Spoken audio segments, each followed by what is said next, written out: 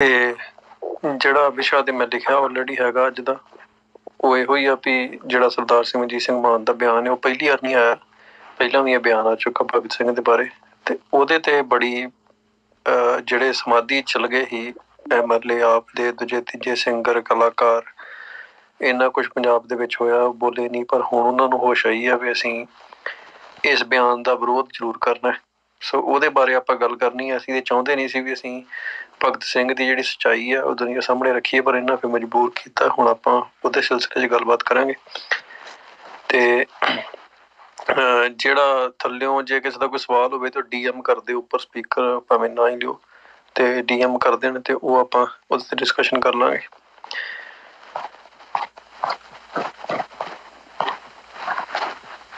ਹਾਂਜੀ, ਤੇ ਚਲੋ ਆਪਾਂ ਸ਼ੁਰੂ ਕਰਦੇ ਹਾਂ। ਦੇਖੋ, ਜਿਹੜਾ ਬਿਆਨ ਸਰਦਾਰ ਸਿਮਰਜੀਤ ਸਿੰਘ ਮਾਨ ਦਾ ਆਇਆ, ਉਹਨਾਂ ਨੇ ਕਿਹਾ ਵੀ ਭਗਤ ਸਿੰਘ ਜਿਹੜਾ ਉਹ ਟੈਰਰਿਸਟ ਹੈ।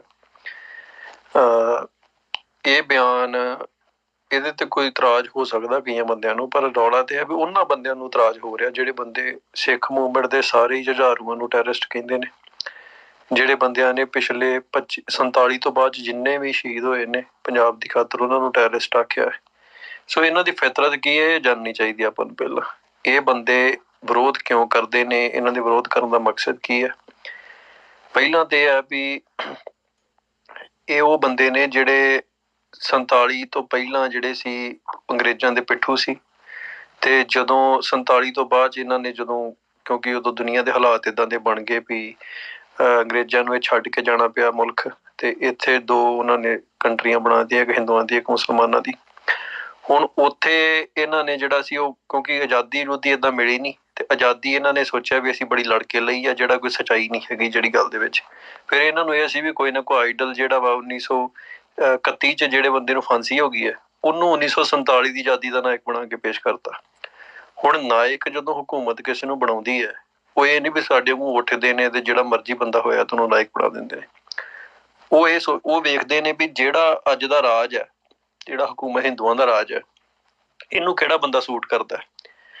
ਉਹਨਾਂ ਨੇ ਫਿਰ ਸਾਰਾ ਕੁਝ ਵੇਖਣਾ ਹੈ। ਗਾਂਧੀ ਵੀ ਇਹਨੂੰ ਸੂਟ ਕਰਦਾ ਸੀ, ਭਗਤ ਸਿੰਘ ਵੀ ਸੂਟ ਕਰਦਾ ਸੀ। ਉਹ ਬੱਬਰ ਅਕਾਲੀ ਨਹੀਂ ਸੀ ਸੂਟ ਕਰਦੇ, ਨਾ ਕਰਤਾਰ ਸਿੰਘ ਸਰਾਭਾ ਸੂਟ ਕਰਦਾ ਸੀ, ਨਾ ਹੋਰ ਬੰਦੇ ਇਹਨੂੰ ਉਹਨਾਂ ਨੂੰ ਜੱਚਦੇ ਸੀ। ਕਿਉਂਕਿ ਉਹਦਾ ਕਾਰਨ ਇਹ ਹੈ ਵੀ ਜਿਹੜਾ ਨੈਸ਼ਨਲਿਜ਼ਮ ਦਾ ਆਈਡੀਆ ਹੈ ਵੀ ਇੱਕ ਨੇਸ਼ਨ ਬਣਾਉਣਾ, ਇੱਕ ਲੈਂਗੁਏਜ, ਇੱਕ ਧਰਮ ਸਥਾਪਿਤ ਕਰਨਾ, ਉਹਦੇ ਲਈ ਜਿਹੜੇ ਬੰਦੇ ਸੂਟ ਕਰਦੇ ਸੀ ਉਹਨਾਂ ਨੇ ਉਹ ਚੁਣੇ ਤੇ ਉਹਨਾਂ ਨੂੰ ਪ੍ਰਮੋਟ ਕੀਤਾ। ਹੁਣ ਰੌਲਾ ਕੀ ਹੈ ਵੀ ਇਸ ਆਈਡੀਆ ਨੂੰ ਰੈਜ਼ਿਸਟੈਂਸ ਬਹੁਤ ਲੇਟ ਮਿਲੀ ਹੈ ਵੀ ਭਗਤ ਸਿੰਘ ਜਿਹੜਾ ਉਹ ਨਾਇਕ ਹੈ। ਕੁਛ ਕੁ ਸਿੱਖ ਲੇਖਕਾਂ ਨੇ, ਹੋਰਨਾਂ ਨੇ ਵੀ ਇਹ ਗੱਲ ਚੱਕੀ ਸੀ ਵੀ ਭਗਤ ਸਿੰਘ ਨੂੰ ਜਾਣਬੁੱਝ ਕੇ ਪ੍ਰਮੋਟ ਕੀਤਾ ਜਾ ਰਿਹਾ। ਉਹਦੀ ਵਜ੍ਹਾ ਕੇਵਲ ਇਹ ਆ ਵੀ ਉਹ ਇੱਕ ਤੇ ਲੈਫਟਿਸਟ ਸੀ, ਤੇ ਲੈਫਟਿਸਟ ਧਿਰਾਂ ਨੇ ਉਹਨੂੰ ਬਹੁਤ ਪ੍ਰਮੋਟ ਕੀਤਾ। ਲੈਫਟਿਸਟ ਧਿਰਾਂ ਨੇ ਯੂਨੀਵਰਸਿਟੀਆਂ ਦੇ ਵਿੱਚ ਡੋਮੀਨੇਟ ਵੀ ਕੀਤਾ ਪਿਛਲੇ 40-50 ਸਾਲ, ਤੇ ਉਹਨਾਂ ਨੂੰ ਇੱਕ ਮੌਕਾ ਮਿਲ ਗਿਆ ਵੀ ਲੈਫਟ ਦਾ ਆਈਡਲ ਬਣਾ ਕੇ ਪੇਸ਼ ਕੀਤਾ ਗਿਆ ਭਗਤ ਸਿੰਘ ਨੂੰ ਇੰਡੀਆ ਦੇ ਵਿੱਚ ਪੂਰੇ 'ਚ।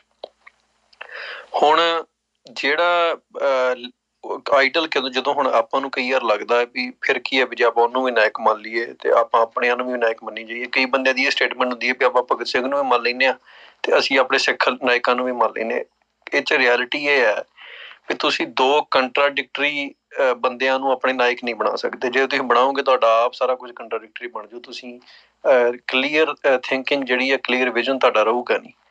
ਜਿਵੇਂ ਭਗਤ ਸਿੰਘ ਇੱਕ ਆਈਡੀਆ ਪ੍ਰਮੋਟ ਕਰਦਾ ਜਿਹਦੇ 'ਚੋਂ ਡਿਵਰਸਿਟੀ ਦਾ ਦੁਸ਼ਮਣ ਹੈ, ਜਿਹਦੇ 'ਚ ਉਹ ਕਹਿੰਦਾ ਹੈ ਵੀ ਇੱਥੇ ਇੱਕ ਰਾਜ ਹੋਣਾ ਚਾਹੀਦਾ, ਜਿਹੜਾ ਲੈਫਟ ਦਾ ਸਾਰੀ ਆਈਡੀਓਲੋਜੀ ਹੈ, ਜਿਹਦੇ 'ਚ ਉਹ ਡਿਵਰਸਿਟੀ ਨੂੰ ਖਤਮ ਕਰਕੇ ਇੱਕ ਪਾਵਰਫੁਲ ਗਵਰਨਮੈਂਟ ਸਟੈਬਲਿਸ਼ ਕਰਨ ਦੀ ਗੱਲ ਕਰਦੇ ਆ। ਲੈਫਟ ਵੀ ਕਰਦਾ ਵਾ ਤੇ ਇੰਡੀਅਨ ਨੇਸ਼ਨ ਵੀ ਕਰਦਾ ਵੀ ਜਿਹੜਾ ਜ਼ਿਆਦਾ ਕੰਟਰੋਲ ਗਵਰਨਮੈਂਟ ਦੇ ਕੋਲ ਹੋਵੇ। ਉਸੇ ਆਈਡੀਆ ਦੇ ਤਹਿਤ ਭਗਤ ਸਿੰਘ ਨੇ ਪੰਜਾਬੀ ਬੋਲੀ ਦਾ ਵਿਰੋਧ ਕੀਤਾ। ਉਹਨੂੰ ਐਂ ਲੱਗਦਾ ਸੀ ਵੀ ਜਿਹੜਾ ਸਿੱਖਾਂ ਨੂੰ ਅਸਿਮੀਲੇਟ ਕਰਨਾ ਹੈ ਇੰਡੀਅਨ ਨੇਸ਼ਨ ਦੇ ਕੰਸੈਪਟ 'ਚ, ਕਿਉਂਕਿ ਸਿੱਖ 47 ਤੋਂ ਬਾਅਦ ਜਿਹੜੇ ਸਿੱਖ ਆਪਣੇ ਆਪ ਨੂੰ ਇੰਡੀਅਨ ਕਹਿਣ ਲੱਗ ਪਏ। ਨਹੀਂ ਤਾਂ ਪਹਿਲਾਂ ਤਾਂ ਸਿੱਖ ਇੱਕ ਸੋਵਰਨ ਕੰਟਰੀ ਪੰਜਾਬ ਜਿਹੜੀ ਸੀ ਉਹ ਵੱਖਰੀ ਹੈ, ਉਹਦਾ ਕਲਚਰ ਵੱਖਰਾ, ਉਹਦਾ ਧਰਮ ਵੱਖਰਾ, ਸਿਧਾਂਤ ਵੱਖਰਾ, ਬੋਲੀ ਵੱਖਰੀ ਹੈ, ਖਾਣ ਪੀਣ ਪਹਿਨਣ ਬਹੁਤ ਕੁਛ ਵੱਖਰਾ। ਹੁਣ ਉਹ ਸਾਰਾ ਕੁਝ ਜਿਹੜਾ ਸੀ, ਜਿਹੜਾ ਸੋਵਰਨਟੀ ਜਿਹੜੀ ਸਿੱਖਾਂ ਦੀ ਸੀ, ਪੰਜਾਬ ਦੇ ਲੋਕਾਂ ਦੀ, ਉਹਨੂੰ ਅਸਿਮੀਲੇਟ ਕਰਨ ਵਾਸਤੇ ਭਗਤ ਸਿੰਘ ਨੂੰ ਐਂ ਲੱਗਦਾ ਸੀ ਵੀ ਇਹਨਾਂ ਬੰਦਿਆਂ ਨੂੰ ਲੈਂਗੁਏਜ ਤੋਂ ਤੋੜਨਾ ਚਾਹੀਦਾ। ਕਿਉਂਕਿ ਜੇ ਇਹ ਪੰਜਾਬੀ ਬੋਲੀ ਨਾਲ ਜੁੜਦੇ ਆ, ਗੁਰਮੁਖੀ ਨਾਲ, ਖਾਸ ਕਰਕੇ ਸਕ੍ਰਿਪਟ ਨਾਲ ਜੁੜੇ ਰਹਿਣਗੇ, ਤੇ ਇਹ ਬੰਦੇ ਅਸਿਮੀਲੇਟ ਨਹੀਂ ਹੋਣਗੇ ਇੰਡੀਅਨ ਜਿਹੜੀ ਆ ਆਪਣੀ ਆਇਡੈਂਟਿਟੀ ਦੇ ਵਿੱਚ। ਸੋ ਉਹਨੇ ਇਸ ਮੌਕੇ ਦੇ ਉੱਤੇ ਬੜੀਆਂ ਕੱਚੀਆਂ ਜਿਹੀਆਂ ਦਲੀਲਾਂ ਦੇ ਕੇ ਕਿਹਾ ਵੀ ਪੰਜਾਬੀ ਬੋਲੀ ਜਿਹੜੀ ਆ ਗੁਰਮੁਖੀ ਪੂਰੀ ਨਹੀਂ ਹੈਗੀ, ਅਧੂਰੀ ਹੈ। ਉਹਦੇ 'ਚ ਵੀ ਉਹ ਗਲਤੀ ਸਾਬਤ ਹੋਇਆ। ਕੁਛ ਬੰਦੇ ਦਲੀਲਾਂ ਦਿੰਦੇ ਨੇ ਉਦੋਂ ਦੀ ਉਮਰ ਘੱਟ ਸੀ, ਉਹਨੂੰ ਅਕਲ ਨਹੀਂ ਸੀ ਵੀ ਜਦੋਂ ਉਹਨੇ ਇਹ ਆਰਟੀਕਲ ਲਿਖਿਆ। ਪਰ ਜੇ ਆਪਾਂ ਉਹਦੇ ਜੀਵਨ 'ਚ ਪੂਰੀ ਝਾਤ ਮਾਰੀਏ ਤੇ ਮੈਂ ਕਈ ਵਾਰ ਬੰਦੇ ਨੂੰ ਪੁੱਛਦਾ ਨਾ ਵੀ ਭਗਤ ਸਿੰਘ ਦੀ ਕਿਹੜਾ ਐਸਾ ਐਕਸ਼ਨ ਹੈ ਭਗਤ ਸਿੰਘ ਦਾ ਜਿਹੜਾ ਤੁਸੀਂ ਉਹਨੂੰ ਇੱਕ ਨੈਸ਼ਨਲ ਹੀਰੋ ਜਾਂ ਇੱਕ ਸ਼ਹੀਦੇ ਆਜ਼ਮ ਦੀ ਜਿਹੜੀ ਗੱਲ ਚੱਲੀ ਹੈ ਨਾ, ਸ਼ਹੀਦੇ ਆਜ਼ਮ ਦਾ ਅਰਥ ਹੁੰਦਾ ਵੀ ਸ਼ਹੀਦ ਜਿੱਥੋਂ ਸ਼ਹੀਦ ਸ਼ੁਰੂ ਹੁੰਦੇ ਆ, ਆਜ਼ਮ ਆਗਾਜ਼ ਜਿੱਥੋਂ ਹੁੰਦਾ ਸ਼ਹੀਦਾਂ ਦਾ। ਹੁਣ ਇਹ ਸਿੱਖ ਬੇਵਕੂਫਾਂ ਨੂੰ ਕਈਆਂ ਨੂੰ ਇਹ ਨਹੀਂ ਪਤਾ, ਸਾਡੇ ਬੰਦਿਆਂ ਨੂੰ ਜਿਹੜੇ ਉਹਨੂੰ ਸ਼ਹੀਦੇ ਆਜ਼ਮ ਲਿਖਣ ਲੱਗ ਪੈਂਦੇ। ਕੱਲ ਸੁਖਬੀਰ ਬਾਦਲ ਨੇ ਲਿਖਤਾ, ਹੋਰ ਕਈ ਬੰਦੇ ਲਿਖੀ ਜਾਂਦੇ ਨੇ। ਜਦੋਂ ਸਿੱਖਾਂ ਨੇ ਸ਼ਹੀਦਾਂ ਦੇ ਸਰਤਾਜ ਕਿਹਾ ਸਤਿਗੁਰ ਸੱਚੇ ਪਾਤਸ਼ਾਹ ਗੁਰੂ ਅਰਜਨ ਪਾਤਸ਼ਾਹ ਨੂੰ, ਤੇ ਉਹਦੇ ਜਿਹੜਾ ਸੀ ਨਾ ਆਪੋਜ਼ਿਟ ਕਾਮਰੇਡਾਂ ਨੇ ਸ਼ਹੀਦ ਆਜ਼ਮ ਭਗਤ ਸਿੰਘ ਨੂੰ ਕਹਿਣਾ ਸ਼ੁਰੂ ਕਰਤਾ ਵੀ ਸਾਡਾ ਤਾਂ ਪਹਿਲਾ ਸ਼ਹੀਦ ਇਹ ਆ। ਸਿੱਖਾਂ ਦਾ ਬਲੀਵ ਇਹ ਆ ਵੀ ਜਿਹੜੀ ਸ਼ਹਾਦਤ ਹੈ ਉਹਦਾ ਅਸਲ ਸੰਕਲਪ ਜਿਹੜਾ ਈਵਨ ਸਕਰਾਤ ਵੀ ਸ਼ਹੀਦ ਹੋਇਆ, ਉਸ ਤੋਂ ਪਹਿਲਾਂ ਹੋਰ ਹੀ ਸ਼ਹੀਦ ਹੋਏ ਨੇ, ਜਿਹੜੇ ਮਨਸੂਰ ਵੀ ਸੂਲੀ ਚੜਿਆ। ਪਰ ਜਿਹੜੀ ਅਸਲ ਸ਼ਹਾਦਤ ਦੇ ਮਾਇਨੇ ਸੀ ਉਹ ਜਿੱਥੇ ਸਾਰਾ ਕੁਝ ਮਨੁੱਖ ਕੋਲ ਸਾਰੀਆਂ ਚੋਇਸਸ ਹੋਣ, ਪਰ ਸੁਕਰਾਤ ਨੂੰ ਵੀ ਜ਼ਹਿਰ ਦਾ ਪਿਆਲਾ ਧੱਕੇ ਨਾਲ ਪਿਆ ਦਿੱਤਾ ਗਿਆ ਵੀ ਉਹ ਪੀਣਾ ਨਹੀਂ ਸੀ ਚਾਹੁੰਦਾ। ਮਨਸੂਰ ਨੂੰ ਵੀ ਸੂਲੀ ਚੜਾ ਦਿੱਤਾ ਗਿਆ। ਉਹਨਾਂ ਨੂੰ ਆਪਸ਼ਨਸ ਨਹੀਂ ਦਿੱਤੀਆਂ ਉਹਨਾਂ ਨੇ। ਇੱਥੇ ਗੁਰੂ ਸਾਹਿਬ ਕੋਲ ਸਾਰੇ ਰਾਹ ਸਨ, ਸਾਰੇ ਰਸਤੇ ਸਨ। ਆਪ ਅੰਮ੍ਰਿਤਸਰ ਸਾਹਿਬ ਤੋਂ ਚਾਲੇ ਪਾ ਕੇ ਉਹਨਾਂ ਨੇ ਸ਼ਹਾਦਤ ਦਿੱਤੀ ਹੈ। ਇਸ ਕਰਕੇ ਗੁਰੂ ਸਾਹਿਬ ਨੂੰ ਸ਼ਹੀਦਾਂ ਦੇ ਸਰਤਾਜ ਕਿਹਾ ਗਿਆ। ਹੁਣ ਸ਼ਹੀਦਾਂ ਦੇ ਜਦੋਂ ਸਿੱਖਾਂ ਦੀ ਸੁਰਤ ਸ਼ਹੀਦ ਸ਼ਬਦ ਆਉਂਦਾ ਸੀ, ਉਹਨਾਂ ਦੀ ਸੁਰਤ ਗੁਰੂ ਅਰਜਨ ਪਾਤਸ਼ਾਹ ਤੇ ਡਿੱਗਦੀ ਸੀ। ਉਸ ਤੋਂ ਬਾਅਦ ਆਪਣੇ ਸਾਹਿਬਜ਼ਾਦੇ ਸ਼ਹੀਦ ਨੇ, ਉਸ ਤੋਂ ਬਾਅਦ ਚ ਸਾਡੇ ਕਿੰਨੇ ਸਿੱਖ ਜਿਹੜੇ ਯੋਧੇ ਸ਼ਹੀਦ ਹੋਏ ਆ। ਉਸ ਤੋਂ ਬਾਅਦ ਜਿਹੜੇ ਭਾਈ ਮਨੀ ਸਿੰਘ, ਭਾਈ ਤਾਰੂ ਸਿੰਘ, ਫਿਰ ਜਿਹੜੀ ਅਕਾਲੀ ਫੂਲਾ ਸਿੰਘ, ਫਿਰ ਜਿਹੜੀ ਸ਼ਹੀਦ ਦੀ ਇੱਕ ਪਰਿਭਾਸ਼ਾ ਹੈ। ਕਿਉਂਕਿ ਸ਼ਹੀਦ ਜਦੋਂ ਤੁਸੀਂ ਕਿਸੇ ਨੂੰ ਮੰਨਦੇ ਜੋ, ਤੁਸੀਂ ਇਕੱਲਾ ਉਹ ਬੰਦੇ ਦੀ ਪਰਸਨੈਲਿਟੀ ਨਹੀਂ ਮਾਇਨੇ ਰੱਖਦੀ ਵੀ ਉਹ ਬੰਦੇ ਨੇ ਕੀ ਕੀਤਾ ਜਾਂ ਕੀ ਨਹੀਂ ਕੀਤਾ, ਉਹ ਇੱਕ ਐਕਸਪੈਕਟ ਹੈਗਾ ਉਹਦਾ। ਪਰ ਜ਼ਿਆਦਾ ਜਿਹੜੀ ਮਾਇਨੇ ਰੱਖਦੀ ਚੀਜ਼ ਉਹ ਇਹ ਹੈ ਵੀ ਉਸ ਬੰਦੇ ਨੇ ਕਿਹੜੇ ਸਿਧਾਂਤ ਤੇ ਖੜ ਕੇ ਸ਼ਹਾਦਤ ਦਿੱਤੀ ਹੈ। ਸ਼ਹਾਦਤ ਦਾ ਸ਼ਬਦੀ ਅਰਥ ਹੈ ਵੀ ਗਵਾਹੀ ਦੇਣੀ, ਵੀ ਜਿੱਦਾਂ ਕਿਸੇ ਥਾਟ ਦੇ ਪ੍ਰਤੀ ਤੁਸੀਂ ਉਹਨੂੰ ਸੱਚਾ, ਕਿਉਂਕਿ ਸੱਚ ਤੇ ਝੂਠ ਦੀ ਜਿਹੜੀ ਡੈਫੀਨੇਸ਼ਨ ਉਹ ਬੜੀ ਵੇਗ ਹੈ ਸੰਸਾਰ ਦੇ ਵਿੱਚ। ਕਿਸੇ ਵੇਲੇ ਸੱਚ ਨੂੰ ਝੂਠ, ਝੂਠ ਨੂੰ ਸੱਚ ਬਣਾਇਆ ਜਾ ਸਕਦਾ। ਸੋ ਇਸ ਕਰਕੇ ਸੱਚੇ ਲੋਕਾਂ ਨੇ, ਸੱਚੇ ਧਰਮੀਆਂ ਨੇ, ਉਹਨਾਂ ਨੇ ਆਪਣੇ ਸੱਚ ਨੂੰ ਸੱਚਾ ਰੱਖਣ ਲਈ, ਉੱਚਾ ਰੱਖਣ ਲਈ ਆਪਣੀ ਜਾਨ ਦੀ ਜਿਹੜੀ ਸੀ ਇੱਕ, ਕਿਉਂਕਿ ਸਰਵਾਈਵਲ ਇਨਸਟਿੰਕਟ ਜਿਹੜੀ ਉਹ ਇਹ ਕਹਿੰਦੀ ਆ ਵੀ ਮਨੁੱਖ ਸਰਵਾਈਵਲ ਲਈ ਕਿਸੇ ਵੀ ਹੱਦ ਤੱਕ ਜਾ ਸਕਦਾ। ਭਾਵ ਉਹਦੀ ਪ੍ਰਾਇਮਰੀ ਇਨਸਟਿੰਕਟ ਇਹ ਆ ਵੀ ਸਰਵਾਈਵ ਕਰਨਾ। ਸੋ ਸਰਵਾਈਵ ਲਈ ਉਹ ਆਪਣੀ ਜਾਨ ਬਚਾਉਣ ਲਈ ਮਨੁੱਖ ਕਿਸੇ ਵੀ ਕੀਮਤ ਤੱਕ ਉਤਰ ਸਕਦਾ। ਉਹ ਲੋਕਾਂ ਨੂੰ ਮਾਰ ਸਕਦਾ ਹੈ, ਹਨਾ, ਉਹ ਅਨਐਥੀਕਲ ਹੋ ਸਕਦਾ ਹੈ। ਜਿਹੜੀ ਸ਼ਹਾਦਤ ਇਸ ਕਰਕੇ ਇੰਨੀ ਪਵਿੱਤਰ ਹੈ, ਸ਼ਹਾਦਤ ਦਾ ਸ਼ਬਦ ਇੰਨਾ ਪਵਿੱਤਰ ਇਸ ਕਰਕੇ ਹੈ ਵੀ ਉਹਦੇ 'ਚ ਮਨੁੱਖ ਜਿਹੜੀ ਇੱਕ ਵਾਹਿਦ ਚੀਜ਼ ਹੈ, ਜਿਹੜੀ ਉਹਦੀ ਬੇਸਿਕ ਇਨਸਟਿੰਕਟ ਵੀ ਹੈ, ਉਹਦੇ ਖਿਲਾਫ ਜਾ ਕੇ ਆਪਣੀ ਜਾਨ ਨੂੰ ਕੁਰਬਾਨ ਕਰਦਾ ਇੱਕ ਸਿਧਾਂਤ ਦੀ ਖਾਤਰ, ਇੱਕ ਜਿਹੜਾ ਵਾ ਥਾਟ ਦੀ ਖਾਤਰ, ਇੱਕ ਸੱਚ ਦੀ ਖਾਤਰ। ਉਹ ਸੱਚ ਤਾਂ ਹੀ ਸੱਚ ਰਹਿੰਦਾ ਜੇ ਸਿੱਖਾਂ 'ਚ ਕਿਸੇ ਨੇ ਸ਼ਹਾਦਤ ਨਾ ਦਿੱਤੀ ਹੁੰਦੀ।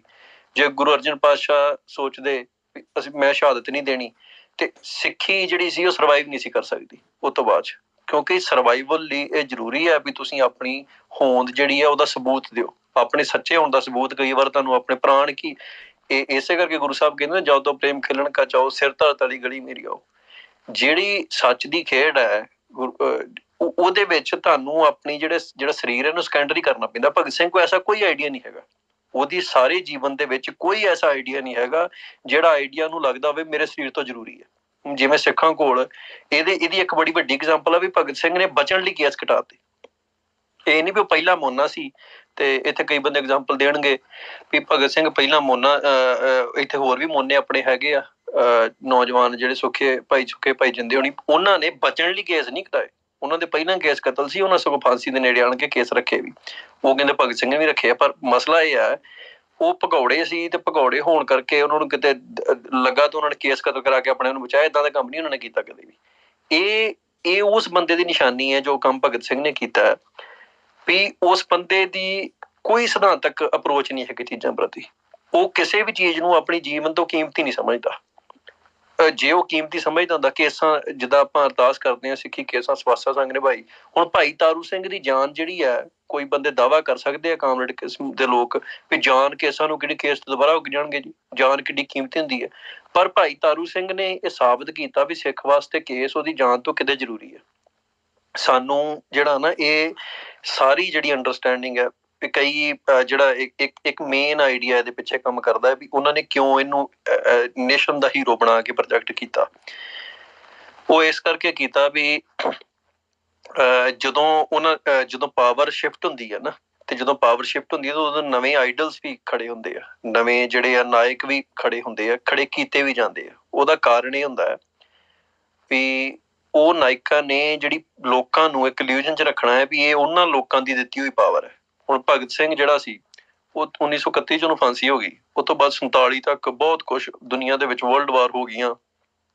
ਜਦੋਂ ਵਰਲਡ ਵਾਰ ਹੋਈ, ਸੈਕਿੰਡ ਵਰਲਡ ਵਾਰ ਹੋਈ ਹੈ, ਉਹ ਤੋਂ ਬਾਅਦ ਬਹੁਤ ਕੁਛ ਜਿਹੜਾ ਡਿਸਾਈਡਿੰਗ ਫੈਕਟਰਸ ਆਏ ਵੀ ਬ੍ਰਿਟਿਸ਼ਰਸ ਕਿਉਂ ਇੱਥੋਂ ਛੱਡ ਕੇ, ਇਕੱਲੇ ਇੱਥੋਂ ਨਹੀਂ, ਦੁਨੀਆ ਦੇ ਬਹੁਤ ਏਰੀਆ 'ਚੋਂ ਬਸਤੀਵਾਦ ਜਿਹੜਾ ਖਤਮ ਹੋ ਗਿਆ। ਜਿਹੜੀ ਵਰਲਡ ਵਾਰ 2 ਜਰਮਨੀ ਦੀ ਨਾਲ ਜਿਹੜੀ ਵਾਰ ਹੋਈ ਹੈ, ਜਾਪਾਨ ਜਰਮਨੀ ਨਾਲ, ਉਹ ਮੇਨ ਵਜ੍ਹਾ ਬਣੀ ਆ ਵੀ ਦੁਨੀਆ ਵਿੱਚੋਂ ਬਸਤੀਵਾਦ ਜਿਹੜਾ ਸੀ, ਕਲੋਨੀਅਲਿਜ਼ਮ ਜਿਹੜਾ ਸੀ, ਉਹ ਦੁਨੀਆ 'ਚ ਚੱਕਿਆ ਗਿਆ। ਹੁਣ ਸਾਨੂੰ ਇਹ ਗੱਲ ਅੰਡਰਸਟੈਂਡ ਕਰਨੀ ਚਾਹੀਦੀ ਹੈ ਵੀ ਫਿਰ ਜਦੋਂ ਆਜ਼ਾਦੀ ਬਿਨਾਂ ਕਿਸੇ ਐਫਰਟ ਤੋਂ ਮਿਲ ਗਈ, ਜਿਹੜੀ ਹਿੰਦੂਆਂ ਦੇ ਹੱਥ 'ਚ ਰਾਜ ਆ ਗਿਆ ਬਿਨਾਂ ਕਿਸੇ ਐਫਰਟ ਤੋਂ, ਉਹਨਾਂ ਨੇ ਫਿਰ ਵੀ ਨਾਇਕ ਤੇ ਐਸਟੈਬਲਿਸ਼ ਕਰਨੇ ਸੀ ਆਪਣੇ, ਕਿਉਂਕਿ ਲੋਕਾਂ ਨੂੰ ਇੱਕ ਸੈਂਸ ਆਫ ਵਿਕਟਰੀ ਵੀ ਦੇਣੀ ਹੁੰਦੀ ਹੈ ਵੀ ਹਾਂਜੀ ਵੀ ਅਸੀਂ ਜਿੱਤੇ ਹਾਂ ਜੀ, ਅਸੀਂ ਲੜ ਕੇ ਲਿਆ। ਉਹਨਾਂ ਨੇ ਕਿਹਾ ਭਗਤ ਸਿੰਘ ਨੇ ਜੀ, ਗਾਂਧੀ ਨੇ ਚਰਖਾ ਚਲਾ ਕੇ ਅੰਗਰੇਜ਼ ਭਜਾਤੇ, ਭਗਤ ਸਿੰਘ ਨੇ ਅਸੈਂਬਲੀ 'ਚ ਬੰਬ ਸੁੱਟ ਗਿਆ ਕਰ ਦਿੱਤਾ। ਸੋ ਉਹਨਾਂ ਨੇ, ਜਿਹੜੀ ਰਿਐਲਿਟੀ ਹੈ ਉਹ ਆਪਾਂ ਵੇਖੀਏ ਵੀ ਐਕਸ਼ਨਸ ਜਿਹੜੇ ਆ ਉਹ ਉਹਨਾਂ ਦਾ ਮਾਇਨਾ ਕੀ ਸੀ। ਲਾਲਾ ਲਾਜਪਤ ਰਾਏ ਜਿਹੜਾ ਸੀ ਉਹ ਧਰਨੇ ਮੋਰਚੇ ਦੇ ਵਿੱਚ ਉਹਦੇ ਡਾਂਗ ਵੱਜੀ, ਬਾਅਦ ਚੋਂ ਹਾਰਟ ਅਟੈਕ ਨਾਲ ਮਾਰਿਆ ਗਿਆ। ਹੁਣ ਉਹਦਾ ਬਦਲਾ ਲੈਣ ਵਾਸਤੇ ਭਗਤ ਸਿੰਘ ਨੇ ਸਹੁੰ ਖਾਧੀ ਵੀ ਮੈਂ ਲਾਲਾ ਲਾਜਪਤ ਰਾਏ ਦਾ ਬਦਲਾ ਲੈਣਾ। ਪਹਿਲੀ ਗੱਲ, ਲਾਲਾ ਲਾਜਪਤ ਰਾਏ ਕੋਈ ਇਹੋ ਜਿਹਾ ਬੰਦਾ ਨਹੀਂ ਸੀ ਵੀ ਜਿਹਦਾ ਬਦਲਾ ਲਿਆ ਜਾਂਦਾ।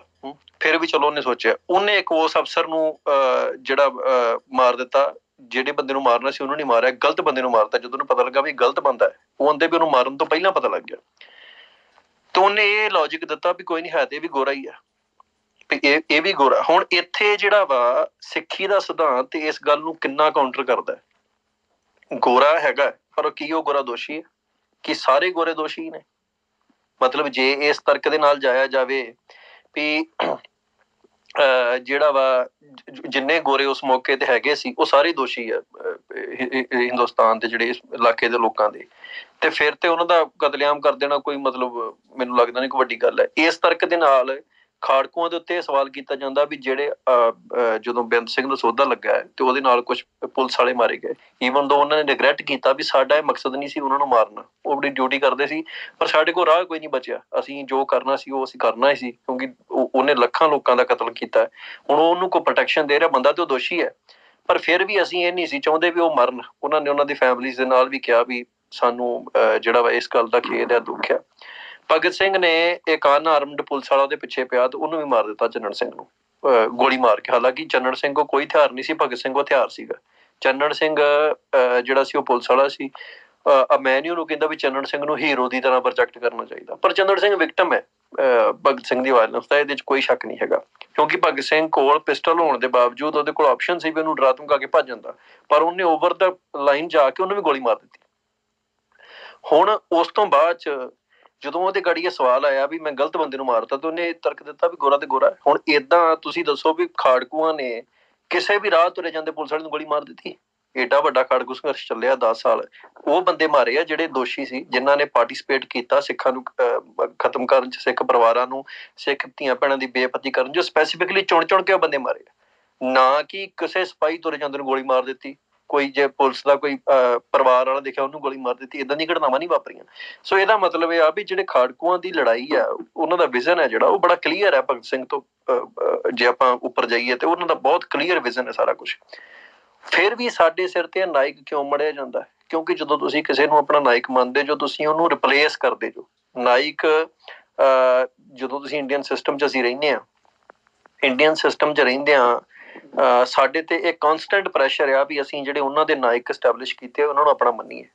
ਅਸੀਂ ਜਦੋਂ ਸਕੂਲ 'ਚ ਜਾਂਦੇ ਹਾਂ, ਸਾਨੂੰ ਕਿਸੇ ਨੇ ਇਹ ਨਹੀਂ ਪੜ੍ਹਾਉਣਾ ਵੀ ਭਗਤ ਸਿੰਘ ਗਲਤ ਸੀ, ਉਹਨਾਂ ਕਹਿਣਾ ਭਗਤ ਸਿੰਘ ਹੀਰੋ ਹੈ ਸਾਡਾ, ਗਾਂਧੀ ਸਾਡਾ ਹੀਰੋ ਹੈ, ਹਨਾ। ਅਸੀਂ ਜਦੋਂ ਯੂਨੀਵਰਸਿਟੀਆਂ ਦੀਆਂ ਕਿਤਾਬਾਂ ਵੇਖਣੀਆਂ ਨੇ, ਉਹਦੇ 'ਚ ਇਹ ਚੀਜ਼ ਅਲਾਓ ਨਹੀਂ ਹੋਣੀ ਵੀ ਤੁਸੀਂ ਕੰਟਰਾਡਿਕਟਰੀ ਕੋਈ ਗੱਲ ਲਿਖ ਦਿਓ ਭਗਤ ਸਿੰਘ ਦੇ ਖਿਲਾਫ, ਕਿਉਂਕਿ ਉਹ ਉਹਨਾਂ ਦੇ ਨੇਸ਼ਨ ਦੇ ਜਿਹੜੀ ਸਟੈਬਲਿਸ਼ਮੈਂਟ ਹੈ, ਜਿਹੜੀ ਗਲਤ ਸਟੈਬਲਿਸ਼ਮੈਂਟ ਹੈ, ਜਿਹੜੀ ਮਿਨੋਰਿਟੀ ਦੇ ਉੱਤੇ, ਉਹਨਾਂ ਦੇ ਲਹੂ ਦੇ ਉੱਤੇ, ਉਹਨਾਂ ਦੀਆਂ ਮਤਲਬ ਲਾਸ਼ਾਂ ਦੇ ਉੱਤੇ ਐਸਟੈਬਲਿਸ਼ ਹੋਇਆ ਜਿਹੜਾ ਇਹ ਮੁਲਕ ਹੈ, ਉਹਨਾਂ ਦੀ ਸਾਰੀ ਐਸਟੈਬਲਿਸ਼ਮੈਂਟ ਦੇ ਉਲਟ ਜਾਂਦੀ ਹੈ। ਸੋ ਜੇ ਉਹ ਇਹ ਗੱਲ ਮੰਨ ਲੈਣ ਕਿ ਭਗਤ ਸਿੰਘ ਨੇ ਗਲਤ ਕੀਤਾ ਹੈ, ਗਾਂਧੀ ਨੇ ਗਲਤ ਕੀਤਾ, ਨਹਿਰੂ ਨੇ ਗਲਤ ਕੀਤਾ, ਜਾਂ ਇਹਨਾਂ ਦੇ ਹੋਰ ਜਿਹੜੇ ਨਾਇਕ ਉਹਨਾਂ ਨੇ ਗਲਤ ਕੀਤਾ।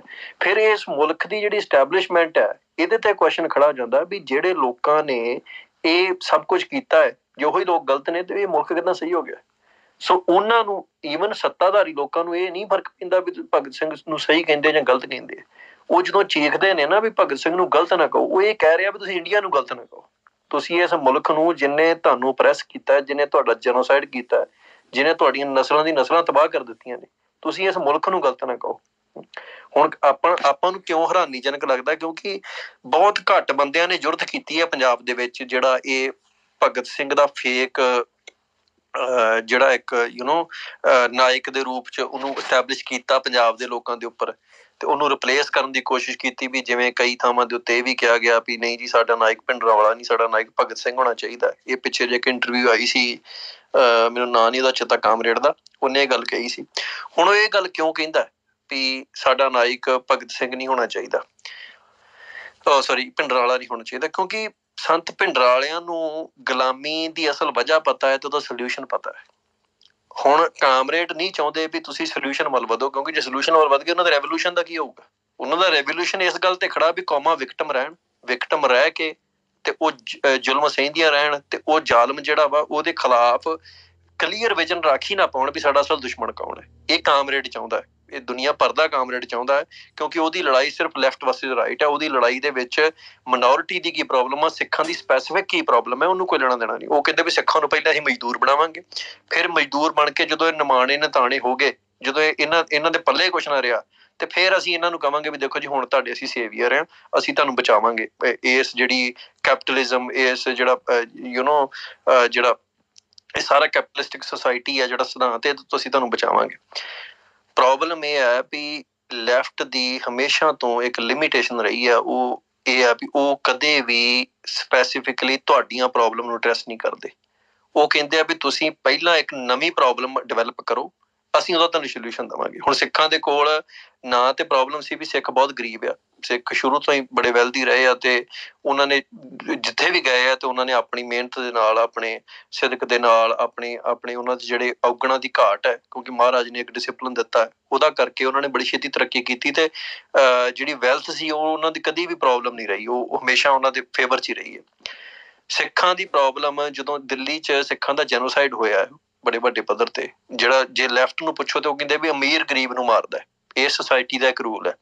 ਪਰ ਰਿਐਲਿਟੀ ਇਹ ਸੀ ਵੀ ਦਿੱਲੀ 'ਚ ਅਮੀਰ ਸਭ ਤੋਂ ਸਿੱਖ ਸੀ, ਪਰ ਜੈਨੋਸਾਈਡ ਵੀ ਉਹਨਾਂ ਦਾ ਹੋਇਆ। ਰੇਹੜੀ ਵਾਲੇ ਬੰਦਿਆਂ ਨੇ ਸਿੱਖ ਜਿਹੜੇ ਜੱਜ ਸੀ, ਜਿਹੜੇ ਸਿੱਖ ਆਰਮੀ ਦੇ ਰਿਟਾਇਰਡ ਅਫਸਰ ਸੀ, ਉਹਨਾਂ ਦੇ ਘਰਾਂ ਤੇ ਹਮਲੇ ਕੀਤੇ ਆ। ਸੋ ਇਹਦਾ ਮਤਲਬ ਇਹ ਵੀ ਇੱਕ ਅਮੀਰ ਬੰਦਾ ਜਿਹੜਾ ਸੀ ਉਹ ਵਿਕਟਮ ਬਣ ਰਿਹਾ ਸੀ। ਸਿੱਖਾਂ ਦੀ ਪੋਜੀਸ਼ਨ ਹਿੰਦੁਸਤਾਨ ਦੇ ਵਿੱਚ ਅਮੀਰੀ ਗਰੀਬੀ ਦੇ ਤੋਂ ਬਾਹਰ ਦੀ ਹੀ, ਉਹ ਰਿਲੀਜੀਅਸ ਜਿਹੜਾ ਡਿਸਕ੍ਰਿਮੀਨੇਸ਼ਨ ਹੈ ਸਿੱਖਾਂ ਦੇ ਨਾਲ, ਧਾਰਮਿਕ ਵਿਤਕਰਾ ਹੈ, ਉਹਦੇ ਚੋਂ ਪੈਦਾ ਹੋਈ ਹੈ। ਹੁਣ ਲੈਫਟ ਆਇਡੈਂਟੀਫਾਈ ਨਹੀਂ ਕਰਦਾ ਧਰਮ ਨੂੰ, ਉਹ ਕਹਿੰਦੇ ਵੀ ਧਰਮ ਨਾਂ ਦੀ ਕੋਈ ਚੀਜ਼ ਨਹੀਂ ਹੈਗੀ, ਤੇ ਨਾ ਧਰਮ ਚੀਜ਼ ਹੈ, ਨਾ ਇਹਦਾ ਡਿਸਕ੍ਰਿਮੀਨੇਸ਼ਨ ਹੈ। ਨਾ ਲੈਫਟ ਜਾਤ ਦੇ ਡਿਸਕ੍ਰਿਮੀਨੇਸ਼ਨ ਨੂੰ ਆਇਡੈਂਟੀਫਾਈ ਕਰਦਾ, ਕਿਉਂਕਿ ਜਿੱਥੋਂ ਇਹ ਸ਼ੁਰੂ ਹੋਈ ਹੈ ਸਾਰੀ ਆਈਡੀਓਲੋਜੀ, ਉਸ ਜਗ੍ਹਾ ਦੇ ਉੱਤੇ ਪ੍ਰੋਬਲਮ ਨਹੀਂ। ਉੱਥੇ ਚਰਚ ਵਰਸਸ ਜਿਹੜਾ ਸੀ ਲੋਕਾਂ ਦਾ ਰੌਲਾ ਪੈ ਗਿਆ, ਚਰਚ ਕਰਪਟ ਹੋਇਆ, ਉਹਨਾਂ ਨੇ ਕਿਹਾ ਵੀ ਧਰਮ ਮਾੜਾ ਹੈ। ਨਾ ਤੇ ਉਹਨਾਂ ਨੇ ਅੰਡਰਸਟੈਂਡ ਕੀਤਾ ਵੀ ਹਰ ਧਰਮ ਡਿਫਰੈਂਟ ਹੈ, ਹਰ ਧਰਮ ਵੱਖਰਾ ਹੈ, ਉਹਦਾ ਸਿਧਾਂਤ ਵੱਖਰਾ ਹੈ, ਹਨਾ। ਸੋ ਤੁਸੀਂ ਆਮ ਵੇਖੋਗੇ, ਆਮ ਧਾਰਨਾ ਵੇਖੋਗੇ ਵੀ ਜਿਹੜੇ ਬੰਦੇ ਵੀ ਭਗਤ ਸਿੰਘ ਦੇ ਬਹੁਤ ਵੱਡੇ ਉਪਾਸ਼ਕ ਹੋਣਗੇ, ਉਹ ਐਂਟੀ ਰਿਲੀਜੀਅਸ ਵੀ ਹੋਣਗੇ। ਉਹ ਕਹਿਣਗੇ ਵੀ ਧਰਮ ਨੇ ਬੰਦੇ ਨੂੰ ਬੜਾ ਜਕੜਿਆ ਹੈ, ਧਰਮ ਰੂੜੀਵਾਦੀ, ਇਹਦੀ ਸੋਚ ਪੁਰਾਣੀ ਹੈ, ਇਹ ਬਹੁਤ ਕੁਛ ਏਦਾਂ ਕਰ ਦੇਣਗੇ। ਤੇ ਸਾਡਾ ਸਾਰਾ ਕੁਝ ਹੀ ਧਰਮ ਹੈ। ਜੇ ਸਾਡੀ ਅਸੀਂ ਲੜਾਈ ਦੀ ਗੱਲ ਕਰੀਏ, ਸਿੱਖਾਂ ਦੀ ਲੜਾਈ ਹਿੰਦੁਸਤਾਨ ਦੇ ਨਾਲ ਸਿਰਫ ਆਇਡੈਂਟੀਟੀ ਦੀ ਲੜਾਈ ਹੈ। ਉਹ ਰਿਸੋਰਸਿਸ ਵੀ ਤਾਂ ਲੁੱਟੇ ਜਾ ਰਹੇ ਆ ਕਿਉਂਕਿ ਸਾਡੀ ਆਇਡੈਂਟੀਟੀ ਜਿਹੜੀ ਆ ਉਹਨੂੰ ਖਤਮ ਕਰਨਾ ਹੈ, ਤੇ ਉਹਨਾਂ ਨੇ ਸਾਰਾ ਕੁਝ ਹੀ ਸਾਡਾ ਤਬਾਹ ਕਰਨਾ ਹੈ। ਸੋ ਇਸ ਕਰਕੇ ਉਹ ਜਿਹੜੇ ਸਾਡੇ ਤੇ ਬਾਕੀ ਹਮਲੇ ਆ, ਉਹ ਸਾਰੇ ਇਸ ਕਰਕੇ ਆ ਵੀ ਸਾਡੀ ਆਇਡੈਂਟੀਟੀ ਸੈਂਟਰ ਦੇ ਵਿੱਚ ਆ। ਹੁਣ ਉਹ ਕੀ ਚਾਹੁੰਦੇ ਨੇ ਵੀ ਉਹ ਸਿੱਖਾਂ ਨੂੰ ਚਾਹੁੰਦੇ ਨੇ ਵੀ ਤੁਸੀਂ ਆਇਡੈਂਟੀਟੀ ਦੀ ਗੱਲ ਨਾ ਕਰੋ, ਤੁਸੀਂ ਸਾਰੀ ਗੱਲ ਲਿਆ ਕੇ ਘੁਮਾ ਕੇ ਜਿਹੜੀ ਹੈ ਉਹ ਰਿਸੋਰਸਿਸ ਦੇ ਉੱਤੇ, ਉਹ ਤੁਸੀਂ ਪਾਣੀਆਂ ਦੇ ਮੁੱਦੇ, ਦੂਜੇ ਤੀਜੇ ਮੁੱਦੇ, ਇਹਨਾਂ ਤੇ ਗੱਲ ਕਰੋ, ਪਰ ਇਹ ਨਾ ਗੱਲ ਕਰੋ ਵੀ ਇਹ ਹੋ ਕਿਉਂ ਰਿਹਾ। ਜਿਹੜੀ ਗੱਲ ਮੈਂ ਬਹੁਤੀ ਲੰਮੀ ਨਹੀਂ ਕਰਨੀ। ਹੁਣ ਇਹ ਤੋਂ ਬਾਅਦ ਆਪਾਂ ਜਿਹੜੇ DM 'ਚ ਕੋਈ ਕੁਐਸਚਨ ਵਗੈਰਾ ਆਉਣਗੇ ਉਹਨਾਂ ਤੇ ਵੀ ਗੱਲ ਕਰਾਂਗੇ, ਜੇ ਕੋਈ ਕਿਸੇ ਦਾ ਆਰਗੂਮੈਂਟ ਹੋਊਗਾ। ਮੇਨ ਇੱਥੇ ਮਸਲਾ ਇਹ ਹੈ, ਸਰਦਾਰ ਸਿਮਰਨਜੀਤ ਸਿੰਘ ਮਾਨ ਨੇ ਉਹ ਗੱਲ ਕਹੀ ਹੈ ਜਿਹੜੀ ਗੱਲ ਪੰਜਾਬ ਦੇ ਵਿੱਚ ਪਹਿਲਾਂ ਤੋਂ ਸ਼ੁਰੂ ਹੋਣੀ ਚਾਹੀਦੀ ਸੀ, ਕਿ ਸਾਡੇ ਸਿਰ ਤੇ ਨਕਲੀ ਨਾਇਕ ਕਿਉਂ ਥੋਪੇ ਜਾਂਦੇ ਆ। ਸਾਡੇ ਸਿਰ ਦੇ ਉੱਤੇ ਉਹ ਨਾਇਕ ਕਿਉਂ ਥੋਪੇ ਜਾਂਦੇ ਆ ਜਿਹੜੇ ਪੰਜਾਬ ਦੀ ਯੂਨੀਕ ਆਇਡੈਂਟੀਟੀ ਤੇ ਯੂਨੀਕ ਪ੍ਰੋਬਲਮ ਨੂੰ ਸਮਝਦੇ ਨਹੀਂ, ਉਹ ਸਗੋਂ ਇਹ ਪੰਜਾਬ ਨੂੰ ਇੰਡੀਆ ਦੇ ਵਿੱਚ ਅਸਿਮੀਲੇਟ ਕਰਨ ਨੂੰ ਕਾਲੇ ਨੇ। ਉਹ ਨਾਇਕ ਸਾਡੇ ਤੇ ਕਿਉਂ ਥੋਪੇ ਜਾਂਦੇ ਆ। ਇਹ ਹਮੇਸ਼ਾ ਹੀ ਹੋ ਰਿਹਾ, ਕਿਉਂਕਿ ਜਿਹੜਾ ਬੰਦਾ ਤੁਹਾਡੇ ਜਿਹਦੇ ਤੁਸੀਂ ਗੁਲਾਮ ਜੋ, ਉਹ ਜਦੋਂ ਤੁਹਾਨੂੰ ਕੋਈ ਨਾਇਕ ਦਊਗਾ ਵੀ ਆਹ ਤੁਸੀਂ ਆਪਣਾ ਨਾਇਕ ਮੰਨੋ, ਉਹ ਜਦੋਂ ਦਫ਼ਤਰਾਂ 'ਚ ਫੋਟੋ ਲਾਊਗਾ ਕਦੀ ਸੰਤ ਭਿੰਡਰਾਣੇ ਦੀ ਫੋਟੋ ਨਹੀਂ ਲਾਊਗਾ। ਉਹ ਤੇ ਲਾਉਣ ਦੇ ਹੁਕਮ ਦੇਣਗੇ ਵੀ ਤੁਹਾਨੂੰ ਲਾਉਣ ਨਹੀਂ ਦੇਣੀ ਫੋਟੋ, ਤੁਹਾਨੂੰ ਜੇਲ੍ਹ 'ਚ ਭੇਜਣਗੇ ਫੋਟੋਆਂ ਲਾਉਣ ਤੋਂ, ਤੁਹਾਨੂੰ ਉਹਨਾਂ ਦੇ ਨਾਂ ਲੈਣ ਦੇ ਉੱਤੇ ਸਜ਼ਾ ਹੋਊਗੀ, ਤੁਹਾਨੂੰ ਉਹਨਾਂ ਦੀ ਕਿਤਾਬਾਂ ਰੱਖਣ ਦੇ ਉੱਤੇ ਉਮਰ ਕੈਦ ਹੋਊਗੀ। ਜਿਹੜੀ ਹਕੂਮਤ ਦੇ ਤੁਸੀਂ ਗੁਲਾਮ ਜੋ, ਉਹ ਤੁਹਾਨੂੰ ਉਹ ਆਈਡਲ ਦਊਗੀ ਉਹ ਆਈਡਲ ਜਿਹੜੇ ਤੁਹਾਨੂੰ ਰਜਿਸਟ ਕਰਨਾ ਹੀ ਭੁਲਾ ਦੇਣਗੇ। ਹੁਣ ਭਗਤ ਸਿੰਘ ਦੇ ਫਰਜ਼ ਕਰੋ, ਜੇ ਤੁਸੀਂ ਉਪਾਸ਼ਕ ਬਣ ਜਾਓ, ਤੁਹਾਡੀ ਇੰਡੀਆ ਨੇ ਕਾਹਦੀ ਲੜਾਈ ਹੈ?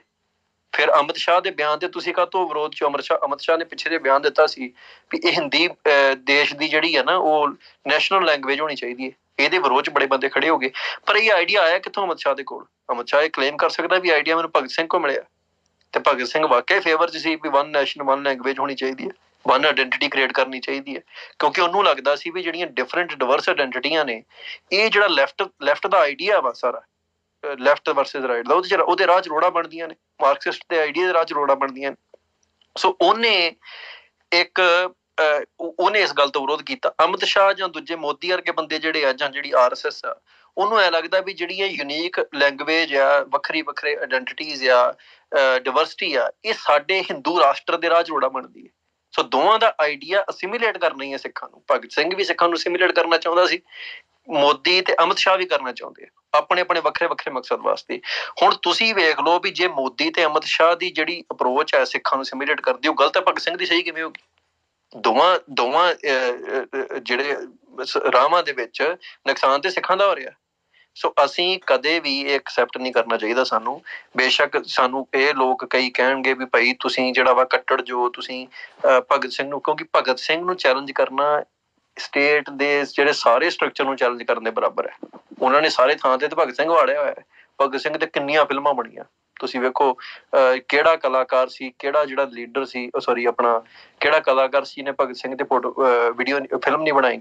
ਫਿਰ ਉਹ ਤੋਂ ਬਾਅਦ ਕੀ ਹੋਇਆ, ਭਗਤ ਸਿੰਘ ਤੇ ਗਾਣੇ ਗਾਏ ਗਏ। ਫਿਰ ਉਹ ਤੋਂ ਬਾਅਦ ਚ ਜਿਹੜਾ ਮੁੱਖ ਮੰਤਰੀਆਂ ਨੇ ਟ੍ਰੈਂਡ ਸ਼ੁਰੂ ਕੀਤਾ, ਭਗਤ ਸਿੰਘ ਤੇ ਮੈਂ ਜਾ ਕੇ ਸਹੁੰ ਖਾਣੀ ਹੈ, ਹਨਾ। ਈਵਨ ਤੋਂ ਉਹਦਾ ਜਿਹੜਾ ਸਾਰਾ ਮਤਲਬ ਜੀਵਨ ਹੈ ਭਗਤ ਸਿੰਘ ਦਾ, ਉਹਦੇ ਵਿੱਚ ਵੀ ਕੋਈ ਐਸੀ ਘਟਨਾ ਨਹੀਂ ਹੈਗੀ ਜਿਹਦੇ ਕਰਕੇ ਉਹਨੂੰ ਬਹੁਤ ਜ਼ਿਆਦਾ ਐਪਰੀਸ਼ੀਏਟ। ਜਦੋਂ ਉਹਨੇ ਅਸੈਂਬਲੀ 'ਚ ਬੰਬ ਸੁੱਟਿਆ ਤੇ ਉਹਨਾਂ ਨੇ ਕਿਹਾ ਵੀ ਉਹਨੇ ਖਾਲੀ ਬੰਬ ਸੀ ਚਲਾਇਆ, ਪਰ ਰਿਐਲਿਟੀ ਉਹ 'ਚ 6 ਬੰਦੇ ਜ਼ਖਮੀ ਹੋਏ ਆ।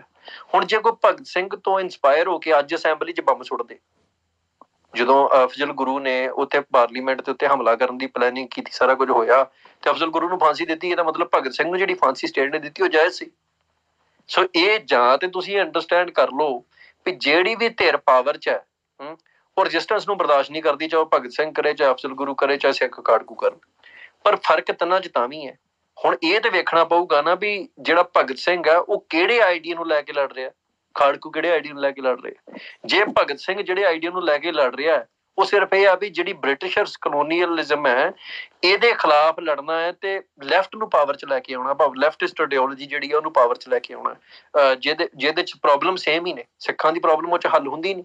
ਸਿੱਖਾਂ ਨੂੰ ਜਿਹੜੀ ਇਹ ਆਇਡੈਂਟੀਟੀ ਆ, ਇੰਡੀਅਨ ਆਇਡੈਂਟੀਟੀ ਆ, ਇੰਡੀਆ ਸ਼ਬਦ ਜਿਹੜਾ ਇਹ ਤੇ ਗੋਰਿਆਂ ਦੀ ਦੇਣ ਹੈ, ਇੰਡੀਅਨ ਆਇਡੈਂਟੀਟੀ ਗੋਰਿਆਂ ਦੀ ਦੇਣ ਹੈ। ਸੋ ਜੇ ਭਗਤ ਸਿੰਘ ਦਾ ਵੀ ਮਕਸਦ ਇਹ ਹੈ ਵੀ ਸਿਰਫ ਪਾਵਰ ਸਾਡੇ ਕੋਲ ਆ ਜੇ, ਆਇਡੈਂਟੀਟੀ ਉਹੀ ਰਹਿਣ, ਸਿੱਖਾਂ ਦੇ ਰੌਲੇ ਉਹੀ ਰਹਿਣ, ਸਿੱਖਾਂ ਨਾਲ ਡਿਸਕ੍ਰਿਮੀਨੇਸ਼ਨ ਉਦਾਂ ਹੀ ਰਵੇ, ਹਨਾ, ਤੇ ਫਿਰ ਉਹ ਆਰੀਆ ਸਮਾਜੀਆਂ ਦੀ ਜਿਹੜੀ ਮੂਵਮੈਂਟ ਹੈ ਉਦਾਂ ਹੀ ਚੱਲਦੀ ਰਵੇ, ਤੇ ਫਿਰ ਇਹ ਸਿੱਖਾਂ ਨੂੰ ਭਗਤ ਸਿੰਘ ਨੂੰ ਸੈਲੀਬ੍ਰੇਟ ਕਰਨ ਦੀ ਕੀ ਲੋੜ ਹੈ? ਅਸੀਂ ਉਹਨਾਂ ਲੋਕਾਂ ਨੂੰ ਸੈਲੀਬ੍ਰੇਟ ਕਰੀਏ ਜਿਨ੍ਹਾਂ ਨੇ ਯੂਨੀਕਲੀ ਸਾਡੇ ਲਈ ਸੰਘਰਸ਼ ਕੀਤਾ, ਜਿਨ੍ਹਾਂ ਨੇ ਮਤਲਬ ਆਪਣੀ ਬੱਬਰ ਅਕਾਲੀ ਮੂਵਮੈਂਟ ਚੱਲੀ ਹੈ। ਉਹ ਤੋਂ ਬਾਅਦ ਭਾਈ ਕਰਤਾਰ ਸਿੰਘ ਸਰਾਭੇ ਹੋਣੀ ਹੈ, ਉਹਨਾਂ ਨੇ ਇੰਸਪੀਰੇਸ਼ਨ ਕਿੱਥੋਂ ਲਈ ਹੈ? ਉਹਨਾਂ ਸਾਰੀ ਇੰਸਪੀਰੇਸ਼ਨ ਧਰਮ ਤੋਂ ਲਈ ਹੈ। ਧਰਮ ਤੋਂ ਇੰਸਪੀਰੇਸ਼ਨ ਲੈ ਕੇ ਉਹਨਾਂ ਬਹੁਤ ਵੱਡੇ ਕਾਰਨਾਮੇ ਕੀਤੇ ਆ। ਤੁਸੀਂ ਕੰਪੈਰੀਜ਼ਨ ਕਰ ਲਓ। ਇੱਥੇ ਅਸੀਂ ਚੈਲੰਜ ਕਰਦੇ ਹਾਂ ਵੀ ਤੁਸੀਂ ਭਗਤ ਸਿੰਘ ਦੇ ਕਾਰਨਾਮੇ ਦੱਸੋ ਸਾਨੂੰ ਕਿਹੜੇ ਆ। ਅਸੈਂਬਲੀ 'ਚ ਬੰਬ ਸੁੱਟਣਾ ਤੇ ਗੋਰੇ ਨੂੰ ਮਾਰ ਦਾਂਗੇ, ਉਹ ਵੀ ਗੋਰਾ ਵੀ ਜਿਹੜਾ ਗਲਤ ਬੰਦਾ ਸੀ, ਜਿਹਨੂੰ ਮਾਰਨ ਨੂੰ ਨਹੀਂ ਮਾਰਨ, ਦੂਜੇ ਨੂੰ ਇੱਕ ਚੰਨਣ ਸਿੰਘ ਨੂੰ ਮਾਰ ਦੇਣਾ ਜਿਹੜਾ ਨਿਹੱਥਾ ਤੁਰਿਆ ਫਿਰਦਾ ਹੈ। ਇਹ 3-4 ਕਾਰਨਾਮੇ ਭਗਤ ਸਿੰਘ ਹੋਣਾ ਦੇ ਆ।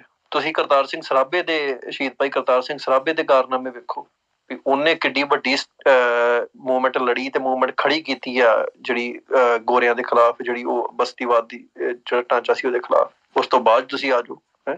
ਸੋ ਇਹਨਾਂ ਲੋਕਾਂ ਦੀ ਪਰਵਾਹ ਨਾ ਕਰੋ ਜਿਹੜੇ ਲੋਕ ਅੱਜ ਤੁਹਾਨੂੰ ਚੈਲੰਜ ਕਰ ਰਹੇ ਆ। ਉਹਨਾਂ ਦਾ ਕੀ ਹੈ, ਜਦੋਂ ਪੰਜਾਬੀ ਸੂਬੇ ਦੀ ਗੱਲ ਪਹਿਲੀ ਵਾਰ ਚੱਲੀ ਨਾ 47 ਤੋਂ ਬਾਅਦ 'ਚ, ਪੰਜਾਬੀ ਸੂਬੇ ਦੀ ਗੱਲ ਪਹਿਲੀ ਵਾਰ ਚੱਲੀ ਤੇ ਉਦੋਂ ਲੋਕਾਂ ਨੇ ਨਾ ਪੰਜਾਬੀ ਸੂਬਾ ਜਿੰਦਾਬਾਦ ਕਹਿਣਾ ਸ਼ੁਰੂ ਕੀਤਾ। ਕਿਸੇ ਜਿੱਦਾਂ ਅੱਜ ਖਾਲਿਸਤਾਨ ਜਿੰਦਾਬਾਦ ਕਹਿੰਦੇ, ਇਹ ਉਹ ਲੋਕ ਨੇ ਜਿਹੜੇ ਉਦੋਂ ਪੰਜਾਬੀ ਸੂਬਾ ਜਿੰਦਾਬਾਦ ਕਹਿਣ ਵਾਲੇ ਲੋਕ ਕਹਿੰਦੇ ਵੀ ਤੁਸੀਂ ਭਗਤ ਸਿੰਘ ਦੇ ਖਿਲਾਫ, ਜੋ ਭਗਤ ਸਿੰਘ ਨੇ ਤੇ ਇੱਕ ਮੁਲਕ ਲਈ ਸ਼ਹਾਦਤ ਦਿੱਤੀ ਸੀ, ਫਲਾਣ ਹੋ ਗਿਆ, ਢੀਂਗ ਹੋ ਗਿਆ।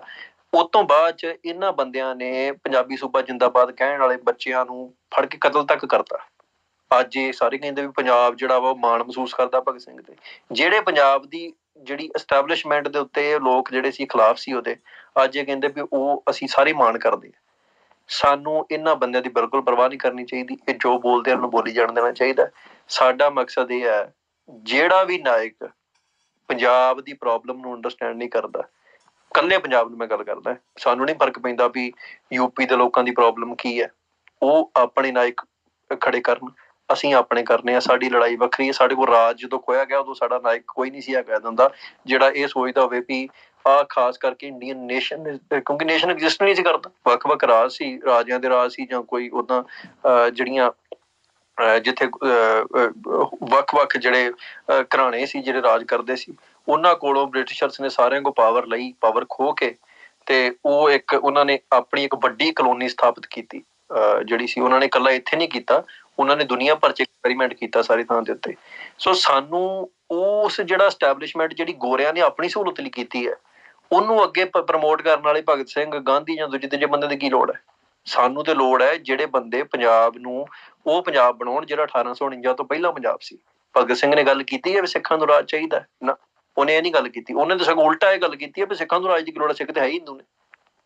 ਸੋ ਇਹ ਜਿਹੜੇ ਬੰਦੇ ਨੇ ਬਾਅਦ ਚ, ਠੀਕ ਹੈ, ਉਹਦੇ ਜੀਵਨ ਦੇ ਵਿੱਚ ਬਹੁਤ ਮਿਲਦੇ ਆ ਵੀ ਉਹਨੇ ਆਪਣੀ ਲਾਸਟ ਸਟੇਜ ਤੇ ਜਾ ਕੇ ਸਿੱਖੀ ਦੇ ਵਿੱਚ ਆਇਆ ਵੀ ਆ। ਪਰ ਪ੍ਰੋਬਲਮ ਇਹ ਆ ਵੀ ਜੇ ਅੱਜ ਵੀ ਉਹਦਾ ਉਹ ਰੂਪ ਛੱਡ ਕੇ ਤੇ ਸਾਡੇ ਅੱਗੇ ਭਗਤ ਸਿੰਘ ਦਾ ਨੈਸ਼ਨਲਿਸਟਿਕ ਰੂਪ ਜਿਹੜਾ ਵਾ, ਜਿਹਦੇ ਤੋਂ ਮੋਦੀ ਵੀ ਇੰਸਪਾਇਰਡ ਆ, ਜਿਹਦੇ ਤੋਂ ਆਪਣਾ ਨਹਿਰੂ ਵੀ ਇੰਸਪਾਇਰਡ ਸੀ, ਇੰਦਰਾ ਵੀ ਇੰਸਪਾਇਰਡ ਸੀ, ਸਾਰੇ ਬੰਦੇ ਉਹ ਤੋਂ ਇੰਸਪਾਇਰਡ ਆ, ਉਹ ਰੂਪ ਸਾਡੇ ਅੱਗੇ ਪੇਸ਼ ਕਰਨਾ ਹੈ ਤੇ ਫਿਰ ਸਾਨੂੰ ਉਹਦੀ ਲੋੜ ਨਹੀਂ ਹੈਗੀ। ਸਾਡੇ ਕੋਲ ਉਹੋ ਜਿਹੇ ਹਜ਼ਾਰਾਂ ਨਾਇਕ, ਉਹ 1000 ਗੁਣਾ ਵੱਡੇ ਨਾਇਕ ਨੇ। ਕਰਤਾਰ ਸਿੰਘ ਸਰਾਭਾ ਹੈ, ਸ਼ਹੀਦ ਊਧਮ ਸਿੰਘ ਹੈ, ਉਹ ਤੋਂ ਲਹਿਦਾ ਜਿਹੜੇ ਆ ਬਹੁਤ ਐਸੇ ਨਾਇਕ ਆ ਜਿਹੜੇ ਬਾਬਰ ਅਕਾਲੀ ਦਲ ਚ ਕਰਤਾਰ ਸਿੰਘ ਝੱਬਰ ਹੋਣੀ, ਜਿਨ੍ਹਾਂ ਨੇ ਮੂਵਮੈਂਟ ਐਕਚੁਅਲ ਦੇ ਵਿੱਚ ਲੜੀ ਹੈ, ਜਿਨ੍ਹਾਂ ਨੇ ਇਹ ਨਹੀਂ ਵੀ ਉੱਠੇ ਤੇ ਪਿਸਤੌਲ ਚੁੱਕਿਆ ਤੇ ਬੰਦਾ ਮਾਰ ਦਿੱਤਾ ਤੇ ਗੱਲ ਖਤਮ ਹੋ ਗਈ। ਜਿਨ੍ਹਾਂ ਨੇ ਪਲਾਨ ਕੀਤਾ, ਟਾਰਗੇਟ ਕੀਤਾ ਤੇ ਉਹਨਾਂ ਲੋਕਾਂ ਨੂੰ ਸੋਧਿਆ ਜਿਹੜੇ ਲੋਕ ਐਕਚੁਅਲ ਦੇ ਵਿੱਚ ਸਮਾਜ ਦੇ ਵਿੱਚ ਜਿਹੜੇ ਸੀ, ਜਿਨ੍ਹਾਂ ਨੇ ਸਮਾਜ ਦੇ ਨਾਲ ਘਾਣ ਕੀਤਾ ਸੀ, ਜਿਨ੍ਹਾਂ ਲੋਕਾਂ ਦਾ ਘਾਣ ਕੀਤਾ ਸੀ, ਜਿਨ੍ਹਾਂ ਨੇ ਪੰਜਾਬੀਆਂ ਦਾ ਘਾਣ ਕੀਤਾ ਸੀ। ਸੋ ਹਾਂਜੀ, ਇੰਨੀ ਕੁ ਗੱਲਬਾਤ। ਇਹ ਤੋਂ ਬਾਅਦ ਆਪਾਂ ਅੱਗੇ ਗੱਲਬਾਤ ਕਰਦੇ ਹਾਂ। ਹਾਂਜੀ, ਵਾਹਿਗੁਰੂ ਜੀ ਕਾ ਖਾਲਸਾ, ਵਾਹਿਗੁਰੂ ਜੀ ਕੀ ਫਤਿਹ ਸਾਰੀ ਸੰਗਤ ਨੂੰ। ਤੇ ਬੇਨਤੀ ਸੀ ਕਿ ਅੱਜ ਆਪਾਂ ਸਪੀਕਰ ਕੋਈ ਨਹੀਂ ਲੈਣਾ, ਤੇ ਜੇ ਕਿਸੇ ਦਾ ਸਵਾਲ ਹੈਗਾ ਤਾਂ ਪਲੀਜ਼ ਮੇਰੇ ਓਪਨ DM ਤੇ ਉਹਦੇ ਚ ਆਪਣਾ ਸਵਾਲ ਜ਼ਰੂਰ ਭੇਜ ਦਿਓ ਤੇ ਮੈਂ ਭਾਈ ਸਾਹਿਬ ਨੂੰ ਪੁੱਛ ਲੈਣਾ।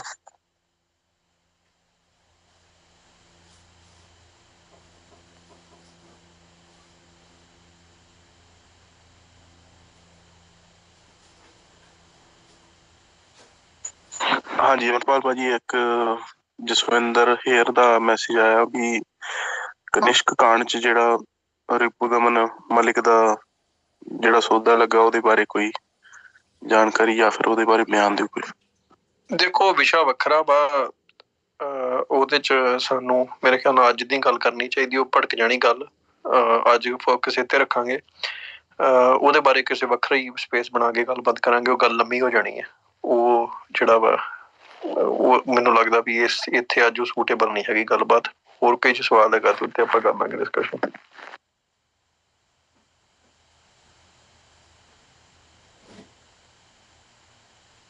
ਹਾਂਜੀ, ਇੱਕ ਹੋਰ ਸਵਾਲ ਹੈ ਜੀ ਵੀਰ ਜਸਪ੍ਰੀਤ ਸਿੰਘ ਜੀ ਦਾ। ਉਹਨਾਂ ਦਾ ਸਵਾਲ ਹੈ ਪਿੰਡ ਲੈਵਲ ਤੇ ਭਾਜੀ ਇਸ ਗੱਲਾਂ ਨੂੰ ਕਿਵੇਂ ਲੋਕਾਂ ਵੱਲ ਐਜੂਕੇਟ ਕਰੀਏ? ਨਹੀਂ, ਇਹਦੇ ਚ ਦੇਖੋ, ਤੁਸੀਂ ਇੱਕ ਗੱਲ ਸਮਝੋ ਵੀ ਪਿੰਡ ਲੈਵਲ ਦੇ ਉੱਤੇ ਤੁਹਾਨੂੰ ਆਪ ਕਰਨਾ ਪੈਣਾ ਹੈ। ਹੁਣ ਜੇ ਜਿਹੜਾ ਸਿਸਟਮ ਹੈ, ਸਿਸਟਮ ਨੈਚੁਰਲੀ ਜਿਵੇਂ ਕੰਮ ਕਰਦਾ ਹੈ, ਇੱਕ ਕੋਈ ਵੀ ਜਿਹੜਾ ਸਟੇਟ ਦਾ ਢਾਂਚਾ ਹੁੰਦਾ, ਇੱਕ ਨੈਚੁਰਲੀ ਉਹ ਕੰਮ ਕਰਨਾ ਸ਼ੁਰੂ ਕਰ ਦਿੰਦਾ, ਉੱਪਰ ਤੋਂ ਲੈ ਕੇ ਥੱਲੇ ਤੱਕ ਇਨਫੋਰਮੇਸ਼ਨ ਕਿਵੇਂ ਟਰੈਵਲ ਕਰਦੀ, ਉਹ ਸਾਰਾ ਕੁਝ ਸੈੱਟ ਹੁੰਦਾ। ਸੋ ਉਹ ਸਿਸਟਮ ਦੇ ਵਿੱਚ ਤੇ ਭਗਤ ਸਿੰਘ ਜਿਹੜਾ ਵਾ ਉਹ ਨਾਇਕ ਹੀ ਰਹਿਣਾ ਹੈ। ਅਸੀਂ ਏਦਾਂ ਦਾ ਕੋਈ ਨਹੀਂ ਉਹਨੂੰ ਖਲਨਾਇਕ ਬਣਾ ਕੇ ਪੇਸ਼ ਕਰਨਾ ਚਾਹੁੰਦੇ ਹਾਂ। ਸਾਡੇ ਲਈ ਉਹ ਕੋਈ ਖਲਨਾਇਕ ਨਹੀਂ ਹੈਗਾ, ਨਾ ਏਡੀ ਕੋਈ ਉਹਦੀ ਹਸਤੀ ਆ ਵੀ ਉਹਨੂੰ ਖਲਨਾਇਕ ਬਣਾਇਆ ਜਾਵੇ। ਪਰ ਅਸੀਂ ਕੁਐਸਚਨ ਇਹ ਕਰ ਰਹੇ ਹਾਂ ਵੀ ਉਹਦੀ ਹਸਤੀ ਨਹੀਂ ਹੈਗੀ ਵੀ ਉਹਨੂੰ ਨਾਇਕ ਵੀ ਬਣਾਇਆ ਜਾਵੇ। ਕਿਉਂ ਸਾਡੇ ਤੇ ਥੋਪਿਆ ਜਾ ਰਿਹਾ? ਕਿਉਂ ਪੰਜਾਬ ਦੇ ਦਫ਼ਤਰਾਂ 'ਚ ਉਹਦੀ ਫੋਟੋ ਲਾਈ ਜਾ ਰਹੀ ਹੈ, ਨਾਲ ਅੰਬੇਦਕਰ ਦੀ ਫੋਟੋ ਲਾਈ ਜਾ ਰਹੀ? ਪੰਜਾਬ ਦੀ ਜਿਹੜੀ ਪ੍ਰੋਬਲਮ ਹੈ, ਜੇ ਉਹਦੇ 'ਚ ਭਗਤ ਸਿੰਘ ਉਹਦਾ ਸਲਿਊਸ਼ਨ ਨਹੀਂ ਦੇ ਸਕਦਾ। ਅੱਜ ਜਦੋਂ ਅਸੀਂ ਪੰਜਾਬ ਦੇ ਪਾਣੀਆਂ ਦੀ ਗੱਲ ਕਰਦੇ ਹਾਂ, ਪੰਜਾਬ ਦੀ ਬੋਲੀ ਦੀ ਸੰਘਰਸ਼ ਦੀ ਗੱਲ ਕਰਦੇ ਹਾਂ, ਹੁਣ ਜਿਹੜੇ ਬੰਦੇ ਦੀ ਅਪਰੋਚ ਇਹ ਆ ਵੀ ਪੰਜਾਬੀ ਜਿਹੜੀ ਗੁਰਮੁਖੀ ਬੋਲੀ ਹੈ ਇਹਨੂੰ ਖਤਮ ਕਰਕੇ ਤੇ ਦੇਵਨਾਗਰੀ ਜਿਹੜੀ ਹਿੰਦੀ ਲਿਪੀ ਹੈ ਉਹਨੂੰ ਲਾਗੂ ਕਰ ਦੇਣਾ ਚਾਹੀਦਾ ਹੈ, ਉਹਦੀ ਗੱਲ ਅਸੀਂ ਪੰਜਾਬ ਦੇ ਵਿੱਚ ਕਿਉਂ ਕਰੀਏ? ਸਗੋਂ ਉਹਦਾ ਤੇ ਵਿਰੋਧ ਹੋਣਾ ਚਾਹੀਦਾ। ਤੁਸੀਂ ਇਮੈਜਿਨ ਕਰੋ ਵੀ ਤਾਮਿਲਾਂ ਨੂੰ ਕੋਈ ਇਹ ਬੰਦਾ ਕਹੇ ਵੀ ਜਿਹੜਾ ਬੰਦਾ ਤਾਮਿਲਾਂ ਦਾ ਬਹੁਤ ਵੱਡਾ ਵਿਰੋਧੀ ਰਿਹਾ ਹੋਵੇ ਤਾਮਿਲ ਬੋਲੀ ਦਾ, ਉਹਦੀ ਫੋਟੋ ਅਸੀਂ ਤੁਹਾਡੇ ਦਫ਼ਤਰਾਂ 'ਚ ਲਾਉਣੀ ਚਾਹੁੰਦੇ ਹਾਂ, ਉਹ ਬੰਦੇ ਤੇ ਸੜਕਾਂ ਤੇ ਆਉਣਗੇ। ਮਹਾਰਾਜੇ ਰਣਜੀਤ ਸਿੰਘ ਨੂੰ ਰਿਪਲੇਸ ਕਰਕੇ ਫੋਟੋ ਲਾਈ ਗਈ ਹੈ ਭਗਤ ਸਿੰਘ ਦੀ। ਹੁਣ ਉਹਦਾ ਮਤਲਬ ਕੀ ਹੈ? ਉਹਦਾ ਮਤਲਬ ਇਹ ਹੈ ਵੀ ਇੱਕ ਬੰਦਾ ਰਿਪਰੈਜ਼ੈਂਟ ਕਰਦਾ ਹੈ ਮਹਾਰਾਜਾ ਰਣਜੀਤ ਸਿੰਘ ਸਿੱਖ ਰਾਜ ਨੂੰ, ਖਾਲਸੇ ਦੇ ਰਾਜ ਨੂੰ, ਜਿਹੜਾ ਰਾਜ ਸਿੱਖਾਂ ਨੇ ਚਲਾਇਆ ਤੇ ਜਿਹੜਾ ਬਹੁਤ ਖੂਬਸੂਰਤ ਤਰੀਕੇ ਨਾਲ ਉਹਨਾਂ ਰਾਜ ਕੀਤਾ। ਦੂਜਾ ਬੰਦਾ ਰਿਪਰੈਜ਼ੈਂਟ ਕਰਦਾ ਇੱਕ ਨੇਸ਼ਨ ਦੇ ਆਈਡੀਆ ਨੂੰ, ਜਿਹਦੇ ਚ ਵੱਖ-ਵੱਖ ਕੌਮਾਂ ਦੀਆਂ ਵੱਖ-ਵੱਖ ਆਇਡੈਂਟੀਟੀਆਂ ਨੂੰ ਖਤਮ ਕਰਕੇ ਇੱਕੋ ਯੂਨੀਕ ਆਇਡੈਂਟੀਟੀ ਖੜੀ ਕੀਤੀ ਜਾਵੇ, ਜਿਹੜੀ ਆਇਡੈਂਟੀਟੀ ਦੀ ਕੀਮਤ ਇਹ ਆ ਵੀ ਸਿੱਖ ਸਿੱਖੀ ਛੱਡਣ ਤੇ ਹਿੰਦੂ ਬਣ ਜਾਣ। ਹਨਾ, ਚਾਹੇ ਉਹ ਇੰਡੀਅਨ ਬਣੇ ਜਾਂ ਕੋਈ ਹਿੰਦੂ ਕਵੇ, ਹਿੰਦੂ ਰਾਸ਼ਟਰ ਜਾਂ ਇੰਡੀਅਨ, ਇਹ ਬਹੁਤ ਮੈਨੂੰ ਲੱਗਦਾ ਵੀ ਪੁਰਾਣੀ ਡਿਬੇਟ ਹੈ, ਕਿਉਂਕਿ ਇਹ ਗੱਲ ਦਾ ਤਾਂ ਕੋਈ ਮਾਇਨਾ ਨਹੀਂ ਹੈਗਾ। ਹਿੰਦੂ ਰਾਸ਼ਟਰ ਹੋਣਾ ਜਾਂ ਇੰਡੀਅਨ ਕਹਾਉਣਾ ਆਪਣੇ ਆਪ ਨੂੰ ਦੋਵੇਂ ਸੇਮ ਗੱਲਾਂ। ਦੋਵਾਂ ਲਈ ਜਦੋਂ ਤੁਸੀਂ ਆਪਣੀ ਸਿੱਖ ਆਇਡੈਂਟੀਟੀ ਤੇ ਪੰਜਾਬੀ ਆਇਡੈਂਟੀਟੀ ਜਿਹੜੀ ਹੈ ਤੁਹਾਡੀ, ਹਨਾ, ਉਹਨਾਂ ਦੇ ਉੱਪਰ ਜਾ ਕੇ ਜਾਂ ਉਹਨਾਂ ਦੇ ਬਰਾਬਰ ਵੀ ਇਕਵਲੀ ਆਪਣੀ ਇੰਡੀਅਨ ਆਇਡੈਂਟੀਟੀ ਨੂੰ ਰੱਖਦੇ ਜੋ, ਤੇ ਮੈਨੂੰ ਲੱਗਦਾ ਵੀ ਤੁਸੀਂ ਆਲਰੇਡੀ ਪੰਜਾਬ ਦੇ ਦੁਸ਼ਮਣ ਬਣ ਜਾਂਦੇ। ਸੋ ਇਸ ਕਰਕੇ ਜਿਹੜਾ ਇਹ ਗੱਲ ਆ ਨਾ ਵੀ ਇਹਨੂੰ ਗਰਾਊਂਡ ਲੈਵਲ ਤੱਕ ਕਿੱਦਾਂ ਲੈ ਕੇ ਜਾਣਾ, ਇਹਨੂੰ ਪਹਿਲੀ ਗੱਲ ਤਾਂ ਚੈਲੰਜ ਹੋਣਾ ਚਾਹੀਦਾ। ਜਿਹੜਾ ਕੀਤਾ ਹੈ ਮਾਨ ਸਾਹਿਬ ਨੇ ਪਹਿਲਾਂ ਵੀ ਬਿਆਨ ਦਿੱਤਾ ਸੀ, ਹੋਰ ਵੀ ਕਈ ਸਿਰਤ ਬੰਦਿਆਂ ਨੇ ਬਿਆਨ ਦਿੱਤੇ, ਸਰਦਾਰ ਕਪੂਰ ਸਿੰਘ ਨੇ ਲਿਖੀ ਸੀ ਇਹ ਗੱਲ, ਆਪਣਾ ਹੋਰ ਵੀ ਬਹੁਤ ਬੰਦੇ ਐਸੇ ਸੀ ਜਿਨ੍ਹਾਂ ਨੇ ਭਗਤ ਸਿੰਘ ਦੀ ਜਿਹੜੀ ਇਹ ਫੇਕ ਨਾਇਕ ਜਿਹੜਾ ਉਹਨੂੰ ਬਣਾ ਕੇ ਸਾਡੇ ਤੇ ਥੋਪਿਆ ਗਿਆ, ਉਹਦੀ ਗੱਲ ਨੂੰ ਡੀਬੰਕ ਕੀਤਾ ਹੋਇਆ। ਸਾਨੂੰ ਇਹ ਹੋਣਾ ਚਾਹੀਦਾ ਵੀ ਅਸੀਂ ਕੁਐਸਚਨ ਇਸ ਚੀਜ਼ ਨੂੰ ਕਰੀਏ ਵੀ ਜਦੋਂ ਸਾਡੇ ਕੋਲ ਆਪਣੇ ਨਾਇਕ ਹੈਗੇ ਆ ਪੰਜਾਬ ਦੇ, ਫਿਰ ਸਾਨੂੰ ਭਗਤ ਸਿੰਘ ਨਾਇਕ ਕਿਉਂ ਦਿੱਤਾ ਜਾ ਰਿਹਾ? ਕਿਉਂ ਸਪੈਸੀਫਿਕਲੀ ਚੁਣ ਕੇ ਸਿੱਖਾਂ ਨੂੰ ਕੰਟਰੋਲ ਕਰਕੇ ਉਸ ਵਾੜੇ 'ਚ ਵਾੜਨ ਲਈ ਉਹੋ ਜਿਹਾ ਬੰਦਾ ਸਾਡੇ ਅੱਗੇ ਪੇਸ਼ ਕੀਤਾ ਜਾ ਰਿਹਾ, ਜਿਹਨੇ ਲੋੜ ਪੈਣ ਤੇ ਕੇਸ ਕਤਲ ਕਰਾ ਲਏ, ਤੇ ਉਹ ਵੀ ਬਚਣ ਦਾ ਕਰਕੇ, ਕੋਈ ਬਹੁਤ ਵੱਡਾ ਮਕਸਦ ਸੀ ਉਹਦੇ ਕੋਲ, ਕੀ ਆਪਣੀ ਜਾਨ ਬਚਾਉਣ ਦਾ ਕਰਕੇ ਉਹਨੇ ਕੇਸ ਕਤਲ ਕਰਾ ਲਏ। ਹਨਾ, ਫਿਰ ਫਾਂਸੀ ਲੱਗਣ ਤੋਂ ਪਹਿਲਾਂ ਉਹਨੇ ਅਪੀਲਾਂ ਕੀਤੀਆਂ, ਮਰਸੀ ਪਟੀਸ਼ਨਸ ਉਹਦੀਆਂ ਮੌਜੂਦ ਹੈ ਅੱਜ ਵੀ। ਉਹ ਕਈ ਕਹਿੰਦੇ ਨੇ ਕਿਸੇ ਹੋਰ ਨੇ ਕੀਤੀ ਉਹਦੇ ਨਾਂ ਤੇ, ਹੋਰ ਨੇ ਕਿੱਦਾਂ ਕਰ ਦਿੱਤੀ ਉਹਦੀ ਇਜਾਜ਼ਤ ਤੋਂ ਬਿਨਾਂ। ਸੋ ਮਰਸੀ ਪਟੀਸ਼ਨ ਜਿਹੜੀਆਂ ਭਗਤ ਸਿੰਘ ਨੇ ਕੀਤੀਆਂ ਉਹ ਵੀ ਉਹਦੀਆਂ ਵੀ ਹੈਗੀਆਂ। ਸੋ ਆਪਾਂ ਜੇ ਕੰਪੈਰੀਜ਼ਨ ਕਰਨਾ ਹੋਵੇ ਸੁਖੇ ਜਿੰਦੇ ਦਾ ਭਗਤ ਸਿੰਘ ਦੇ ਨਾਲ, ਤੇ ਤੁਸੀਂ ਦੇਖੋ ਕੀ ਕੰਪੈਰੀਜ਼ਨ ਹੈ। ਮਤਲਬ ਐਕਸ਼ਨਸ ਤੋਂ ਲੈ ਕੇ ਉਹਨਾਂ ਦਾ ਸ਼ਹਾਦਤ ਵੱਲ ਨੂੰ ਜਾਣਾ ਬਹੁਤ ਵੱਡਾ ਫਨੋਮੀਨਾ ਵਾ। ਇੱਧਰ ਇੱਕ ਬੰਦਾ ਜਿਹੜਾ ਵਾ ਉਹ ਕਨਫਿਊਜ਼ਡ ਹੈ, ਕਨਫਿਊਜ਼ ਸਟੇਟ ਦੇ ਵਿੱਚ ਉਹ ਕੁਛ ਐਸਾ ਕਾਰਨਾਮੇ ਕਰਦਾ ਜਿਸ ਤੋਂ ਬਾਅਦ ਉਹਨੂੰ ਸਰਕਾਰ ਫੜ ਕੇ ਦਫਾਏ ਟੰਗ ਦਿੰਦੀ ਹੈ। ਹੁਣ ਉਸ ਬੰਦੇ ਨੂੰ ਠੀਕ ਹੈ ਸ਼ਹੀਦ ਕਹਿਣਾ, ਕਹੀ ਜਾਓ, ਇੰਡੀਅਨ ਸਟੇਟ ਲਈ ਉਹ ਸੂਟ ਕਰਦਾ ਕਹੀ ਜਾਣ, ਪਰ ਜਿਹੜੇ ਲੋਕ ਇੰਡੀਅਨ ਸਟੇਟ ਦੇ ਖਿਲਾਫ ਜੰਗ ਵਿੱਚ ਕੇ ਬੈਠੇ ਨੇ, ਜਿਹੜੇ ਲੋਕ ਲੜਾਈ ਲੜ ਰਹੇ ਨੇ ਇੰਡੀਅਨ ਸਟੇਟ ਦੇ ਖਿਲਾਫ, ਉਹ ਬੰਦੇ ਕਿਉਂ ਉਸ ਬੰਦੇ ਨੂੰ ਆਪਣਾ ਨਾਇਕ ਮੰਨਣ? ਮਤਲਬ ਇਹ ਸਾਡੇ ਤੇ ਇਹ ਤਾਂ ਧੱਕਾ ਹੀ ਆ ਨਾ ਵੀ ਤੁਸੀਂ ਸਾਨੂੰ ਆਪਣੇ ਨਾਇਕ ਵੀ ਨਹੀਂ ਚੁਣਨ ਦੇ ਰਹੇ, ਇੰਨੀ ਫਰੀਡਮ ਨਹੀਂ ਤੁਸੀਂ ਦਿੰਦੇ ਵੀ ਅਸੀਂ ਆਪਣੇ ਨਾਇਕ ਚੁਣੀਏ। ਤੁਸੀਂ ਸਾਡੇ ਬੱਚਿਆਂ ਨੂੰ ਸਕੂਲਾਂ 'ਚ ਪੜ੍ਹਾਉਂਦੇ ਜੋ। ਹੁਣ ਉਹਨਾਂ ਨੇ ਬੜੀ ਨਾ ਭੈੜੀ ਜੀ ਇੱਕ ਖੇਡ ਸ਼ੁਰੂ ਕਰਤੀ ਹੈ। ਗਾਂਧੀ ਜਿਹੜਾ ਸੀ ਉਹਨਾਂ ਨੂੰ ਪਤਾ ਸੀ ਪ੍ਰਮਾਣਿਤ ਨਹੀਂ ਹੋਣਾ, ਉਹਨਾਂ ਨੇ ਗਾਂਧੀ ਦੇ ਉਲਟੇ ਇੱਕ ਨਾਇਕ ਖੜਾ ਕੀਤਾ, ਭਗਤ ਸਿੰਘ ਦਾ ਪ੍ਰਚਾਰ ਕੀਤਾ। ਗਾਂਧੀ ਨੇ ਭਗਤ ਸਿੰਘ ਦੀ ਫਾਂਸੀ ਦੇ ਹੱਕ 'ਚ ਵੋਟ ਪਾਤੀ ਜੀ, ਗਾਂਧੀ ਮਾੜਾ ਹੈ, ਭਗਤ ਸਿੰਘ ਚੰਗਾ ਹੈ। ਪ੍ਰੋਬਲਮ ਇਹ ਆ ਵੀ ਗਾਂਧੀ ਜਿਹੜਾ ਹੈ ਤੇ ਭਗਤ ਸਿੰਘ ਜਿਹੜਾ, ਤੁਹਾਨੂੰ ਦੋਵੇਂ ਇੱਕੋ ਹੀ ਰਾਹ ਤੇ ਲੈ ਕੇ ਜਾ ਰਹੇ ਨੇ। ਇੱਕ ਆਪਣੇ ਆਪ ਨੂੰ ਅਹਿੰਸਾਵਾਦੀ ਹੋਣ ਦਾ ਦਾਅਵਾ ਕਰ ਰਿਹਾ, ਇੱਕ ਹਿੰਸਾਵਾਦੀ ਹੈ। ਫਰਕ ਦੋਵਾਂ 'ਚ ਕੋਈ ਫਰਕ ਨਹੀਂ। ਦੋਵੇਂ ਹੀ ਬੰਦੇ ਜਿਹੜੇ ਆ ਉਹ ਸਿੱਖਾਂ ਨੂੰ ਇਹੋ ਹੀ ਸਿੱਖਾਂ ਕੋਲ ਮੰਗ ਕਰ ਰਹੇ ਨੇ ਵੀ ਸਿੱਖੀ ਛੱਡੋ, ਸਿੱਖੀ ਜਿਹੜੀ ਯੂਨੀਕ ਆਇਡੈਂਟੀਟੀ ਹੈ ਇਹਨੂੰ ਛੱਡੋ ਆਪਣੀ ਨੂੰ। ਉਹ ਵੀ ਉਹਦੀਆਂ ਵੀ ਹੈਗੀਆਂ।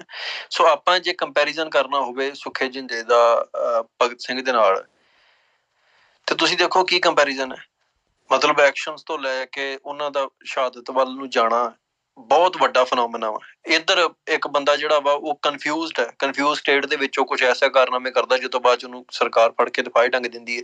ਹੁਣ ਉਸ ਬੰਦੇ ਨੂੰ ਠੀਕ ਹੈ ਸ਼ਹੀਦ ਕਹਿਣਾ, ਕਹੀ ਜਾਓ, ਇੰਡੀਅਨ ਸਟੇਟ ਲਈ ਉਹ ਸੂਟ ਕਰਦਾ ਕਹੀ ਜਾਣ, ਪਰ ਜਿਹੜੇ ਲੋਕ ਇੰਡੀਅਨ ਸਟੇਟ ਦੇ ਖਿਲਾਫ ਜੰਗ ਵਿੱਚ ਕੇ ਬੈਠੇ ਨੇ, ਜਿਹੜੇ ਲੋਕ ਲੜਾਈ ਲੜ ਰਹੇ ਨੇ ਇੰਡੀਅਨ ਸਟੇਟ ਦੇ ਖਿਲਾਫ, ਉਹ ਬੰਦੇ ਕਿਉਂ ਉਸ ਬੰਦੇ ਨੂੰ ਆਪਣਾ ਨਾਇਕ ਮੰਨਣ? ਮਤਲਬ ਇਹ ਸਾਡੇ ਤੇ ਇਹ ਤਾਂ ਧੱਕਾ ਹੀ ਆ ਨਾ ਵੀ ਤੁਸੀਂ ਸਾਨੂੰ ਆਪਣੇ ਨਾਇਕ ਵੀ ਨਹੀਂ ਚੁਣਨ ਦੇ ਰਹੇ, ਇੰਨੀ ਫਰੀਡਮ ਨਹੀਂ ਤੁਸੀਂ ਦਿੰਦੇ ਵੀ ਅਸੀਂ ਆਪਣੇ ਨਾਇਕ ਚੁਣੀਏ। ਤੁਸੀਂ ਸਾਡੇ ਬੱਚਿਆਂ ਨੂੰ ਸਕੂਲਾਂ 'ਚ ਪੜ੍ਹਾਉਂਦੇ ਜੋ। ਹੁਣ ਉਹਨਾਂ ਨੇ ਬੜੀ ਨਾ ਭੈੜੀ ਜੀ ਇੱਕ ਖੇਡ ਸ਼ੁਰੂ ਕਰਤੀ ਹੈ। ਗਾਂਧੀ ਜਿਹੜਾ ਸੀ ਉਹਨਾਂ ਨੂੰ ਪਤਾ ਸੀ ਪ੍ਰਮਾਣਿਤ ਨਹੀਂ ਹੋਣਾ, ਉਹਨਾਂ ਨੇ ਗਾਂਧੀ ਦੇ ਉਲਟੇ ਇੱਕ ਨਾਇਕ ਖੜਾ ਕੀਤਾ, ਭਗਤ ਸਿੰਘ ਦਾ ਪ੍ਰਚਾਰ ਕੀਤਾ। ਗਾਂਧੀ ਨੇ ਭਗਤ ਸਿੰਘ ਦੀ ਫਾਂਸੀ ਦੇ ਹੱਕ 'ਚ ਵੋਟ ਪਾਤੀ ਜੀ, ਗਾਂਧੀ ਮਾੜਾ ਹੈ, ਭਗਤ ਸਿੰਘ ਚੰਗਾ ਹੈ। ਪ੍ਰੋਬਲਮ ਇਹ ਆ ਵੀ ਗਾਂਧੀ ਜਿਹੜਾ ਹੈ ਤੇ ਭਗਤ ਸਿੰਘ ਜਿਹੜਾ ਤੁਹਾਨੂੰ ਦੋਵੇਂ ਇੱਕੋ ਹੀ ਰਾਹ ਤੇ ਲੈ ਕੇ ਜਾ ਰਹੇ ਨੇ। ਇੱਕ ਆਪਣੇ ਆਪ ਨੂੰ ਅਹਿੰਸਾਵਾਦੀ ਹੋਣ ਦਾ ਦਾਅਵਾ ਕਰ ਰਿਹਾ, ਇੱਕ ਹਿੰਸਾਵਾਦੀ ਹੈ। ਫਰਕ ਦੋਵਾਂ ਚ ਕੋਈ ਨਹੀਂ, ਦੋਵਾਂ ਦੀ ਆਈਡੀਓਲੋਜੀ ਚ ਕੋਈ ਫਰਕ ਨਹੀਂ, ਦੋਵਾਂ ਦੇ ਸਿਧਾਂਤਾਂ ਚ ਕੋਈ ਫਰਕ ਨਹੀਂ। ਦੋਵੇਂ ਹੀ ਬੰਦੇ ਜਿਹੜੇ ਆ ਉਹ ਸਿੱਖਾਂ ਨੂੰ ਇਹੋ ਹੀ ਸਿੱਖਾਂ ਕੋਲ ਮੰਗ ਕਰ ਰਹੇ ਨੇ ਵੀ ਸਿੱਖੀ ਛੱਡੋ, ਸਿੱਖੀ ਜਿਹੜੀ ਯੂਨੀਕ ਆਇਡੈਂਟੀਟੀ ਹੈ ਇਹਨੂੰ ਛੱਡੋ, ਆਪਣੀ ਨੂੰ ਇੰਡੀਅਨ ਜਿਹੜੀ ਐਸਟੈਬਲਿਸ਼ਮੈਂਟ ਦੇ ਵਿੱਚ ਅਸੀਮੀਲੇਟ ਹੋ ਜਾਓ। ਤੇ ਉਹਨਾਂ ਨੇ ਸਾਡੇ ਲੋਕਾਂ ਨੇ ਬੇਵਕੂਫਾਂ ਵਾਂਗੂ ਚੱਕ ਕੇ ਤੇ ਲੜਾਈ ਦੇ ਵਿੱਚ ਜੀ ਭਗਤ ਸਿੰਘ ਵਾਲੀ ਸਾਈਡ ਤੇ ਸਿਰਫ ਇਹ ਕਰਕੇ ਵੀ ਉਹ ਵਾਇਲੈਂਟ ਸੀ। ਠੀਕ ਹੈ, ਸਾਡੀ ਇੱਕ ਅਸੀਂ ਵਾਇਲੈਂਸ ਨੂੰ ਮਾੜਾ ਨਹੀਂ ਮੰਨਦੇ, ਅਸੀਂ ਹਿੰਸਾਵਾਦੀ ਨਹੀਂ ਹੈਗੇ। ਜਿਹੜਾ ਵਾ ਵਾਇਲੈਂਸ ਨੂੰ ਵੇਖਣ ਦੀ ਸਾਡੀ ਵੱਖਰੀ ਅਪਰੋਚ ਹੈ। ਪਰ ਕੀ ਉਸ ਭਗਤ ਸਿੰਘ ਦੀ ਵਾਇਲੈਂਸ ਨੂੰ ਜਸਟੀਫਾਈ ਕੀਤਾ ਜਾ ਸਕਦਾ? ਨਹੀਂ ਕੀਤਾ ਜਾ ਸਕਦਾ। ਅਨਨੈਸੈਸਰੀ ਵਾਇਲੈਂਸ ਸੀ ਨਾ ਭਗਤ ਸਿੰਘ ਦੀ। ਤੇ ਜਿਹੜੀ ਫਰਜ਼ ਕਰੋ ਵੀ ਇਹ ਇੱਥੇ ਤੇ ਕਹਿੰਦੇ ਆ ਵੀ ਅੱਜ ਉਹ ਜਿਹੜਾ ਕੀ ਨਾ ਲਈਦਾ ਵਾ, ਅੱਜ ਮੈਂ ਕਹਿੰਦਾ ਵੀ ਜੇ ਤੁਸੀਂ ਭਗਤ ਸਿੰਘ ਨੂੰ ਹੀਰੋ ਬਣਾ ਕੇ ਪੇਸ਼ ਕਰਦੇ ਹੋ, ਅੱਜ ਕੋਈ ਬੰਦਾ ਉੱਠੇ ਤੇ ਅਸੈਂਬਲੀ 'ਚ ਬੰਬ ਸੁੱਟੇ, ਤੁਸੀਂ ਉਹਨੂੰ ਕੀ ਕਹੋਗੇ? ਤੁਸੀਂ ਕੀ ਕਰੋਗੇ? ਮਤਲਬ ਉਹਦੇ ਨਾਲ ਕਿਹੋ ਜਿਹਾ ਵਤੀਰਾ ਰੱਖੋਗੇ? ਸੋ ਜਿਹੜੀ ਪਾਵਰਫੁਲ ਜਿਹੜੀ ਧਿਰ ਹੈ ਜਿਹੜੀ ਰਾਜ ਕਰ ਰਹੀ ਹੈ, ਉਹਨੇ ਤੇ ਉਹ ਵਤੀਰਾ ਕੀਤਾ ਭਗਤ ਸਿੰਘ ਨਾਲ ਜਿਹੜਾ ਉਹਨਾਂ ਨੂੰ ਕਰਨ ਲੱਗਦਾ ਸੀ ਵੀ ਅਸੀਂ ਕਰਨਾ ਚਾਹੀਦਾ। ਅਸੀਂ ਉਹਨੂੰ ਵੀ ਜਸਟੀਫਾਈ ਨਹੀਂ ਕਰਦੇ ਕਿਉਂਕਿ ਉਹਨਾਂ ਨੇ ਆਪਣਾ ਰਾਜ ਬਚਾਉਣਾ ਸੀ। ਪਰ ਕੀ ਜਿਹੜੇ ਬੰਦੇ ਉਹਨਾਂ ਦੇ ਖਿਲਾਫ ਲੜ ਰਹੇ ਸੀ, ਸੋ ਕਾਲਡ ਫਰੀਡਮ ਫਾਈਟਰਸ, ਉਹਨਾਂ ਦਾ ਮਕਸਦ ਲੋਕਾਂ ਨੂੰ ਫਰੀ ਕਰਨਾ ਸੀ ਜਾਂ ਉਹਨਾਂ ਦਾ ਮਕਸਦ ਲੋਕਾਂ ਨੂੰ ਅੰਗਰੇਜ਼ਾਂ ਦੇ ਜੰਗਲ ਚ ਕੱਢ ਕੇ ਆਪਣੇ ਜੰਗਲ ਚ ਲੈ ਕੇ ਆਉਣਾ? ਸੋ ਇੱਥੇ ਗੱਲ ਡਿਬੇਟ ਇੱਥੇ ਖੜੀ ਹੈ, ਨਾ ਕਿ ਇੱਥੇ ਵੀ ਅਸੀਂ ਗਾਂਧੀ ਭਗਤ ਸਿੰਘ ਚੋਂ ਨਹੀਂ ਚੁਣਨਾ ਕੁਛ ਵੀ। ਅਸੀਂ ਭਗਤ ਸਿੰਘ ਤੇ ਗਾਂਧੀ ਨੂੰ ਇੱਕ ਕੈਟੇਗਰੀ ਚ ਰੱਖਦੇ ਹਾਂ। ਉਹਦੇ ਕੀ ਮਤਲਬ ਫਰਕ ਪੈਂਦਾ ਵੀ ਇੱਕ ਬੰਦਾ ਵਾਇਲੈਂਟ, ਇੱਕ ਨੋਨ ਵਾਇਲੈਂਟ, ਦੋਵਾਂ ਦਾ ਮਕਸਦ ਤੇ ਇੱਕ ਹੀ ਆ ਨਾ। ਸਿੱਖ ਮੂਵਮੈਂਟ ਚ ਵੀ ਐਸੇ ਬਹੁਤ ਨਾਇਕ ਹੋਏ ਆ ਜਿਨ੍ਹਾਂ ਇੱਕ ਪਾਸੇ ਜਿਹੜੇ ਸੀ, ਫੋਰ ਐਗਜ਼ਾਮਪਲ ਆਪਾਂ ਗੱਲ ਕਰਨੀ ਹੈ ਤੇ ਸਿੱਖ ਖਾੜਕੂ ਸੰਘਰਸ਼ ਖਾੜਕੂ ਵੀ ਹੋਏ ਆ, ਜਸਵੰਤ ਸਿੰਘ ਖਾਲੜਾ ਵਰਗੇ ਵੀ ਸ਼ਹੀਦ ਹੋਏ ਆ ਜਿਨ੍ਹਾਂ ਨੇ ਵਾਇਲੈਂਸ ਨਹੀਂ ਚੁਣੀ, ਜਿਨ੍ਹਾਂ ਨੇ ਮਤਲਬ ਹਥਿਆਰ ਨਹੀਂ ਚੱਕਿਆ, ਪਰ ਉਹਨਾਂ ਨੇ ਬਹੁਤ ਵੱਡਾ ਯੋਗਦਾਨ ਦਿੱਤਾ ਖਾੜਕੂ ਮੂਵਮੈਂਟ ਦੇ ਵਿੱਚ। ਸੋ ਹੁਣ ਜੇ ਕੱਲ ਨੂੰ ਬੰਦਾ ਕਹੇ ਵੀ ਦੋਵਾਂ ਚ ਇੱਕ ਚੁਣੋ, ਏਦਾਂ ਨਹੀਂ ਹੁੰਦਾ। ਦੋਵੇਂ ਇੱਕ ਆਈਡੀਓਲੋਜੀ ਤੇ ਲੜੇ ਆ, ਇਸ ਕਰਕੇ ਸਾਡੇ ਦੋਵੇਂ ਹੀ ਆ। ਇਹ ਦੋਵੇਂ ਹੀ ਭਗਤ ਸਿੰਘ ਤੇ ਜਿਹੜੇ ਗਾਂਧੀ ਦੋਵੇਂ ਇੰਡੀਆ ਦੇ ਆ, ਸਾਡਾ ਦੋਵਾਂ ਚ ਕੋਈ ਨਹੀਂ। ਸਾਨੂੰ ਆਪਣੀ ਇਹ ਜਿਹੜੀ ਆ ਨਾ ਇਹਦੇ ਤੇ ਸਾਨੂੰ ਕਲੀਅਰ ਹੋਣਾ ਪੈਣਾ। ਜੇ ਨਹੀਂ ਹੁੰਦੇ ਪਿੰਡਾਂ ਤੱਕ ਵੀ ਕੀ ਆ ਵੀ ਜਦੋਂ ਗੱਲ ਕਰਨੀ ਆ ਆਪਾਂ ਹੁਣ, ਜਦੋਂ ਉਹਨਾਂ ਨੇ ਆਪਣੇ ਅੱਗੇ ਸਿਚੁਏਸ਼ਨ ਰੱਖ ਦਿੱਤੀ ਆ ਵੀ ਇੱਕ ਪਾਸੇ ਸਰਕਾਰੀ ਫਰਮਾਨ ਜਾਰੀ ਹੁੰਦਾ ਵੀ ਸੰਤ ਭਿੰਡਰਾਣੇ ਦੀਆਂ ਫੋਟੋਆਂ ਲਾਓ ਬੱਸਾਂ ਦੇ ਉੱਤੋਂ ਲਾਉਣ ਦਾ, ਚਲੋ ਉਹਨਾਂ ਨੇ ਵਾਪਸ ਲਿਆ, ਪ੍ਰੈਸ਼ਰ ਚ ਆਣ ਕੇ ਵੱਖਰੀ ਗੱਲ ਹੈ। ਪਰ ਦੂਜੇ ਪਾਸੇ ਨਾਲ ਦੀ ਨਾਲ ਭਗਤ ਸਿੰਘ ਦੀਆਂ ਫੋਟੋਆਂ ਦਫ਼ਤਰਾਂ 'ਚ ਲੱਗ ਰਹੀਆਂ ਨੇ। ਸੋ ਇਹਦਾ ਮਤਲਬ ਇਹ ਆ ਵੀ ਜੇ ਅੱਜ ਤੁਸੀਂ ਹਕੂਮਤ ਦੇ ਖਿਲਾਫ ਲੜਨਾ ਤੇ ਤੁਹਾਨੂੰ ਕਿਹੜਾ ਨਾਇਕ ਚਾਹੀਦਾ, ਕਿਹੜਾ ਬਾਗੀ ਚਾਹੀਦਾ, ਕਿਹੜਾ ਬੰਦਾ ਤੁਹਾਨੂੰ ਬਾਗੀ ਬਣਾਉਂਦਾ, ਕਿਹੜਾ ਬੰਦਾ ਤੁਹਾਨੂੰ ਪ੍ਰੋ ਸਟੇਟ ਬਣਾਉਂਦਾ। ਭਗਤ ਸਿੰਘ ਤੁਹਾਨੂੰ ਬਾਗੀ ਨਹੀਂ ਬਣਾ ਸਕਦਾ। ਕੋਈ ਤੁਸੀਂ ਕਦੀ ਸੁਣੋਗੇ ਵੀ ਭਗਤ ਸਿੰਘ ਦੀ ਫੋਟੋ ਲਾ ਕੇ ਕੋਈ ਇੰਡੀਅਨ ਸਟੇਟ ਦੇ ਖਿਲਾਫ ਲੜੇ? ਉਹ ਗਾੜੀ ਕਹਿਣਗੇ ਭਗਤ ਸਿੰਘ ਨੇ ਤੇ ਸਟੇਟ ਖੜੀ ਕੀਤੀ ਹੈ, ਤੁਸੀਂ ਇਹਦੇ ਖਿਲਾਫ ਕੀ ਲੜਦੇ ਜੋ? ਉਹਨਾਂ ਦੇ ਵੀ ਤਰਕ ਸਹੀ ਹੈ ਕਿਉਂਕਿ ਉਹਨਾਂ ਨੇ ਨਾਇਕ ਉਹਨੂੰ ਤਾਂ ਬਣਾਇਆ। ਤੇ ਜੇ ਤੁਸੀਂ ਅੱਜ ਲੜਨਾ ਹੈ ਤੇ ਤੁਸੀਂ ਕਿਹੜਾ ਨਾਇਕ ਨੂੰ ਚੁਣੋਗੇ? ਉਹਨਾਂ ਨੂੰ ਜਿਨ੍ਹਾਂ ਨੇ ਸਲੇਵਰੀ ਨੂੰ ਆਇਡੈਂਟੀਫਾਈ ਕੀਤਾ, ਉਹਦੇ ਖਿਲਾਫ ਲੜੇ ਤੇ ਉਹਦੇ ਖਿਲਾਫ ਲੜਦਿਆਂ ਸ਼ਹਾਦਤ ਦਿੱਤੀ ਹੈ। ਇਹ ਸਾਡੇ ਕੋਲ ਬਹੁਤ ਵੱਡੇ ਨਾਇਕ ਨੇ, ਸਾਨੂੰ ਕੋਈ ਛੋਟੇ ਮੋਟੇ ਨਾਇਕਾਂ ਦੀ ਲੋੜ ਹੀ ਨਹੀਂ। ਹਾਂਜੀ ਅੰਮ੍ਰਿਤਪਾਲ ਵੀਰੇ, ਮੇਰਾ ਨਾ ਵੀਰੇ ਤੇ ਬਸ ਇਹ ਪੁੱਛਣਾ, ਮੈਂ ਕਿਹਾ ਵੀ ਇਸ ਤਰ੍ਹਾਂ ਸਿਆਸਤ ਤੋਂ ਬਾਰੇ ਇਹਦੀ ਆਪਾਂ ਪੰਜਾਬ ਪੋਲੀਟਿਕਸ ਗੱਲ ਕਰਦਾ ਵੀ ਹੁਣ ਜਿੱਦਾਂ ਮਹਿੰਦਰਪਾਲ ਸਿੰਘ ਨੇ ਦੱਸਿਆ 2005 ਦੇ ਵਿੱਚ ਇਹਨਾਂ ਨੇ ਕੇਸ ਕੀਤਾ ਤੇ ਚਲੋ ਬਰੀ ਵੀ ਹੋਏ ਆ। ਇਹਨਾਂ ਦੀ ਅਦਾਲਤ ਆਪਾਂ ਨਹੀਂ ਮੰਨਦੇ, ਇਹਨਾਂ ਦੀ ਅਦਾਲਤ ਨੇ ਇਹਨਾਂ ਨੇ ਕੇਸ ਬਰੀ ਹੋ ਕੇ ਜਿਹੜਾ ਆਲਰੇਡੀ ਇਹ ਪੁਰਾਣੀ ਗੱਲ ਆ ਤੇ ਹੁਣ ਜਿਹੜਾ ਬਿਆਨ ਵੀ 2 ਮਹੀਨੇ ਪੁਰਾਣਾ ਚੱਕਿਆ ਇਹਨਾਂ ਨੇ, ਹਨਾ। ਹੁਣ ਮਤਲਬ ਕਹਿਣ ਦਾ ਵੀ ਇਹ ਜਿਵੇਂ ਆਮ ਪਾਰਟੀ ਵੱਲੋਂ ਜਿਹੜੇ ਇਹਨਾਂ ਨੇ ਬਣਾਇਆ ਗਿਆ ਕਿ ਪ੍ਰੋਪੋਗੈਂਡਾ ਵੀ ਚਲ ਉਹਦੇ ਵਿੱਚ ਭਾਵੇਂ ਰਾਘਵ ਚੱਡਾ ਦੀ ਨਿਯੁਕਤੀ ਨੂੰ ਉਹਨੇ ਕਰਤਾ ਵੀ ਲੋਕਾਂ ਦਾ ਧਿਆਨ ਨਾ ਜਾਵੇ, ਤੇ ਜਿਹੜੇ ਤਰੀਕੇ ਨਾਲ ਜਿੰਨੇ ਐਮਐਲਏ ਆ ਤੇ ਜਿਨ੍ਹਾਂ ਨੇ ਉਹਨਾਂ ਨੇ ਆਪਦਾ ਜਲੂਸ ਕੱਢਿਆ ਤੇ ਇੱਕੋ ਗੱਲ ਦੇ ਉੱਤੇ ਅੜ ਗਏ ਆ। ਈਵਨ ਮਤਲਬ ਇਹਨਾਂ ਦੀ ਕੋਰਟ ਨੇ ਆਲਰੇਡੀ ਇਹ ਚੀਜ਼ ਤੇ ਬਰੀ ਕੀਤਾ ਵਾ ਤੇ ਗੱਲ ਮੀਡੀਆ ਨੂੰ ਵੀ ਪਤਾ ਵਾ। ਤੇ ਗੱਲ ਤੇ ਇਹ ਵੀ ਹੁਣ ਆਪਣੇ ਬੰਦਿਆਂ ਤੱਕ ਫਿਰ ਸੋਸ਼ਲ ਮੀਡੀਆ ਤੱਕ ਤੇ ਆਪਣੇ ਕੋਲ ਤੇ ਫਿਰ ਜਿੰਨੇ ਕੁ ਸੀਮਤ ਜਿਹੇ ਸਾਧਨ ਆ ਤੇ ਆਪਾਂ ਤਾਂ ਉੱਥੋਂ ਤੱਕ ਇਹਨਾਂ ਨੂੰ ਦੱਸ ਸਕਦੇ ਆ ਨਾ। ਬਾਕੀ ਤੇ ਜਿਹੜੇ ਤਰੀਕੇ ਨਾਲ ਭਾਵੇਂ ਆਮ ਪਾਰਟੀ ਦੇ ਐਮਐਲਏ ਆ, ਜਿਹੜੀ ਇਹਨਾਂ ਦੀ ਕੋਰਟ ਵੱਲੋਂ ਚੀਜ਼ ਆ ਚੁੱਕੀ, ਉਹਨੂੰ ਵੀ ਨਹੀਂ ਮੰਨਦੇ ਪਏ। ਜਦੋਂ ਮਾਨ ਸਾਹਿਬ ਉਹਨਾਂ ਨੂੰ ਬਰੀ ਕੀਤਾ ਗਿਆ ਵਾ 2005 ਚ ਹੋਇਆ ਤੇ 5 ਸਾਲ ਬਾਅਦ ਮਤਲਬ ਬਰੀ ਹੋਏ ਪੂਰੇ ਕੇਸ ਚ, ਹਨਾ। ਉਹਨਾਂ ਨੂੰ ਨਹੀਂ ਮੰਨ ਕੇ ਉਹਨੂੰ ਵੀ ਰਿਜੈਕਟ ਕਰਕੇ ਤੇ ਇੱਕ ਪ੍ਰੋਪੋਗੈਂਡਾ ਹੀ ਏਦਾਂ ਫੇਕ ਚਲਾਇਆ ਜਾ ਰਿਹਾ ਜਾਣਬੁੱਝ ਕੇ, ਜਿਹੜੀ 2 ਮਹੀਨੇ ਪੁਰਾਣੀ ਗੱਲ ਆ ਉਹਨੂੰ ਬਣਾ ਕੇ, ਹਨਾ। ਤੇ ਮੈਂ ਤਾਂ ਬਸ ਇਹ ਆ ਵੀ ਆਪਣੇ ਕੋਲ ਤੇ ਫਿਰ ਇਹੀ ਆ ਵੀ ਸੀਮਤ ਸਾਜੇ ਨੇ ਤੇ ਆਪਦੇ ਤੱਕ ਹੀ ਆਪਾਂ ਗੱਲ ਕਰ ਸਕਦੇ, ਆਪਦੇ ਬੰਦੇ ਤੱਕ ਗੱਲ ਪਹੁੰਚਾ ਸਕਦੇ ਹਾਂ। ਮੀਡੀਆ ਵੀ ਜਿਹੜੇ ਤਰੀਕੇ ਨਾਲ ਪੰਜਾਬੀ ਮੀਡੀਆ ਜੋ ਇੱਥੇ ਬਣਿਆ ਸੀਗਾ, ਜਿਹੜਾ ਆਪਣਾ ਕਿਸਾਨੀ ਟਾਈਮ ਵੇਲੇ ਜੋ ਵੀ, ਉਹ ਵੀ ਸਾਰੇ ਇਹਨਾਂ ਦੇ ਇੰਡਾਇਰੈਕਟਲੀ ਹੱਕ 'ਚ ਭੁਗਤਦਾ ਨਾ। ਤੇ ਮੇਰੇ ਹਿਸਾਬ ਨਾਲ ਇਹ ਵੀ ਬਹੁਤ ਸੀਮਤ ਸਾਧਨ ਆ ਤੇ ਉਹਨਾਂ ਤੱਕ ਹੀ ਆਪਾਂ ਉਹਦੇ ਲੈਵਲ ਤੱਕ ਪ੍ਰਚਾਰ ਕਰ ਸਕਦੇ ਜਿੱਦ ਤੱਕ ਲੋਕਾਂ ਨੂੰ ਪਤਾ ਲੱਗੇ। ਮੋਸਟਲੀ ਜਵਾਬ ਤੇ ਆਪਣੇ ਬੰਦਿਆਂ ਨੇ ਦਿੱਤਾ ਬਹੁਤ ਟਿਕਾ ਕੇ, ਪਰ ਹੁਣ ਐਮਐਲਏ ਸਾਰੇ ਵੀ ਜਿਵੇਂ ਇੱਕਦਮ ਦੇ ਨੇ, ਜਿਵੇਂ ਸੰਗਲੀ ਖੋਲੀ ਹੁੰਦੀ, ਜਿਹਨਾਂ ਐਮਐਲਏ ਦਾ ਆਪਾਂ ਨਹੀਂ ਪਤਾ ਉਹ ਵੀ ਟਵੀਟ ਕਰ ਰਿਹਾ। ਜਿੱਥੇ ਬੋਲਣਾ ਸੀ ਜਦੋਂ ਪੰਜਾਬ ਦਾ ਮੁੱਦਾ, ਯੂਨੀਵਰਸਿਟੀ ਦਾ ਮੁੱਦਾ, ਕੋਈ ਉੱਥੇ ਇੱਕ ਆਵਾਜ਼ ਤੱਕ ਨਹੀਂ ਆਈ ਕਿਸੇ ਦੀ, ਹਨਾ। ਇਹਦੇ ਬਾਰੇ ਕੋਈ ਮਤਲਬ ਕਹਿਣਾ ਚਾਹੁੰਦੇ ਤੁਸੀਂ? ਉਹ ਤਾਂ ਦੇਖੋ ਜਦੋਂ ਜਦੋਂ ਤੁਸੀਂ ਸਟੇਟ ਦੀ ਰਗ ਨੂੰ ਫੜ ਲਓਗੇ ਨਾ, ਸਟੇਟ ਦੀ ਜਦੋਂ ਤੁਸੀਂ ਢਾਂਚੇ ਨੂੰ ਜਿਹੜਾ ਹੱਥ ਪਾ ਲਓਗੇ, ਉਦੋਂ ਫਿਰ ਜਿਹੜੇ ਸਟੇਟ ਤੇ ਪਾਲਤੂ ਉਹਨਾਂ ਦੇ ਬੋਲਣਾ ਹੁੰਦਾ, ਉਹਨਾਂ ਦਾ ਤੇ ਮਕਸਦ, ਕਿਉਂਕਿ ਉਹਨਾਂ ਦੇ ਤੁਸੀਂ ਘਰ ਨੂੰ ਢਾਉਣ ਤੁਰ ਪਏ ਜੋ। ਹੁਣ ਇਹ ਸੱਚਾਈ ਹੈ ਵੀ ਜਿੰਨਾ ਚਿਰ ਭਗਤ ਸਿੰਘ ਦਾ ਨਾਇਕ ਨਹੀਂ ਟੁੱਟਦਾ, ਉਹਨਾਂ ਚਿਰ ਤੁਹਾਡੇ ਨਾਇਕ ਜਿਹੜੇ ਉਹਦੀ ਜਗ੍ਹਾ ਨਹੀਂ ਲੈ ਸਕਦੇ। ਤੇ ਹੁਣ ਨਾਇਕ ਤੋੜਨਾ ਕਿੰਨੇ ਆ, ਉਹਦਾ ਜਿਹੜਾ ਉਹਦਾ ਇੱਕ ਇਲੂਜਨ ਹੈ ਵੀ ਭਗਤ ਸਿੰਘ ਨੇ ਸਾਡੀ ਖਾਤਰ ਕੋਈ ਸਾਡੀ ਖਾਤਰ ਕੁਰਬਾਨੀ ਨਹੀਂ ਕੀਤੀ। ਸਾਡੀ ਖਾਤਰ ਕੁਰਬਾਨੀ ਉਹਨਾਂ ਨੇ ਕੀਤੀ ਹੈ ਜਿਨ੍ਹਾਂ ਨੇ ਸਾਡੀ ਮਾਂ ਬੋਲੀ ਲਈ, ਸਾਡੇ ਖਿੱਤੇ ਲਈ, ਸਾਡੇ ਪੰਜਾਬੀ ਬੋਲਦੇ ਇਲਾਕਿਆਂ ਲਈ ਕੁਰਬਾਨੀਆਂ ਕੀਤੀਆਂ, ਜਿਨ੍ਹਾਂ ਨੇ ਰਾਜ ਦੀ ਖਾਤਰ ਕੁਰਬਾਨੀਆਂ ਕੀਤੀਆਂ। ਨਾ ਭਗਤ ਸਿੰਘ ਨੇ ਕੋਈ ਦੁਨੀਆ ਦੇ ਉੱਤੇ ਕੋਈ ਹਿਊਮੈਨਿਟੀ ਵਾਸਤੇ ਕੋਈ ਕੰਮ ਕੀਤਾ ਜਿਹੜਾ ਇਹ ਕੋਈ ਸੋਚੀ ਜਾਵੇ। ਭਗਤ ਸਿੰਘ ਦੀ ਕਈ ਕਹਿੰਦੇ ਵੀ ਸੋਚ ਬੜੀ ਵਿਸ਼ਾਲ ਹੈ। ਫਿਰ ਮੈਂ ਕਈ ਬੰਦੇ ਕਹਿੰਦੇ ਵੀ ਤੁਸੀਂ ਮੁਲਕ ਛੋਟੇ ਛੋਟੇ ਮੁਲਕਾਂ 'ਚ ਵੰਡਣ ਦੀ ਗੱਲ ਖਤਮ ਕਰੋ ਤੇ ਵੱਡੀ ਸੋਚੋ। ਮੈਂ ਤਾਂ ਕਹਿੰਦਾ ਠੀਕ ਆ, ਵੱਡਾ ਸੋਚੋ, ਤੁਸੀਂ ਏਦਾਂ ਕਰੋ ਇੰਡੀਆ ਦੇ ਬਾਰਡਰ ਡਿਸੋਲਵ ਕਰ ਦਿਓ, ਚੀਨ ਦੇ ਨਾਲ ਵੀ ਕਹੋ ਵੀ ਚਾਹੇ ਚੀਨ ਆਣ ਕੇ ਕਬਜ਼ਾ ਕਰ ਲਏ ਜਾਂ ਤੁਸੀਂ ਵੀ ਨਾ ਕਰੋ।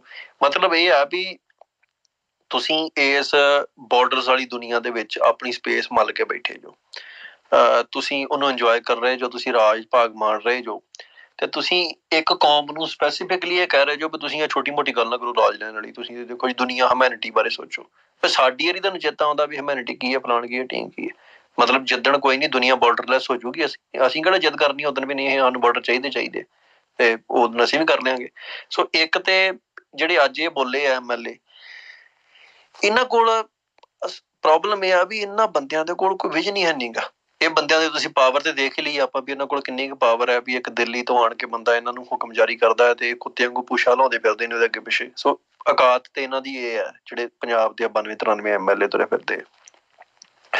ਪਰ ਇਹ ਹੁਣ ਕਿਉਂ ਬੋਲੇ ਆ, ਕਿਉਂ ਇਸ ਕਰਕੇ ਬੋਲੇ ਆ ਵੀ ਜਿਹੜਾ ਇਹਨਾਂ ਦੇ ਕੋਲ ਜਿਹੜੀ ਪਾਵਰ ਹੈ ਉਹ ਸਿੱਖਾਂ ਨੂੰ ਸਦੀਵੀ ਤੌਰ ਤੇ ਗੁਲਾਮ ਬਣਾ ਕੇ ਰੱਖਣ ਕਰਕੇ ਹੀ ਬਚੀ ਹੋਈ ਹੈ। ਜੇ ਫਰਜ਼ ਕਰੋ ਅਸੀਂ ਆਪਣੇ ਨਾਇਕ ਬਦਲ ਦਿਆਂਗੇ, ਫਿਰ ਅਸੀਂ ਉਹਨਾਂ ਲੋਕਾਂ ਨੂੰ ਚੁਣ ਕੇ ਲਿਆਵਾਂਗੇ ਅੱਗੇ ਜਿਹੜੇ ਬੰਦੇ ਭਗਤ ਸਿੰਘ ਨੂੰ ਆਪਣਾ ਨਾਇਕ ਨਹੀਂ ਮੰਨਦੇ। ਹੁਣ ਜਿਹੜੇ ਭਗਤ ਸਿੰਘ ਨੂੰ ਆਪਣਾ ਨਾਇਕ ਮੰਨਦੇ ਉਹਨਾਂ ਦੇ ਪੰਜਾਬ ਦੇ ਪਾਣੀਆਂ ਤੇ ਬੋਲਣਗੇ। ਤੁਸੀਂ ਦੱਸੋ ਮੈਨੂੰ ਵੀ ਜਿਹੜਾ ਬੰਦਾ ਭਗਤ ਸਿੰਘ ਨੂੰ ਆਪਣਾ ਨਾਇਕ ਮੰਨਦਾ ਹੋਵੇ, ਪੰਜਾਬ ਦੇ ਪਾਣੀਆਂ ਤੇ ਬੋਲਿਆ ਹੋਵੇ, ਪੰਜਾਬੀ ਬੋਲੀ ਤੇ ਬੋਲਿਆ ਹੋਵੇ, ਪੰਜਾਬ ਦੇ ਰਾਜ ਤੇ ਬੋਲਿਆ ਹੋਵੇ, ਜਾਂ ਖਾਲਸੇ ਰਾਜ ਦੀਆਂ ਖਾਲਿਸਤਾਨ ਦੀ ਉਹਨੇ ਗੱਲ ਕੀਤੀ ਹੋਵੇ, ਕਿਉਂ ਨਹੀਂ ਕਰਦੇ? ਸੋ ਇਹਦਾ ਅਰਥ ਇਹੋ ਹੀ ਹੈ ਵੀ ਜਦੋਂ ਤੁਸੀਂ ਕਿਸੇ ਨੂੰ ਨਾਇਕ ਮੰਨ ਲੈਂਦੇ ਜੋ ਆਪਣਾ, ਭਾਵੇਂ ਉਹ ਤੁਸੀਂ ਝੂਠ ਜਾਂ ਭਾਵੇਂ ਇੱਕ ਅਹੁਦੇ ਦਾ ਕਰਕੇ ਮੰਨੋ, ਇੱਕ ਜਿਹੜਾ ਪਾਰਲੀਮੈਂਟ ਦਾ ਮੈਂਬਰ ਪਾਰਲੀਮੈਂਟ ਦਾ ਅਹੁਦਾ ਹੈ ਜਾਂ MLA ਦਾ ਅਹੁਦਾ ਹੈ, ਉਹਦੇ ਕਰਕੇ ਮੰਨ ਲਓ, ਪ੍ਰੈਸ਼ਰ ਤੇ ਤੁਹਾਡੇ ਤੇ ਹੈਗਾ ਨਾ ਵੀ ਤੁਸੀਂ ਆਪਣੇ ਨਾਇਕਾਂ ਤੋਂ ਕਿਨਾਰਾ ਕਰਕੇ ਤੇ ਆਪਣੀਆਂ ਅਸਲ ਮੁਸ਼ਕਲਾਂ ਨੂੰ ਤੁਸੀਂ ਇਗਨੋਰ ਕਰੋ। ਹੁਣ ਜੇ ਕੋਈ ਬੰਦਾ ਇਸ ਪਾਵਰ ਸਟਰਕਚਰ ਦੇ ਇਸ ਢਾਂਚੇ ਦੇ ਵਿੱਚ ਜਾ ਕੇ ਵੀ ਇਹ ਕਹਿੰਦਾ ਵੀ ਭਗਤ ਸਿੰਘ ਜਿਹੜਾ ਵਾ ਉਹ ਸਾਡਾ ਨਾਇਕ ਨਹੀਂ, ਤੇ ਸਾਨੂੰ ਐ ਲੱਗਦਾ ਵੀ ਇਹੋ ਹੀ ਅਸਲ 'ਚ ਸੰਤ ਭਿੰਡਰਾਂਵਾਲੇ ਸਾਡੇ ਨਾਇਕ ਆ। ਉਹ ਸਰਦਾਰ ਮਾਨ ਨੇ ਜਿੱਦਣ ਆਪਣੀ ਬਣੇ ਉਹਨਾਂ ਨੇ ਇਹ ਗੱਲ ਕਹੀ ਆ ਵੀ ਮੈਂ ਜੇ ਤਾਂ ਆਪਣੀ ਸੰਤ ਭਿੰਡਰਾਂਵਾਲੇ ਨੂੰ ਸਮਰਪਿਤ ਕਰਨੀ ਚਾਹੁੰਦਾ। ਇਹੋ ਹੀ ਪ੍ਰੋਬਲਮ ਹੈ ਇਹਨਾਂ ਦੀ। ਉਹਨਾਂ ਨੇ ਸਾਰੇ ਇਗਨੋਰ ਕਰਤਾ ਵੀ ਇੱਕ ਬੰਦਾ ਹੈ ਮੈਂਬਰ ਪਾਰਲੀਮੈਂਟ। ਇਹ ਨਹੀਂ ਕੋਈ ਹੈਗਾ ਵੀ ਪੰਜਾਬ ਹਿੰਦੁਸਤਾਨ 'ਚ 542 MP ਨੇ ਟੋਟਲ, ਹੁਣ ਸ਼ਾਇਦ ਵੱਧ ਕੇ ਵੀ ਹੋਣਾ। 542 'ਚ ਇੱਕ ਬੰਦਾ ਉੱਠ ਕੇ ਕਹਿ ਰਿਹਾ ਵੀ ਅਸੀਂ ਭਗਤ ਸਿੰਘ ਨੂੰ ਕੁਛ ਨਹੀਂ ਮੰਨਦੇ, ਸੰਤ ਭਿੰਡਰਾਂਵਾਲੇ ਨੂੰ ਮੰਨਦੇ। ਤੇ 541 ਜਿਹੜੇ ਆ ਉਹਨਾਂ ਨੂੰ ਅੱਗ ਲੱਗੀ ਇਹ ਗੱਲ ਦੀ। ਕਿਉਂ ਲੱਗੀ ਹੈ? ਕਿਉਂਕਿ ਉਹਨਾਂ ਦੇ ਕੋਲ ਜਿਹੜੀ ਪਾਵਰ ਹੈ ਉਹ ਆਈ ਇਸ ਕਰਕੇ ਹੈ ਸਾਰੀ ਦੀ ਸਾਰੀ ਵੀ ਉਹਨਾਂ ਨੇ ਆਪਣੇ ਲੋਕਾਂ ਦਾ ਘਾਣ ਕਰਨ ਦੇ ਬਾਵਜੂਦ, ਸਾਰਾ ਕੁਝ ਕਰਨ ਦੇ ਬਾਵਜੂਦ ਇੱਕ ਝੂਠੇ ਨਾਇਕ ਨੂੰ ਆਪਣਾ ਨਾਇਕ ਮੰਨਿਆ। ਸੋ ਇਹ ਪੁਲਿਸ ਵੀ ਜਿਹੜੀ ਪੁਲਿਸ ਮੁਕਾਬਲੇ ਬਣਾਉਂਦੀ ਹੈ ਉਹ ਵੀ ਭਗਤ ਸਿੰਘ ਨੂੰ ਆਪਣਾ ਨਾਇਕ ਮੰਨਦੀ ਹੈ। ਤੁਸੀਂ ਹੈਰਾਨੀ ਵੇਖੋ। ਹੁਣ ਉਹ ਕਹਿੰਦੇ ਵੀ ਭਗਤ ਸਿੰਘ ਜਿਹੜਾ ਵਾ ਭਗਤ ਸਿੰਘ ਦੇ ਸੁਪਨਿਆਂ ਦਾ ਦੇਸ਼ ਜੀ, ਭਗਤ ਸਿੰਘ ਦਾ ਫਲਾਣ ਜੀ, ਭਗਤ ਸਿੰਘ ਦਾ ਢੀਂਗ, ਭਗਤ ਸਿੰਘ ਨੇ ਆਹ ਕਰ ਦਿੱਤਾ। ਕੀ ਮਤਲਬ ਅੱਜ ਤੱਕ ਤੁਸੀਂ ਸੁਣਿਆ ਵੀ ਭਗਤ ਸਿੰਘ ਦੇ ਐਕਸ਼ਨਸ ਬਾਰੇ ਕਿਸੇ ਨੇ ਡਿਟੇਲਡ ਗੱਲਬਾਤ ਕੀਤੀ ਹੋਵੇ? ਉਹ ਇਹਦੇ ਤੇ ਵੀ ਹਿਪੋਕ੍ਰੇਸੀ ਹੈ। ਇੱਕ ਇਹਦੀ ਹਿਪੋਕ੍ਰੇਸੀ ਵੀ ਸੁਣ ਲਓ ਵੀ ਭਗਤ ਸਿੰਘ ਤੇ ਸਾਰੀ ਉਮਰ ਵਾਇਲੈਂਟ ਰਿਹਾ। ਉਹਨੇ ਤੇ ਇਹ ਨਹੀਂ ਕਿਹਾ ਵੀ ਮੈਂ ਗਾਂਧੀ ਵਾਂਗੂ ਮਤਲਬ ਨੋਨ ਵਾਇਲੈਂਟ ਤਰੀਕਾ ਅਪਣਾਉਣਾ। ਹੁਣ ਸਟੇਟ ਕੀ ਕਰਦੀ ਹੈ ਵੀ ਅਫੀਸ਼ੀਅਲ ਸਟੇਟ ਨੇ ਗਾਂਧੀ ਨੂੰ ਰੱਖਿਆ ਹੋਇਆ ਨਾਇਕ। ਕਿਉਂ ਰੱਖਿਆ? ਵੀ ਦੇਸ਼ ਨੋਨ ਵਾਇਲੈਂਟ ਹੈ ਜੀ ਇੱਥੇ, ਕਿਉਂਕਿ ਉਹਨਾਂ ਨੂੰ ਪਤਾ ਹੈ ਵੀ ਜੇ ਅਫੀਸ਼ੀਅਲੀ ਭਗਤ ਸਿੰਘ ਨੂੰ ਬਣਾਵਾਂਗੇ ਤੇ ਕੱਲ ਨੂੰ ਕੋਈ ਬੰਦਾ ਕਹਿ ਸਕਦਾ ਭਗਤ ਸਿੰਘ ਨੇ ਤਾਂ ਹਥਿਆਰ ਚੱਕੇ, ਮੈਂ ਵੀ ਚੱਕੂਗਾ। ਅਫੀਸ਼ੀਅਲੀ ਸਟੇਟ ਕਦੇ ਵੀ ਭਗਤ ਸਿੰਘ ਨੂੰ ਨਹੀਂ ਕਰਦੀ ਆਪਣਾ ਨਾਇਕ ਅਨਾਊਂਸ। ਅਫੀਸ਼ੀਅਲੀ ਸਟੇਟ ਕਰੇ ਵੀ ਸ਼ਹੀਦ ਆ ਭਗਤ ਸਿੰਘ ਜੀ, ਜੇ ਹੁਣ ਕਰ ਵੀ ਦਊਗੀ ਤਾਂ ਕੋਈ ਫਰਕ ਨਹੀਂ ਪੈਂਦਾ। ਪਰ ਇਹ ਆ ਵੀ ਉਹਨਾਂ ਨੇ ਦੋ ਪ੍ਰੋਬਲਮ ਖੜੀਆਂ ਕਰਤੀਆਂ। ਉਹਨਾਂ ਨੇ ਭਗਤ ਸਿੰਘ ਜਿਹੜਾ ਵਾ ਉਹਨੂੰ ਜਿਹੜਾ ਪੁਲਿਸ ਫੌਜ ਦਾ ਮੋਰਾਲ ਚੁੱਕਣ ਨੂੰ ਭਗਤ ਸਿੰਘ ਨੇ ਕੁਰਬਾਨੀ ਦਿੱਤੀ ਜੀ, ਕਿਉਂਕਿ ਮੋਰਾਲ ਤੇ ਏਦਾਂ ਹੀ ਚੁਕਾਉਣਾ ਵੀ ਝੂਠੇ ਪ੍ਰਾਪੋਗੰਡੇ ਕਰਕੇ। ਇਹਦੇ ਲਈ ਜਿਹੜਾ ਬ੍ਰਾਹਮਣ ਹੈ ਉਹ ਬੜਾ ਮਾਹਰ ਹੈ ਇਹਨਾਂ ਕੰਮਾਂ ਦੇ ਵਿੱਚ। ਉਹਨਾਂ ਨੇ ਮੋਰਾਲ ਚੁੱਕਣ ਲਈ ਸਾਰਾ ਮਿਥਿਹਾਸ ਸਿਰਜਿਆ ਮਿਥਿਹਾਸ ਦਾ ਅਰਥ ਇਹ ਹੋ ਜਾਂਦਾ ਵੀ ਜਿਹੜਾ ਕੋਈ ਸੱਚ ਨਾ ਹੋਵੇ, ਜਿਹਨੂੰ ਸਿਰਜਿਆ ਜਾਵੇ ਲੋਕਾਂ ਨੂੰ ਮਤਲਬ ਕਹਾਣੀਆਂ ਦੇ ਰੂਪ ਦੇ ਵਿੱਚ ਫਿਕਸ਼ਨ ਘੜੀ ਜਾਵੇ ਤਾਂ ਜੋ ਲੋਕਾਂ ਨੂੰ ਬਦਲਿਆ ਜਾ ਸਕੇ। ਸੋ ਉਹਨੇ ਬੜਾ ਤਕੜਾ ਮਿਥਿਹਾਸ ਸਿਰਜਿਆ ਵੀ ਲੋਕਾਂ ਨੂੰ ਵਾਰੀਅਰ ਬਣਾਉਣ ਲਈ ਜਾਂ ਕੋਸ਼ਿਸ਼ ਕੀਤੀ ਇੱਦਾਂ ਦੀ। ਅਸਲ ਇਤਿਹਾਸ ਉਹਨਾਂ ਕੋਲ ਕੋਈ ਨਹੀਂ ਹੈਗਾ। ਹੁਣ ਏਦਾਂ ਹੀ ਜਿਹੜਾ ਇਹ ਸਾਡੇ ਤੋਂ ਥੋਪਿਆ ਗਿਆ ਸਾਰਾ ਕੁਝ ਸਾਨੂੰ ਅਸੀਂ ਭਗਤ ਸਿੰਘ ਨੂੰ ਹੁਣ ਕਾਮਰੇਡ ਜਿਹੜੇ ਆ ਉਹਨਾਂ ਨੂੰ ਐਂ ਲੱਗਦਾ ਵੀ ਭਗਤ ਸਿੰਘ ਬਹੁਤ ਵੱਡਾ ਹੀਰੋ ਹੈ। ਬਲਤੇਜ ਪੰਨੂ ਜਿਹੜਾ ਗੰਜਾ ਜਿਹਾ ਪੱਤਰਕਾਰ ਹੈ ਉਹਨੇ ਲਿਖਿਆ ਵੀ ਜੇ ਕੀ ਨਾਂ ਲਈਦਾ ਭਗਤ ਸਿੰਘ ਅੱਤਵਾਦੀ ਹੈ ਤੇ ਫਿਰ ਜਟਾਣੇ ਵਰਗੇ ਬੰਦੇ ਨਾਇਕ ਕਿੱਦਾਂ ਹੋ ਸਕਦੇ ਆ। ਮਤਲਬ ਮੈਨੂੰ ਤਾਂ ਸਮਝ ਨਹੀਂ ਆਉਂਦੀ ਵੀ ਫਰਕ ਕੀ ਹੈ। ਜਟਾਣੇ ਹੋਣਾ ਨੇ ਤੇ ਮਤਲਬ ਭਾਈ ਜਟਾਣੇ ਨੇ ਤੇ ਉਸ ਬੰਦੇ ਨੂੰ ਮਾਰਿਆ ਜਿਹੜਾ ਬੰਦਾ ਪ੍ਰੋਬਲਮ ਬਣ ਰਿਹਾ ਸੀ, ਜਿਹੜਾ ਬੰਦਾ ਐਕਚੁਅਲ ਦੇ ਵਿੱਚ ਪਾਰਟੀਸਪੇਟ ਕਰ ਰਿਹਾ ਸੀ ਸਾਰਾ ਕੁਛ। ਇਹ ਤਾਂ ਨਹੀਂ ਹੈਗਾ ਵੀ ਭਾਈ ਜਟਾਣੇ ਨੇ ਉੱਥੇ ਜਿੰਨੇ SYL ਦੇ ਲਾਗੇ ਛਾਗੇ ਤੁਰੇ ਫਿਰਦੇ ਬੰਦੇ ਸਾਰੇ ਚੱਕ ਦਿੱਤੇ, ਚੀਫ ਇੰਜੀਨੀਅਰ ਨੂੰ ਮਾਰਿਆ। ਹੁਣ ਜੇ ਤੇ ਬਲਤੇਜ ਪੰਨੂ ਭਗਤ ਸਿੰਘ ਨੂੰ ਨਾਇਕ ਮੰਨਦਾ ਤੇ ਭਾਈ ਜਟਾਣੇ ਨੂੰ ਨਾਇਕ ਕਿਉਂ ਨਹੀਂ ਮੰਨਦਾ? ਮਤਲਬ ਇਹ ਫਿਰ ਬਲਤੇਜ ਪੰਨੂ ਅੱਜ ਵਾਇਲੈਂਸ ਨੂੰ ਜਿਹੜਾ ਵਾ ਮਾੜਾ ਕਿਉਂ ਕਹਿੰਦਾ? ਫਿਰ ਬਲਤੇਜ ਪੰਨੂ ਇਹ ਕਿਉਂ ਕਹਿੰਦਾ ਵੀ ਹਥਿਆਰ ਮਾੜੇ ਨੇ, ਹਥਿਆਰ ਨਹੀਂ ਹੋਣੇ ਚਾਹੀਦੇ? ਗਨ ਕਲਚਰ ਦੀ ਕਿਉਂ ਉਹਦਾ ਕ੍ਰਿਟਿਸਿਜ਼ਮ ਕਰਦਾ? ਮਤਲਬ ਇੰਨੀ ਪਾਰਸ਼ੈਲਿਟੀ, ਇੰਨੀ ਹਿਪੋਕ੍ਰੇਸੀ ਵੀ ਤੁਸੀਂ ਇੱਕ ਪਾਸੇ ਇੱਕ ਉਸ ਬੰਦੇ ਨੂੰ ਆਪਣਾ ਨਾਇਕ ਮੰਨਦੇ ਹੋ ਜਿਹਨੇ ਵਾਇਲੈਂਸ ਵੀ ਵਰਤੀ ਹੈ ਤੇ ਬੜੀ ਮਤਲਬ ਇਲੌਜੀਕਲ ਤਰੀਕੇ ਦੇ ਨਾਲ ਵਰਤੀ। ਜਿਹਦੇ ਕੋਈ ਤੁੱਕ ਹੀ ਨਹੀਂ ਬਣਦੀ, ਜਿੱਥੇ ਕੋਈ ਤੁੱਕ ਨਹੀਂ ਬਣਦੀ ਉੱਥੇ ਮਤਲਬ ਗੋਲੀਆਂ ਚਲਾ ਦਿੱਤੀਆਂ ਜਾ ਕੇ, ਹੈ ਜਿੱਥੇ ਕੋਈ ਰੌਲਾ ਨਹੀਂ ਉੱਥੇ ਬੰਬ ਸੁੱਟ ਦਿੱਤਾ ਜਾ ਕੇ। ਸੋ ਜਿਹੜੇ ਬੰਦਿਆਂ ਨੇ ਸਪੈਸੀਫਿਕਲੀ ਚੂਜ਼ ਕਰਕੇ ਤੇ ਮਹਾਰਾਜ ਦੇ ਬਚਨ ਤੋਂ ਬਾਅਦ ਵੀ ਜਦੋਂ ਕੋਈ ਹੋਰ ਹੀਲਾ ਵਸੀਲਾ ਨਹੀਂ ਬਚਿਆ ਉਦੋਂ ਵਾਇਲੈਂਸ ਵਰਤੀ, ਉਹਨਾਂ ਨੂੰ ਤੁਸੀਂ ਖਲਨਾਇਕ ਕਹਿੰਦੇ ਜੋ ਤੇ ਭਗਤ ਸਿੰਘ ਨੂੰ ਨਾਇਕ ਕਹਿੰਦੇ। ਹੁਣ ਹਿਪੋਕ੍ਰੇਸੀ ਤੁਹਾਡੇ 'ਚ। ਅਸੀਂ ਤੇ ਭਗਤ ਸਿੰਘ ਨੂੰ ਖਲਨਾਇਕ ਨਹੀਂ ਕਹਿੰਦੇ, ਅਸੀਂ ਇਹ ਕਹਿੰਦੇ ਵੀ ਸਾਡਾ ਨਾਇਕ ਨਹੀਂ ਹੈਗਾ। ਸੋ ਇਹ ਜਿਹੜਾ ਨਾ ਇਹ ਸਟੇਟ ਦੀ ਬਹੁਤ ਵੱਡੀ ਜਿਹੜੀ ਪੋਲਿਸੀ ਹੁੰਦੀ ਹੈ, ਕਿਸੇ ਵੀ ਕੌਮ ਨੂੰ ਇਹ ਜਤਾ ਦੇਣਾ। ਮਤਲਬ ਤੁਸੀਂ ਜਦੋਂ ਕੌਮੀ ਰੂਪ ਦੇ ਵਿੱਚ ਅੱਜ ਜਦੋਂ ਕਿਸੇ ਨੂੰ ਨਾਇਕ ਮੰਨਣਾ ਹੈ, ਕਿਉਂ ਮੰਨਣਾ? ਕਿਉਂਕਿ ਤੁਸੀਂ ਨਾਇਕ ਨੇ ਤੁਹਾਨੂੰ ਇੰਸਪਾਇਰ ਕਰਨਾ ਹੈ, ਤੁਹਾਡੇ ਨੇ ਜਿਹੜਾ ਜੋ ਤੋਂ ਤੁਸੀਂ ਪ੍ਰੇਰਨਾ ਲੈਣੀ ਹੈ। ਹੁਣ ਏਦਾਂ ਨਹੀਂ ਹੋ ਸਕਦਾ ਵੀ ਜਿਹੜੀ ਸਟੇਟ, ਜਿਹੜੀ ਇਹ ਈਵਲ ਸਟੇਟ ਹੈ, ਇੰਡੀਅਨ ਸਟੇਟ ਹੈ, ਇਹਨੂੰ ਬਚਾਉਣ ਲਈ ਜਿਹੜੇ ਲੜ ਰਹੇ ਨੇ, ਪੁਲਿਸ ਹੋ ਗਈ, ਫੌਜ ਹੋ ਗਈ, ਉਹ ਵੀ ਆਪਣਾ ਨਾਇਕ ਭਗਤ ਸਿੰਘ ਨੂੰ ਮੰਨੀ ਜਾਂਦੇ ਹੋਣ ਤੇ ਜਿਹੜੇ ਇਹਦੇ ਖਿਲਾਫ ਲੜਦੇ ਨੇ ਉਹ ਵੀ ਆਪਣਾ ਨਾਇਕ ਭਗਤ ਸਿੰਘ ਨੂੰ ਮੰਨੀ ਜਾਂਦੇ ਹੋਣ। ਇਹ ਤਾਂ ਬੇਵਕੂਫੀ ਹੈ। ਇਹ ਕਾਹਦੀ ਲੜਾਈ ਹੈ? ਸੋ ਇਸ ਕਰਕੇ ਉਹ ਬੇਸ਼ੱਕ ਕਹਿਣ, ਉਹ ਸਾਡੇ ਬੱਚਿਆਂ ਨੂੰ ਪੜ੍ਹਾਉਣਗੇ ਕਿਉਂਕਿ ਸਕੂਲ ਉਹਨਾਂ ਦੇ ਨੇ, ਉਹ ਅਖਬਾਰਾਂ ਉਹਨਾਂ ਦੀਆਂ ਨੇ, TV ਉਹਨਾਂ ਦਾ ਹੈ, ਸਾਰਾ ਕੁਝ ਉਹਨਾਂ ਦੇ, ਉੱਥੇ ਤੇ ਭਗਤ ਸਿੰਘ ਹੀ ਚੱਲੂਗਾ। ਪਰ ਘੱਟੋ ਘੱਟ ਜਿੱਥੇ ਰਜਿਸਟੈਂਸ ਦੀ ਗੱਲ ਹੁੰਦੀ ਹੈ, ਜਿੱਥੇ ਬਗਾਵਤ ਦੀ ਗੱਲ ਚੱਲਦੀ ਹੈ, ਉੱਥੇ ਜਿਹੜਾ ਨਾ ਭਗਤ ਸਿੰਘ ਨਹੀਂ ਹੋਣਾ ਚਾਹੀਦਾ। ਕਿਉਂਕਿ ਭਗਤ ਸਿੰਘ ਬਾਗੀ ਨਹੀਂ ਹੈਗਾ। ਭਗਤ ਸਿੰਘ ਪੰਜਾਬ ਦੇ ਲਈ ਕਦੀ, ਪੰਜਾਬ ਜਿਹੜਾ ਵਾ ਨਾ ਹਿੰਦੁਸਤਾਨ ਦਾ ਬਾਗੀ ਨਹੀਂ ਹੋ ਸਕਦਾ। ਭਗਤ ਸਿੰਘ ਇੰਡੀਆ ਦਾ ਬਾਗੀ ਨਹੀਂ ਹੋ ਸਕਦਾ। ਭਗਤ ਸਿੰਘ ਪੰਜਾਬ ਦਾ ਬਾਗੀ ਹੈਗਾ ਕਿਉਂਕਿ ਉਹਨੇ ਬੋਲੀ ਨਾਲ ਬਗਾਵਤ ਕੀਤੀ ਹੈ, ਉਹਨੇ ਪੰਜਾਬ ਦੀ ਆਇਡੈਂਟੀਟੀ ਨਾਲ ਬਗਾਵਤ ਕੀਤੀ, ਧਰਮ ਨਾਲ ਬਗਾਵਤ ਕੀਤੀ ਹੈ। ਸੋ ਸਾਨੂੰ ਇਹ ਚੀਜ਼ਾਂ ਨੂੰ ਅੰਡਰਸਟੈਂਡ ਕਰਕੇ ਤੇ ਆਪਣੇ ਤੌਰ ਦੇ ਉੱਤੇ ਇਹ ਗੱਲ ਨੂੰ, ਪਹਿਲੀ ਗੱਲ ਤੇ ਆਪਣੇ ਮਨਾਂ ਚੋਂ ਗਿਲਟ ਕੱਢ ਦੇਣੀ ਚਾਹੀਦੀ ਵੀ ਨਹੀਂ ਜੀ। ਕਈ ਬੰਦੇ ਕਹਿਣਗੇ ਠੀਕ ਹੈ ਜੀ, ਉਹਨੂੰ ਵੀ ਮੰਨ ਲਓ, ਨਹੀਂ ਉਹਨੂੰ ਕਿ ਅਸੀਂ ਨਹੀਂ ਮੰਨ ਸਕਦੇ। ਸਾਡੇ ਕੋਲ ਨਾਇਕਾਂ ਦੀ ਕੋਈ ਸਪੇਸ ਥੋੜੀ ਹੈ ਵੀ ਅਸੀਂ ਫਰੇਮ ਜੜਿਆ ਵਾ ਵੀ ਇਹਦੀ ਫੋਟੋ ਵੀ ਲਾ ਦਈਏ ਉੱਥੇ ਖੜ ਕੇ। ਕੰਟਰਾਡਿਕਟਰੀ ਬੰਦਿਆਂ ਨੂੰ ਕਿੱਦਾਂ ਅਸੀਂ ਦੋਵਾਂ ਨੂੰ ਨਾਇਕ ਬਣਾ ਕੇ ਖੜੇ ਕਰ ਦਈਏ? ਫਿਰ ਤੁਸੀਂ ਸ਼ਹੀਦ ਆਜ਼ਮ ਕਹਿੰਦੇ ਜੋ, ਮਤਲਬ ਤੁਸੀਂ ਇਹਨੂੰ ਗੁਰੂ ਅਰਜਨ ਪਾਤਸ਼ਾਹ ਦੇ ਬਰਾਬਰ ਬਿਠਾ ਰਹੇ ਜੋ, ਕਿਹੜੀ ਗੱਲ ਕਰਕੇ? ਸੋ ਇਹ ਅਫੀਸ਼ੀਅਲ ਤੌਰ ਤੇ ਜਦੋਂ ਕੋਈ ਵੀ ਜੇ ਕੋਈ ਭਗਵੰਤ ਮਾਨ ਵਰਗਾ ਜਿਹੜਾ ਬੰਦਾ ਜਿਹੜਾ ਦਿੱਲੀ ਦਾ ਚੱਪਲਾਂ ਚੱਟ ਰਿਹਾ, ਉਹ ਬੰਦਾ ਬੜਾ ਬੁੜਕ ਰਿਹਾ ਵੀ ਭਗਤ ਸਿੰਘ ਨੂੰ ਤੁਸੀਂ ਆਹ ਕਹਿ ਦਿੱਤਾ, ਉਹਨੂੰ ਕਿਹਾ ਵੀ ਤੂੰ ਕੀ ਆ? ਫਿਰ ਜੇ ਤੇਰੇ ਨਾਇਕ ਏਦਾਂ ਦੇ ਆ ਜਿਹੜੇ ਦਿੱਲੀ ਦੇ ਉਪਾਸ਼ਕ ਰਹੇ ਹੋਣ, ਉਹੋ ਜਿਹਾ ਤੂੰ ਆ ਦਿੱਲੀ ਦੇ ਚੱਪਲ ਚੱਟਣ ਵਾਲਾ, ਸਾਨੂੰ ਕੀ ਦੱਸ ਰਿਹਾ ਤੂੰ? ਸੋ ਸਾਡੇ ਤੇ ਉਹ ਨਾਇਕ ਹੈ ਜਿਹੜਾ ਨੇ ਸੱਚ ਬੋਲਿਆ। ਸੰਤ ਕਰਤਾਰ ਸਿੰਘ ਭਿੰਡਰਾਲਿਆਂ ਨੇ ਦਿੱਲੀ ਕਾਨਫਰੰਸ ਦੇ ਵਿੱਚ ਜਦੋਂ ਇੰਦਰਾ ਗਾਂਧੀ ਦੇ ਆਉਣ ਤੇ ਲੋਕ ਖੜੇ ਹੋ ਗਏ ਸੀ ਗੁਰੂ ਸਾਹਿਬ ਦੀ ਹਜ਼ੂਰੀ 'ਚ, ਉਦੋਂ ਸੱਚ ਬੋਲਿਆ ਸੀ ਇੰਦਰਾ ਗਾਂਧੀ ਦੇ ਮੂੰਹ ਦੇ ਉੱਤੇ ਵੀ ਇੱਥੇ ਜਿਹੜੇ ਉਹਨੇ ਕਿਹਾ ਸੀ ਬ੍ਰਹਮੰਡਾਂ ਦੇ ਮਾਲਕ ਸਤਿਗੁਰ ਸੱਚੇ ਪਾਤਸ਼ਾਹ ਬਿਰਾਜਮਾਨ ਅਤੇ ਕੋਈ ਦੁਖੀ ਦਾ ਕੋਈ ਬੰਦਾ ਆਉਂਦਾ ਤੁਸੀਂ ਉੱਠ ਕੇ ਖੜੇ ਹੋ ਜਾਂਦੇ ਜੋ। ਇਹ ਅਸੀਂ ਉਹਨਾਂ ਨੂੰ ਆਪਣਾ ਨਾਇਕ ਮੰਨਦੇ ਹਾਂ। ਅਸੀਂ ਉਹਨਾਂ ਨੂੰ ਨਾਇਕ ਨਹੀਂ ਮੰਨਦੇ ਵੀ ਜਿਹੜੇ ਰਾਘਵ ਚੱਡੇ ਤੇ ਕੇਜਰੀਵਾਲ ਦੇ ਚਪਲੀ ਚੱਟ ਹੋਣ ਤੇ ਉਹ ਸਾਨੂੰ ਦੱਸਣ ਵੀ ਭਗਤ ਸਿੰਘ ਚੰਗਾ ਕਿ ਮਾੜਾ। ਉਹਨੂੰ ਕਿਹਾ ਵੀ ਭਗਤ ਸਿੰਘ ਹੋਊਗਾ, ਮਤਲਬ ਪਹਿਲੀ ਗੱਲ ਤੇ ਕਿਸੇ ਬੰਦੇ ਦਾ ਕੋਈ ਬਹੁਤ ਵੱਡਾ ਆਈਡੀਆ ਵੀ ਹੋਵੇ ਨਾ, ਕਿਸੇ ਕੋਲ ਸੰਘਰਸ਼ ਦਾ, ਕਿਸੇ ਨੇ ਬਹੁਤ ਵੱਡੀ ਕੋਈ ਆਈਡੀਆ ਨੂੰ ਜਨਰੇਟ ਕੀਤਾ ਹੋਵੇ, ਕਿਸੇ ਨੇ ਬਹੁਤ ਵੱਡੀ ਕੋਈ ਕੁਰਬਾਨੀ ਕੀਤੀ ਹੋਵੇ, ਉਹਦੇ ਲਈ ਅਸੀਂ ਡਿਬੇਟ ਵੀ ਕਰਦੇ ਚੰਗੀ ਲੱਗੀ ਵੀ ਹਾਂ ਵੀ ਭਗਤ ਸਿੰਘ ਜਿਹੜਾ ਸੀ ਉਹ ਬਹੁਤ ਵੱਡਾ ਕਾਰਨਾਮਾ ਕਰ ਗਿਆ ਤੇ ਸਾਨੂੰ ਅੱਜ ਲੋੜ ਹੈ ਵੀ ਅਸੀਂ ਡਿਬੇਟ ਕਰੀਏ ਵੀ ਭਗਤ ਸਿੰਘ ਨੂੰ ਅਸੀਂ ਅਪਣਾਉਣਾ ਹੈ ਕਿ ਨਹੀਂ ਅਪਣਾਉਣਾ। ਯਾਰ ਮਤਲਬ ਦੁਖੀ ਦਾ ਕੰਮ ਨਹੀਂ ਕੀਤਾ ਤੇ ਆਪਾਂ ਐਵੇਂ ਮਤਲਬ ਸਿਰ ਤੇ ਚੱਕੀ ਫਿਰਦੇ। ਮੇਰਾ ਗੱਲ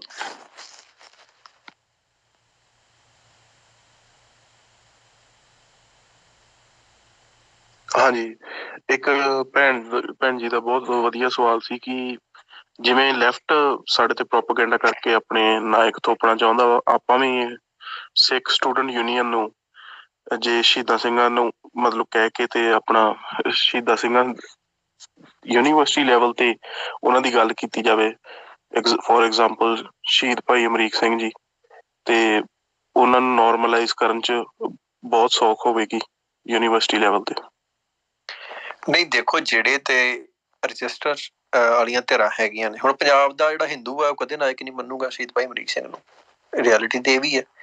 ਯੂਨੀਵਰਸਿਟੀਆਂ ਸਟੇਟ ਦੀ ਇਸਟੈਬਲਿਸ਼ਮੈਂਟ ਹੁੰਦੀਆਂ ਨੇ, ਮਤਲਬ ਬੇਸ਼ੱਕ ਉੱਥੇ ਹੁਣ ਕਬਜ਼ਾ ਕੋਈ ਕੱਲ ਨੂੰ ਹੋਰ ਸਿੱਖ ਕਬਜ਼ਾ ਕਰ ਲੈਣ ਤੇ ਉਹ ਉੱਥੇ ਹੋ ਸਕਦਾ ਵੀ ਅਫੀਸ਼ੀਅਲੀ ਵੀ ਨਾਇਕ ਬਣ ਜਾਣ ਭਾਈ ਅਮਰੀਕ ਸਿੰਘ ਹੋਣੀ। ਰੌਲਾ ਆਇਆ ਵੀ ਜਿਹੜੀਆਂ ਇਹ ਸਪੇਸਿਸ ਆ ਨਾ ਯੂਨੀਵਰਸਿਟੀਆਂ ਦੂਜੀਆਂ ਤੀਜੀਆਂ, ਇੱਥੇ ਸਰਫੇਸ ਦੇ ਥੱਲੇ ਤੇ ਹੁਣ ਇੱਥੇ ਗਾਂਧੀ ਨੂੰ ਕੋਈ ਨਾਇਕ ਨਹੀਂ ਮੰਨਦਾ। ਇਹ ਤੁਹਾਨੂੰ ਪਤਾ ਹੀ ਹੋਣਾ ਵੀ ਗਾਂਧੀ ਨੂੰ ਬਹੁਤ ਘੱਟ ਬੰਦੇ ਨਾਇਕ ਮੰਨਦੇ ਆ, ਚਾਹੇ ਅਫੀਸ਼ੀਅਲੀ ਉਹਨੂੰ ਮਾੜਾ ਕਹਿਣ ਤੇ ਕੇਸ ਵੀ ਪੈ ਜਾਂਦੇ, ਲੋਕਾਂ ਦੇ ਗਲ ਪਏ ਵੀ ਆ ਕਈਆਂ ਦੇ। ਪਰ ਰਿਐਲਿਟੀ ਤੇ ਇਹ ਆ ਵੀ ਸਾਡੇ ਲੋਕਾਂ ਦੀ ਜਿਹੜੀ ਕਨਫਿਊਜ਼ਨ ਆ ਉਹ ਪ੍ਰੋਬਲਮ ਬਣਦੀ ਹੈ। ਕਨਫਿਊਜ਼ਨ ਇਹ ਆ ਵੀ ਉਹ ਭਗਤ ਸਿੰਘ ਨੂੰ ਤੇ ਸੰਤਾਂ ਨੂੰ ਆਪਣਾ ਨਾਇਕ ਮੰਨੀ ਜਾਂਦੇ ਨੇ, ਮਤਲਬ ਉਹਨਾਂ ਨੂੰ ਇਹ ਸਮਝ ਨਹੀਂ ਆ ਰਹੀ ਵੀ ਦੋ ਵੱਖ ਦਿਸ਼ਾਵਾਂ ਨੂੰ ਤੁਰੇ ਹੋਏ ਲੋਕਾਂ ਨੂੰ ਆਪਣਾ ਨਾਇਕ ਮੰਨਣ ਨਾਲ ਤੁਸੀਂ ਦੋਵਾਂ ਬੇੜੀਆਂ 'ਚ ਸਵਾਰ ਹੋ ਕੇ ਦੋਵਾਂ ਬੇੜੀਆਂ ਸਵਾਰ ਹੋਣ ਵਾਲੇ ਬੰਦਿਆਂ ਦਾ ਕੀ ਅਸਰ ਹੁੰਦਾ, ਡੁੱਬ ਜਾਂਦੇ ਨੇ। ਸੋ ਜਦੋਂ ਤੁਹਾਡੀ ਲੜਾਈ ਜਿਹੜੀ ਹੈ ਉਹ ਤੁਹਾਨੂੰ ਕਲੀਅਰ ਹੋ ਗਈ ਵੀ ਹਿੰਦੁਸਤਾਨ ਸਾਨੂੰ ਗੁਲਾਮ ਕਰਨਾ ਚਾਹੁੰਦਾ ਤੇ ਅਸੀਂ ਗੁਲਾਮੀ ਤੋਂ ਆਜ਼ਾਦ ਹੋਣਾ ਹੈ, ਫਿਰ ਤੁਹਾਨੂੰ ਇਹ ਜਿਹੜੀ ਮਾਨਸਿਕ ਗੁਲਾਮੀ ਹੈ ਨਾ, ਵੀ ਜਿਹੜਾ ਗਿਲਟ ਆਈ ਜਾਂਦੀ ਹੈ ਵੀ ਭਗਤ ਸਿੰਘ ਨੂੰ ਰੱਖਣਾ ਹੀ ਰੱਖਣਾ ਕਿ ਛੱਡਣਾ ਛੱਡਣਾ, ਇਹ ਗਿਲਟ ਨੇ ਤੁਹਾਨੂੰ ਮਰਾਉਣਾ ਹੀ ਮਰਾਉਣਾ ਹੈ। ਇਹਨੇ ਦੋਵਾਂ ਬੇੜੀਆਂ ਸਵਾਰ ਕਰਾਉਣਾ ਤੁਹਾਨੂੰ, ਇਹਦਾ ਕੋਈ ਹੋਰ ਅਰਥ ਹੀ ਨਹੀਂ ਹੈਗਾ। ਇਹਦਾ ਇਹ ਗੱਲ ਤੁਹਾਨੂੰ ਕੀ ਦੇ ਰਹੀ ਹੈ? ਮਤਲਬ ਅੱਜ ਭਗਤ ਸਿੰਘ ਨੂੰ ਨਾਇਕ ਬਣ ਕੇ ਮੰਨ ਕੇ ਪੰਜਾਬ ਦੀ ਕਿਹੜੀ ਮੁਸ਼ਕਲ ਹੱਲ ਹੋ ਰਹੀ? ਕੋਈ ਵੀ ਨਹੀਂ ਹੱਲ ਹੋ ਸਕਦੀ, ਕਿਉਂਕਿ ਉਹਨੇ ਇਹਦੇ ਉਲਟ ਸੰਘਰਸ਼ ਕੀਤਾ, ਇਹਦੇ ਹੱਕ 'ਚ ਨਹੀਂ ਕੀਤਾ। ਆਪਾਂ ਇਹ ਸਮਝ, ਚਲੋ ਆਪਾਂ ਕਿਸੇ ਵੇਲੇ ਉਹਨੂੰ ਬੈਨੀਫਿਟ ਆਫ ਡਾਊਟ ਦੇ ਸਕਦੇ ਵੀ ਉਹ ਨਿਆਣਾ ਸੀ, ਉਹਨੂੰ ਪਤਾ ਨਹੀਂ ਲੱਗਾ, ਪਰ ਫਿਰ ਜੇ ਉਹ ਨਿਆਣਾ ਸੀ ਉਹਨੂੰ ਪਤਾ ਨਹੀਂ ਲੱਗਾ ਤੇ ਇਸ ਕਰਕੇ ਥੋੜੀ ਵੀ ਮਤਲਬ ਉਹਨੂੰ ਆਪਣਾ ਸਿਰ ਤੇ ਬਿਠਾ ਲੈਣਾ ਵੀ ਉਹਨੂੰ ਫਾਂਸੀ ਦੇ ਦਿੱਤੀ ਹਕੂਮਤ ਨੇ। ਸਿੱਖਾਂ ਨੂੰ 93% ਸਿੱਖਾਂ ਨੂੰ ਫਾਂਸੀ ਹੋਈਆਂ ਉਸ ਮੌਕੇ ਦੇ ਉੱਤੇ। ਕਿੰਨੇ ਤੁਹਾਨੂੰ ਯਾਦ ਹੈ? ਬਾਕੀ ਸ਼ਹੀਦ ਕਰਤਾਰ ਸਿੰਘ ਸਰਾਭੇ ਦੇ ਨਾਲ 8 ਬੰਦਿਆਂ ਨੂੰ 7 ਨੂੰ ਫਾਂਸੀ ਹੋਈ ਹੈ। ਕਿੰਨੇ ਲੋਕ ਯਾਦ ਨੇ ਸਾਨੂੰ? ਬੱਬਰਾਂ ਨੂੰ ਫਾਂਸੀ ਹੋਈ ਹੈ, ਕਿੰਨੇ ਲੋਕ ਯਾਦ ਨੇ ਸਾਨੂੰ? ਸੋ ਜੇ ਫਾਂਸੀ ਵਾਲਾ ਵੀ ਚੁਣਨਾ ਹੈ ਤੇ ਉਹ ਚੁਣੀ ਹੈ ਨਾ ਘੱਟੋ ਘੱਟ ਜਿਹਨੇ ਕੀਤਾ ਤਾਂ ਹੋਵੇ ਕੁਛ। ਇਹ ਗਿਲਟ ਸਾਡੇ ਤੇ ਗਲ ਉਨਾ ਚਿਰ ਪਈ ਰਹੂਗੀ ਯੂਨੀਵਰਸਿਟੀਆਂ ਦੇ ਵਿੱਚ। ਹੋ ਸਕਦਾ ਠੀਕ ਹੈ, ਮੈਨੂੰ ਲੱਗਦਾ ਵੀ ਸਾਨੂੰ ਕਰਨੀ ਚਾਹੀਦੀ ਹੈ ਕੋਸ਼ਿਸ਼, ਘੱਟੋ ਘੱਟ ਜਿਹੜੀ ਐਸਟੈਬਲਿਸ਼ਮੈਂਟ ਜਿਹੜੀ ਹੁੰਦੀ ਹੈ, ਜਿਵੇਂ ਇੱਕ ਲੈਕਚਰ ਹੈ, ਲੈਕਚਰ ਤੇ ਡਿਸਕਸ਼ਨ ਨਹੀਂ ਹੋਊਗੀ ਮੋਸਟ ਪ੍ਰੋਬੇਬਲੀ, ਕਿਉਂਕਿ ਇੰਡੀਆ ਦਾ ਸਿਸਟਮ ਕੋਈ ਇੱਦਾਂ ਦਾ ਨਹੀਂ ਹੈਗਾ ਵੀ ਉਹ ਅਲਾਉ ਕਰੇ ਕ੍ਰਿਟਿਸਿਜ਼ਮ ਨੂੰ। ਪਰ ਜਿਹੜੀ ਲੈਕਚਰਸ ਤੋਂ ਬਾਹਰ ਗਰਾਊਂਡ 'ਚ ਬੈਠਿਆਂ ਦੀ ਜਿਹੜੀ ਕਨਵਰਸੇਸ਼ਨ ਹੈ ਨੌਜਵਾਨਾਂ ਦੀ, ਉਹਦੇ 'ਚ ਤੇ ਘੱਟੋ ਘੱਟ ਉਹਦਾ ਕ੍ਰਿਟਿਸਿਜ਼ਮ ਹੋਣਾ ਚਾਹੀਦਾ ਨਾ ਵੀ ਇਹ ਕੀ ਗੱਲ, ਇਹ ਕੀਤਾ ਕੀ ਜਾ ਰਿਹਾ। ਤੁਸੀਂ ਇੱਕ ਸੋਚੋ ਵੀ ਤੁਸੀਂ ਇੱਕ ਯੂਜ਼ਲੈਸ ਬੰਦੇ ਨੂੰ, ਮਤਲਬ ਮਾੜਾ ਨਾ ਵੀ ਕਹੋ, ਪਰ ਯੂਜ਼ਲੈਸ ਦਾ ਅਰਥ ਹੈ ਵੀ ਸਾਡੇ ਕਿਸੇ ਕੰਮ ਦਾ ਨਹੀਂ, ਉਹਨੂੰ ਲਿਆ ਕੇ ਸਾਡੇ ਸ਼ਹੀਦਾਂ ਦੇ ਬਰਾਬਰ ਖੜਾ ਕਰਦੇ ਜੋ, ਤੇ ਪ੍ਰੋਬਲਮ ਹੀ ਹੈ। ਤੇ ਨਾਇਕ ਵੀ ਨਾਇਕ, ਦੇਖੋ ਕਈਆਂ ਨੂੰ ਲੱਗੂਗਾ ਵੀ ਯਾਰ ਫਰਕ ਕੀ ਪੈਂਦਾ। ਫਰਕ ਇਹ ਪੈਂਦਾ ਹੈ ਜਦੋਂ ਕੋਈ ਨਾਇਕ ਤੁਹਾਡੇ ਕੋਲ ਆਉਂਦਾ, ਪੇਸ਼ ਕੀਤਾ ਜਾਂਦਾ ਤੁਹਾਡੇ ਅੱਗੇ ਬਣਾ ਕੇ, ਕਿਸੇ ਨੂੰ ਨਾਇਕ ਬਣਾ ਕੇ ਪੇਸ਼ ਕੀਤਾ ਜਾਂਦਾ, ਉਹ ਸਿਰਫ ਇਸ ਕਰਕੇ ਨਹੀਂ ਪੇਸ਼ ਕੀਤਾ ਜਾਂਦਾ ਵੀ ਉਹਦੇ ਨਾਲ ਕੋਈ ਫਰਕ ਨਹੀਂ ਪੈਂਦਾ। ਜੇ ਇਹਦਾ ਕੋਈ ਫਰਕ ਨਾ ਪਵੇ ਤੇ ਸਰਕਾਰਾਂ ਕਿਉਂ ਭਗਤ ਸਿੰਘ ਨੂੰ ਪ੍ਰਮੋਟ ਕਰਦੀਆਂ ਫਿਰਨ? ਜੇ ਕੋਈ ਫਰਕ ਹੀ ਨਾ ਪੈਂਦਾ ਹੋਵੇ। ਫਰਕ ਪੈਂਦਾ ਜਦੋਂ ਤੁਸੀਂ ਨਾਇਕ ਗਲਤ ਚੁਣ ਲੈਂਦੇ ਹੋ। ਸਹੀ ਤੁਹਾਡਾ ਸੰਘਰਸ਼ ਕਦੇ ਵੀ ਸਹੀ ਨਹੀਂ ਹੋ ਸਕਦਾ, ਤੁਸੀਂ ਕਦੇ ਵੀ ਸਹੀ ਸੰਘਰਸ਼ ਨਹੀਂ ਲੜ ਸਕਦੇ। ਅਸੀਂ ਗਾਂਧੀ ਨੂੰ ਤਾਂਹੀਓ ਨਾਇਕ ਨਹੀਂ ਨਾ ਮੰਨਿਆ ਵੀ ਗਾਂਧੀ ਅਹਿੰਸਾ ਅਹਿੰਸਾ ਅਹਿੰਸਾ ਦੀ ਗੱਲ ਕਰੀ ਜਾਂਦਾ, ਅਹਿੰਸਾ ਦੇ ਛਿੱਤਰ ਖਾਣ ਨੂੰ ਕਹਿੰਦੇ। ਤੇ ਗੁਰੂ ਸਾਹਿਬ ਦਾ ਬਚਨ ਹੈ ਵੀ ਜਿੱਥੇ ਗੱਲਾਂ ਬਾਕੀ ਸਾਰੀ ਹਿੱਲੇ ਵਸੀਲੇ ਮੁੱਕੇ, ਉੱਥੇ ਹਥਿਆਰ ਚੁੱਕਣਾ ਜਿਹੜਾ ਧਰਮ ਹੈ ਬੰਦੇ ਦਾ ਇਕੱਲਾ ਜਾਇਜ਼ ਨਹੀਂ, ਉਹ ਧਰਮ ਵੀ ਹੈ, ਧਾਰਮਿਕ ਜ਼ਰੂਰਤ ਵੀ ਹੈ, ਸਿੱਖਾਂ ਦੀ ਧਾਰਮਿਕ ਫਰਜ਼ ਹੈ ਸਿੱਖਾਂ ਦਾ। ਹੁਣ ਗਾਂਧੀ ਉਹਦੇ ਖਿਲਾਫ ਖੜਾ ਹੈ। ਹੁਣ ਕੁਛ ਬੰਦੇ ਹਥਿਆਰ ਤੇ ਹਥਿਆਰਾਂ ਦੇ ਹੱਕ 'ਚ ਤੇ ਜਹਾਦ ਵੀ ਹੋਏ ਆ, ਜਿਹੜੇ ਇਸਲਾਮਿਕ ਜਹਾਦ ਆ ਜਿਨ੍ਹਾਂ ਨੇ ਦੁਨੀਆ ਦੇ ਉੱਤੇ ਬਹੁਤ ਕਤਲੇਆਮ ਕੀਤਾ, ਉਹ ਵੀ ਹਥਿਆਰਾਂ ਦੇ ਹੱਕ 'ਚ ਪੱਖ 'ਚ ਹੀ ਸਾਰੇ। ਕ੍ਰਿਸਚਨਾਂ ਨੇ ਵੀ ਹਥਿਆਰਾਂ ਨਾਲ ਬਹੁਤ ਬੰਦੇ ਮਾਰੇ ਆ। ਹੁਣ ਆਪਾਂ ਉਹਨਾਂ ਬੰਦਿਆਂ ਨੂੰ ਆਪਣਾ ਨਾਇਕ ਕਿਉਂ ਨਹੀਂ ਬਣਾਉਂਦੇ? ਕਿਉਂਕਿ ਹਥਿਆਰ ਕਿੱਥੇ ਚੁੱਕਣਾ ਹੈ, ਕਿਉਂ ਚੁੱਕਣਾ ਹੈ ਤੇ ਉਹਦੀ ਵਰਤੋਂ ਕਿਵੇਂ ਕਰਨੀ ਹੈ, ਇਹ ਆਈਡੀਆ ਸਿੱਖੀ ਦਾ ਯੂਨੀਕ ਆਈਡੀਆ। ਭਗਤ ਸਿੰਘ ਇਸ ਆਈਡੀਆ ਤੇ ਨਹੀਂ ਚੱਲਿਆ, ਫਿਰ ਉਹ ਸਾਡਾ ਨਾਇਕ ਕਿਵੇਂ ਬਣ ਸਕਦਾ? ਕੋਈ ਇੱਕ ਕ੍ਰਾਈਟੇਰੀਆ ਤੇ ਮਿਲਦਾ ਹੋਵੇ ਨਾ। ਆਪਾਂ KPS ਗਿੱਲ ਨੇ ਵੀ ਹਥਿਆਰ ਚੱਕੇ ਸੀ, ਉਹਨੇ ਇਨੋਸੈਂਟ ਲੋਕਾਂ ਨੂੰ ਮਾਰਿਆ, ਆਪਾਂ ਉਹਨੂੰ ਆਪਣਾ ਨਾਇਕ ਨਹੀਂ ਮੰਨਦੇ ਇਸ ਕਰਕੇ, ਸਿਰਫ ਇਸ ਕਰਕੇ ਨਾਇਕ ਮੰਨ ਲਈਏ ਵੀ ਉਹਨੇ ਹਥਿਆਰ ਚੱਕੇ ਸੀ। ਸੋ ਸਾਡੇ ਕੋਲ ਇੱਕ ਕ੍ਰਾਈਟੇਰੀਆ ਹੈ ਵੀ ਹਥਿਆਰ ਕਦੋਂ ਚੁੱਕਣਾ, ਕਿਵੇਂ ਚੁੱਕਣਾ, ਕਿਹਦੇ ਖਿਲਾਫ ਚੁੱਕਣਾ ਹੈ, ਕਿਵੇਂ ਉਹਦੀ ਵਰਤੋਂ ਕਰਨੀ ਹੈ। ਹਥਿਆਰ ਜੰਗ ਦੇ ਵਿੱਚ ਕਿਵੇਂ ਸਿੱਖ ਨੇ ਸ਼ਾਂਤ ਰਹਿਣਾ ਹੈ ਤੇ ਕਿਵੇਂ ਉਹਨੇ ਜਿਹੜਾ ਜ਼ੁਲਮ ਕਰਨ ਵਾਲੇ ਬੰਦੇ ਨੂੰ ਸੋਧਣਾ। ਸੋਧ ਦਾ ਅਰਥ ਹੀ ਇਹ ਹੈ ਨਾ ਵੀ ਤੁਸੀਂ ਠੀਕ ਕਰਨਾ। ਸੋਧਣ ਦਾ ਅਰਥ ਹੁੰਦਾ ਵੀ ਠੀਕ ਕਰਨਾ। ਹੁਣ ਜਦੋਂ ਠੀਕ, ਜਿਵੇਂ ਅਦਾਲਤ ਕਲੇਮ ਕਰਦੀ ਹੈ, ਅਦਾਲਤ ਜਦੋਂ ਕਿਸੇ ਬੰਦੇ ਨੂੰ ਫਾਂਸੀ ਦਿੰਦੀ ਹੈ ਉਹ ਇਹ ਕਲੇਮ ਕਰਦੀ ਵੀ ਅਸੀਂ ਸੁਸਾਇਟੀ ਨੂੰ ਠੀਕ ਕਰ ਰਹੇ ਹਾਂ ਜਾਂ ਠੀਕ ਰੱਖ ਰਹੇ ਹਾਂ, ਕਿਉਂਕਿ ਇਹ ਬੰਦਾ ਸੁਸਾਇਟੀ 'ਚ ਰਹਿਣ ਦੇ ਕਾਬਿਲ ਨਹੀਂ। ਸੋ ਸਾਨੂੰ ਇਹਨੂੰ ਮਾਰ ਕੇ ਅਸੀਂ ਲੱਖਾਂ ਲੋਕਾਂ ਨੂੰ ਬਚਾ ਰਹੇ ਹਾਂ। ਸੋਧੇ ਦਾ ਅਰਥ ਇਹ ਹੈ ਵੀ ਇੱਕ ਬੰਦਾ ਜਿਹੜਾ ਪਾਪੀ ਹੈ, ਜ਼ਾਲਮ ਹੈ, ਜਿਹਨੇ ਪਾਪ ਕੀਤਾ, ਇੰਨਾ ਪਾਪ ਕੀਤਾ, ਉਹਨੂੰ ਖਤਮ ਕਰਕੇ ਅਸੀਂ ਲੱਖਾਂ ਲੋਕਾਂ ਨੂੰ ਬਚਾ ਰਹੇ ਹਾਂ। ਬੇਅੰਤੇ ਦਾ ਸੌਦਾ, ਵੈਦਿਆ ਦਾ ਸੌਦਾ, ਹੋਰ ਬੰਦੇ ਦੇ ਸੌਦੇ ਜਿਹੜੇ ਲੱਗੇ ਸੀ ਉਹ ਸਾਰੇ ਇਸੇ ਸਿਧਾਂਤ ਦੇ ਉੱਤੇ ਲੱਗੇ। ਮਤਲਬ ਜੇ ਫਰਜ਼ ਕਰੋ ਸਿੱਖਾਂ ਦਾ ਰਾਜ ਆ ਜਾਂਦਾ ਤੇ ਸਟੇਟ ਸਟੈਬਲਿਸ਼ ਹੁੰਦੀ ਤੇ ਅਸੀਂ ਫਿਰ ਹੋ ਸਕਦਾ ਲੀਗਲ ਤਰੀਕੇ ਦੇ ਨਾਲ, ਜਿਹੜਾ ਲੀਗਲ ਅਦਾਲਤੀ ਤਰੀਕੇ ਦੇ ਨਾਲ ਉਹਨਾਂ ਬੰਦੇ ਨੂੰ ਸਜ਼ਾਵਾਂ ਦਿੰਦੇ। ਪਰ ਸਾਡੇ ਕੋਲ ਸਿਸਟਮ ਨਹੀਂ ਸੀ ਹੈਗਾ, ਸੋ ਅਸੀਂ ਉਹ ਤਰੀਕਾ ਅਪਣਾਇਆ ਜਿਹੜਾ ਸਾਡੇ ਕੋਲ ਹੈਗਾ ਸੀ। ਅਸੀਂ ਫਿਰ ਵੀ ਜ਼ਾਲਮਾਂ ਸੋਧਿਆ। ਹੁਣ ਇਹ ਸਾਰਾ ਕੁਝ ਕੋਈ ਇੱਕ ਕ੍ਰਾਈਟੇਰੀਆ ਤੇ ਹੋਵੇ ਜਿੱਥੇ ਭਗਤ ਸਿੰਘ ਫਿੱਟ ਬਹਿੰਦਾ ਹੋਵੇ। ਠੀਕ ਹੈ, ਅਸੀਂ ਉਹਨੂੰ ਅਕੋਮੋਡੇਟ ਕਰੀਏ, ਅਸੀਂ ਉਹਨੂੰ ਅਕੋਮੋਡੇਟ ਕਰਕੇ ਸੈਲੀਬ੍ਰੇਟ ਵੀ ਕਰੀਏ। ਸੈਲੀਬ੍ਰੇਟ ਕਰਕੇ ਜੇ ਉਹਨੇ ਸਾਡੇ ਪੈਰਾਂ ਦੇ ਸੰਗਲ ਬਣਨਾ, ਜੇ ਭਗਤ ਸਿੰਘ ਅੱਜ ਦਾ ਕਾਮਰੇਡ ਜਿਹੜਾ ਪੰਜਾਬ ਦਾ ਕਿਉਂ ਯੂਜ਼ਲੈਸ ਹੈ? ਲੈਫਟ ਵੈਸੇ ਤੇ ਰੈਵੋਲੂਸ਼ਨਰੀ ਹੋਣ ਦਾ ਕਲੇਮ ਕਰਦਾ ਹੈ ਲੈਫਟ, ਵੀ ਅਸੀਂ ਬੜੇ ਰੈਵੋਲੂਸ਼ਨਰੀ ਹਾਂ ਜੀ, ਪਰ ਯੂਜ਼ਲੈਸ ਕਿਉਂ ਪੰਜਾਬ ਦਾ ਕਾਮਰੇਡ? ਕਿਉਂ ਨਹੀਂ ਪੰਜਾਬ ਦੇ ਕਾਮਰੇਡ ਦੀ ਕੁੱਤੇ ਜਿੰਨੀ ਕਦਰ ਨਹੀਂ ਹੈਗੀ? ਨਾ ਉਹ ਕਿਸੇ ਹਕੂਮਤ ਦੇ ਖਿਲਾਫ ਲੜਿਆ, ਨਾ ਲੜ ਸਕਦਾ। ਉਹਦਾ ਕਾਰਨ ਇਹ ਹੈ ਵੀ ਭਗਤ ਸਿੰਘ ਨੂੰ ਜੱਫੀ ਪਾਈ ਹੋਈ ਕਾਮਰੇਡ ਨੇ। ਹੁਣ ਜਿਹੜੇ ਕਾਮਰੇਡ ਨੇ, ਜਿਹੜੇ ਭਗਤ ਸਿੰਘ ਨੂੰ ਕਾਮਰੇਡ ਨੇ ਜੱਫੀ ਪਾਈ, ਉਸੇ ਭਗਤ ਸਿੰਘ ਨੂੰ ਮੋਦੀ ਹੋਣੀ ਜੱਫੀ ਪਾ ਕੇ ਬੈਠੇ ਆ। ਸੋ ਇਹਨਾਂ ਲੜਨਾ ਕਿੱਥੋਂ ਆਪਸ ਦੇ ਵਿੱਚ? ਇਹ ਤੇ ਆ ਵੀ ਇੱਕ ਦੂਜੇ ਦੀਆਂ ਵਾਰੀਆਂ ਲੈਣ ਨੂੰ ਇਹ ਕਾਲੇ ਆ। ਮਤਲਬ ਇਹਨਾਂ ਨੂੰ ਇਹ ਨਹੀਂ ਹੈਗਾ ਵੀ ਅਸੀਂ ਲੋਕਾਂ ਨੂੰ ਮੁਕਤ ਕਰਾਉਣਾ ਗੁਲਾਮੀ ਤੋਂ। ਇਹਨਾਂ ਨੂੰ ਇਹ ਵੀ ਲੋਕਾਂ ਦੇ ਉੱਤੇ ਜ਼ੁਲਮ, ਤੇ ਜਿੰਨਾ ਮੇਰੇ ਖਿਆਲ ਨਾਲ ਮਾਰਕਸਿਸਟ ਆਈਡੀਆ ਨੇ ਕੀਤਾ, ਜਿੰਨਾ ਲੈਫਟ ਨੇ ਕੀਤਾ ਰੂਸ ਦੇ ਵਿੱਚ, ਹਜ਼ਾਰਾਂ ਲੋਕ ਭੁੱਖਮਰੀ ਨਾਲ ਮਾਰ ਦਿੱਤੇ, ਹਜ਼ਾਰਾਂ ਕਿਸਾਨ ਕਤਲ ਕਰ ਦਿੱਤੇ ਕਿਉਂਕਿ ਜ਼ਮੀਨਾਂ ਦੇ ਮਾਲਕ ਸੀ। ਕੈਨਬਲਿਜ਼ਮ ਜਿਹੜਾ ਸੀ ਉੱਥੇ ਇੱਕ ਭੁੱਖ ਦਾ ਜ਼ਰੀਆ ਬਣ ਗਿਆ, ਵੀ ਭੁੱਖ ਜਿਹੜੀ ਸੀ ਲੋਕ ਨਿਆਣੇ ਵੱਢ ਵੱਢ ਕੇ ਖਾਣਾ ਸ਼ੁਰੂ ਕਰਤਾ। ਇਹੋ ਜਿਹੀ ਮੇਰੇ ਖਿਆਲ ਨਾਲ ਤਰਾਸਦੀ ਦੁਨੀਆ 'ਚ ਬਹੁਤ ਘੱਟ ਥਾਵਾਂ ਤੇ ਆਈ ਹੈ, ਜਿਹੜੀ ਲੈਫਟ ਦੇ ਰਾਜ 'ਚ ਆਈ ਹੈ। ਹਜ਼ਾਰਾਂ ਪੰਛੀ ਮਾਰ ਦਿੱਤੇ, ਇਹੋ ਜਿਹੀ ਫਸਲਾਂ ਕਹਿੰਦੇ ਮਾਓ ਜਿੱਤਿੰਗ ਨੇ। ਹਜ਼ਾਰਾਂ ਲੋਕ ਜਿਹੜਾ ਚਾਈਨਾ ਜਿਹੜਾ ਰੈਵੋਲੂਸ਼ਨ ਕਹਿੰਦੇ ਉਹ ਆਇਆ, ਉਹਦੇ 'ਚ ਲੈਫਟ ਦਾ ਉਹਦੇ 'ਚ ਮਾਰੇ, ਮਿਲੀਅਨਸ ਆਫ ਲੋਕ ਜਿਹੜੇ ਮਾਰੇ ਗਏ। ਸੋ ਉਹਨੇ ਲੋਕ ਕੰਬਾਈਨ ਹਿਸਟਰੀ 'ਚ ਨਹੀਂ ਮਾਰੇ ਗਏ ਹੋਣੇ ਜਿੰਨੇ ਲੈਫਟ ਦੇ ਇਕੱਲੇ ਰਾਜਾਂ 'ਚ ਮਾਰੇ ਗਏ ਜਿੱਥੇ ਜਿੱਥੇ ਲੈਫਟ ਆਇਆ।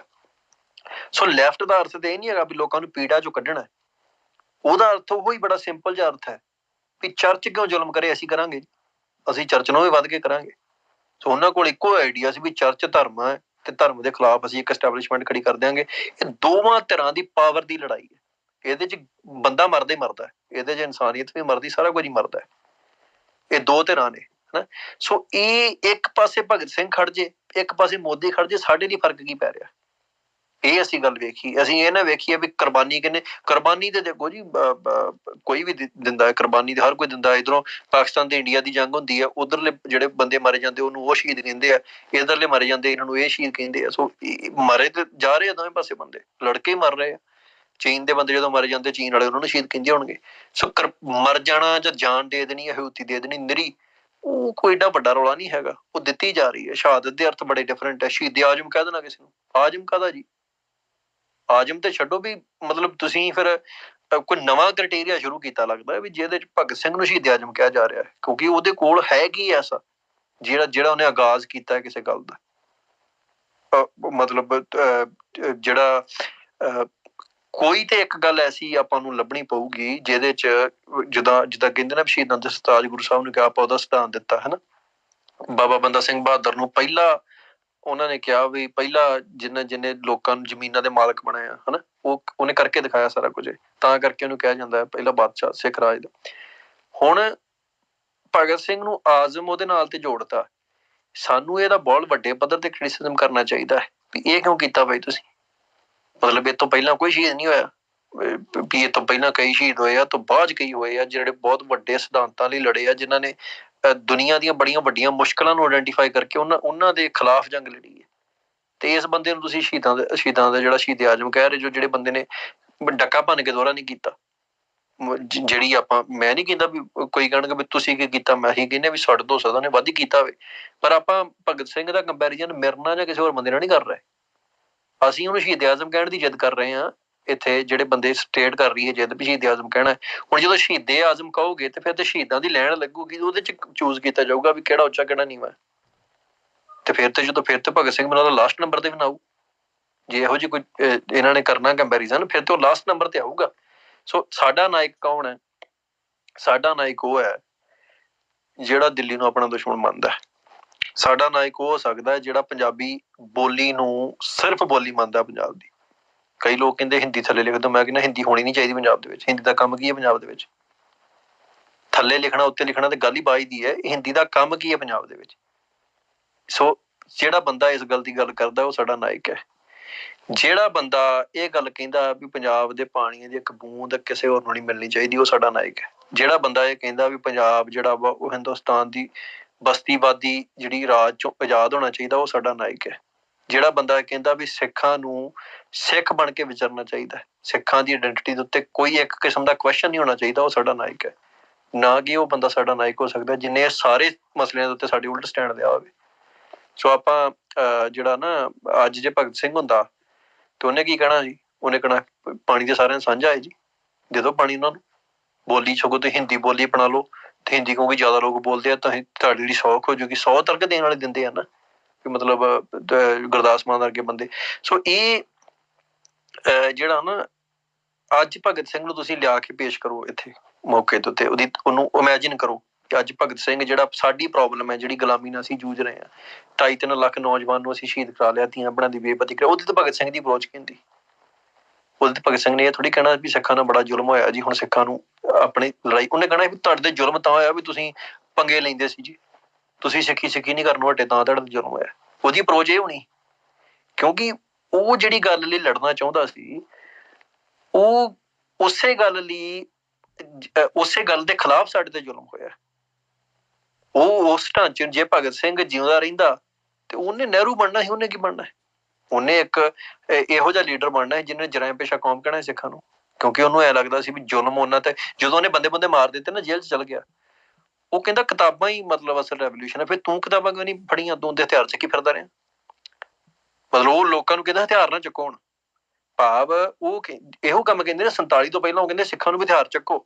ਲਾਲੇ ਹੋਣੀ ਜਿਹੜੇ ਆਪਣੇ ਗਾਂਧੀ ਤੇ ਨਹਿਰੂ, ਤਾਂਹੀ ਤੇ ਮਤਲਬ ਹਥਿਆਰ ਚੱਕਣ ਨੂੰ ਬਣੇ ਜੋ। ਤੇ ਜਦੋਂ 47 ਲੰਘੀ ਹੈ ਤੇ ਫਿਰ ਹਥਿਆਰਾਂ ਨਾਲ ਉਹਨੂੰ ਕਹਿੰਦੇ ਤੁਸੀਂ ਜਰਾਇਮ ਪੇਸ਼ਾ ਕੌਮ ਜੋ। ਸਾਡਾ ਤੇ ਕਲੀਅਰ ਹੈ ਵੀ ਨਾਇਕ ਨੂੰ ਸਾਡਾ ਤੇ ਕੋਈ ਨਹੀਂ।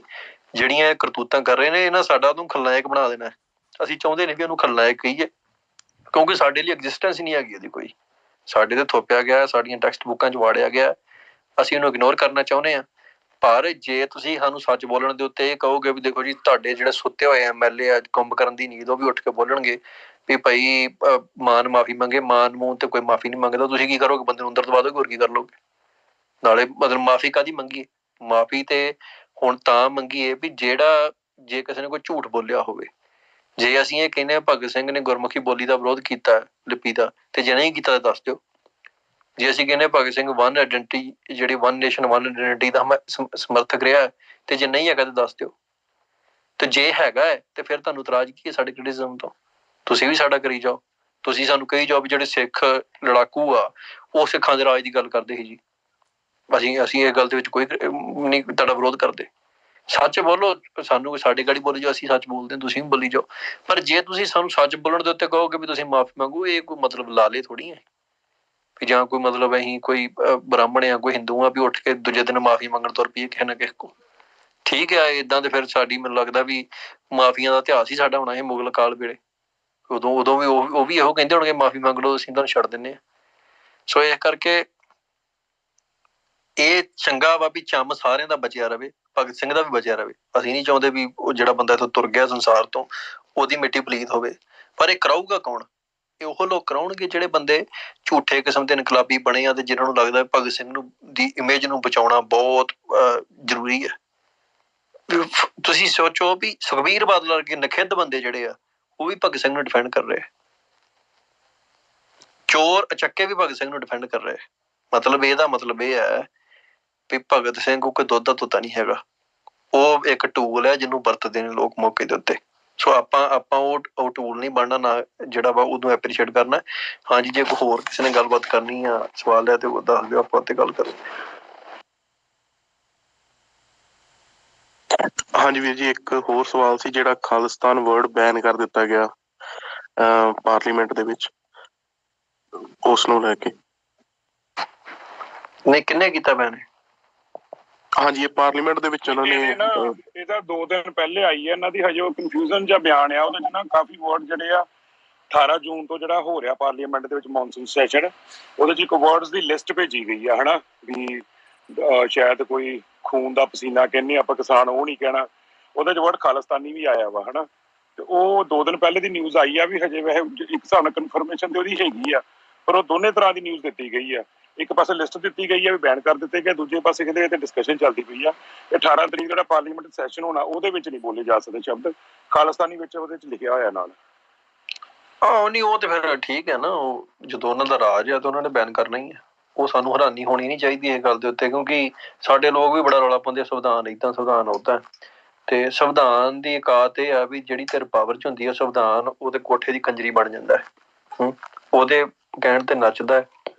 ਹੁਣ ਸੰਵਿਧਾਨ ਕਹਿੰਦਾ ਵੀ ਖਾਲਿਸਤਾਨੀ ਹੋਣਾ ਕੋਈ ਗੁਨਾਹ ਵਾਲੀ ਗੱਲ ਨਹੀਂ, ਪਰ ਸਾਡੇ ਬੰਦੇ ਨੂੰ ਕਿਤਾਬਾਂ ਰੱਖਣ ਦੀ ਉਮਰ ਕਹਿ ਦਿੰਦੀ ਉਸੇ ਸੰਵਿਧਾਨ ਦੀ ਦੇਖ ਰੇਖ ਦੇ ਵਿੱਚ। ਅਸੀਂ ਤੇ ਮਤਲਬ ਉਹਦੀ ਗੱਲ ਸੁਣੋ ਵੀ ਸਾਨੂੰ ਕੋਈ ਪਰਵਾਹ ਨਹੀਂ ਹੈਗੀ, ਬੈਨ ਕਰ ਦੇਣਗੇ ਠੀਕ ਹੈ, ਉਹ ਸਾਰਾ ਕੁਝ ਹੀ ਬੈਨ ਕਰ ਸਕਦੇ, ਉਹ ਸਾਡਾ ਇਕੱਲਾ ਪਾਰਲੀਮੈਂਟ ਛੱਡੋ, ਸਾਡਾ ਦੇਸ਼ ਚ ਰਹਿਣਾ ਵੀ ਬੈਨ ਕਰ ਸਕਦੇ, ਕਿਉਂਕਿ ਉਹ ਪਾਵਰ ਚ ਨੇ ਅੱਜ ਦੀ ਡੇਟ ਦੇ ਵਿੱਚ। ਇਹੋ ਸਾਡੀ ਲੜਾਈ ਹੈ ਐਸਟੈਬਲਿਸ਼ਮੈਂਟ ਦੇ ਖਿਲਾਫ। ਇਸੇ ਕਰਕੇ ਤੇ ਸਾਡੀ ਮਤਲਬ ਭਗਤ ਸਿੰਘ ਵਾਲਾ ਵੀ ਮਸਲਾ ਤਾਂ ਹੀ ਉੱਠਿਆ ਨਾ, ਵੀ ਉਹਨਾਂ ਭਗਤ ਸਿੰਘ ਨੂੰ ਥੋੜ੍ਹੀ ਕਿਤੇ ਪਾਰਲੀਮੈਂਟ ਚ ਬੈਨ ਕਰਨਾ ਹੈ, ਉਹਨਾਂ ਬੈਨ ਕਿਹਨੂੰ ਕਰਨਾ ਹੈ ਜਿਹਦੇ ਤੋਂ ਸਟੇਟ ਨੂੰ ਖਤਰਾ ਹੈ।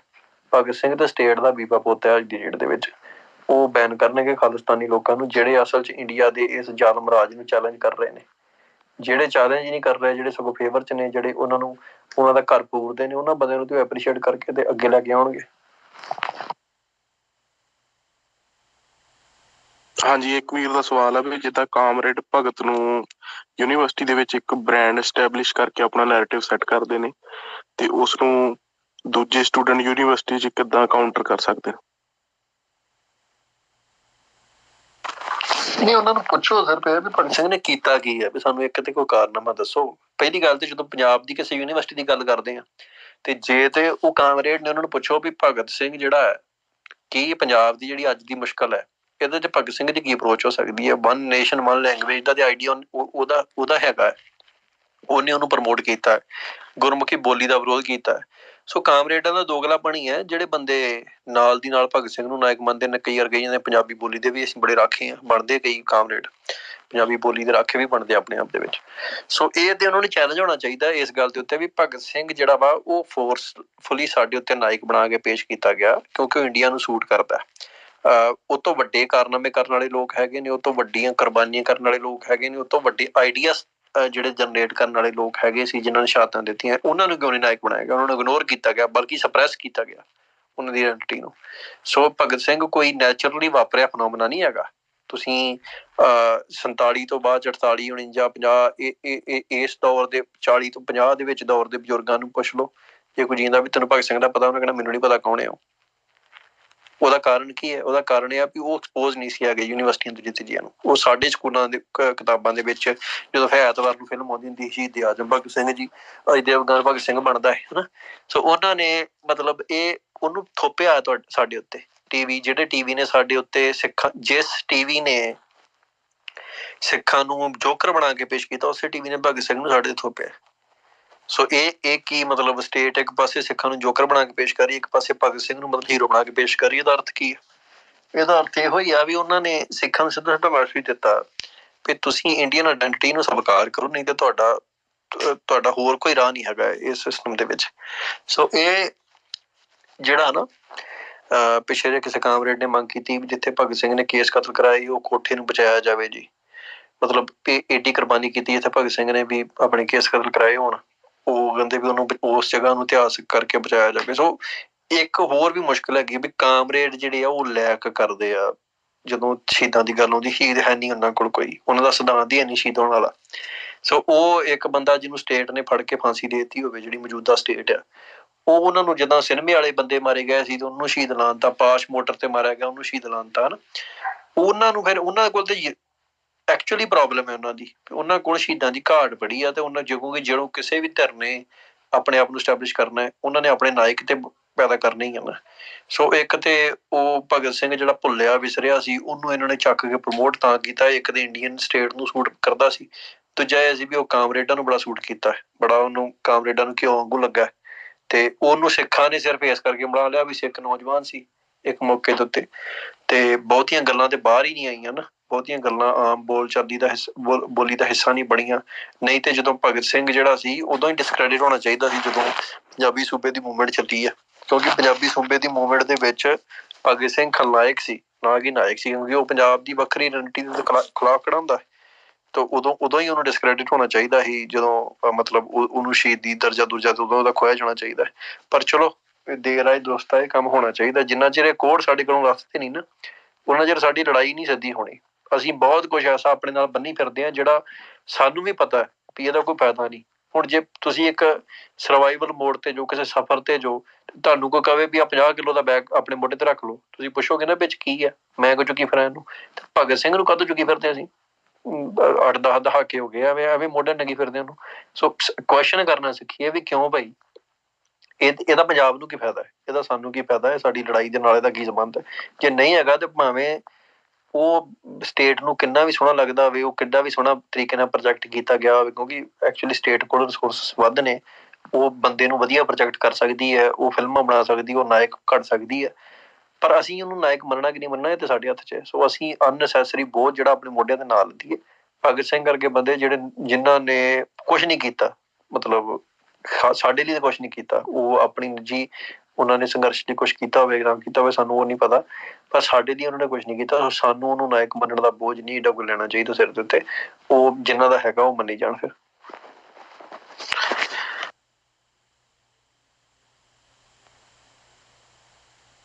ਹਾਂਜੀ ਵੀ ਜੀ, ਉਹ ਸਵਾਲ ਸੀ ਵੀ ਸਿੱਖ, ਹਾਂਜੀ ਵੀ ਜੀ ਉਹ ਮੈਂ ਕਰਨੀ ਕੋਈ ਗੱਲ ਗਿੱਲ ਭਾਜੀ ਤੁਸੀਂ ਕਰਨ, ਤੇ ਮੈਂ ਲਾਸਟ 2 ਕੁਐਸਚਨ ਰੱਖ। ਨਹੀਂ ਮੈਂ ਤੇ ਬਸ ਇਹ ਸਵਾਲ ਤੇ ਫਿਰ ਆਪਾਂ ਸਪੇਸ ਵਧਾ ਦਈਏ। ਕੋਈ ਹੈ ਨਹੀਂ ਗਾ, ਇੱਕ ਬਾਰ ਸਵਾਲ ਤੇ ਹੈ ਨਹੀਂ ਕੋਈ, ਮੈਂ ਕਿਹਾ ਇੱਕ ਬਾਰ ਤਾਂ ਰਿਕੁਐਸਟ ਆਉਂਦੀ ਪਿਆਰਾ ਸਿੰਘ ਦੀ, ਤਾਂ ਮੈਂ ਪੁੱਛਦਾ ਜੀ, ਲੈਣੀ ਤੇ ਨਹੀਂ ਤੇ ਤੂੰ ਕਰਨਾ ਸਵਾਲ ਹੈਗਾ ਤੇ।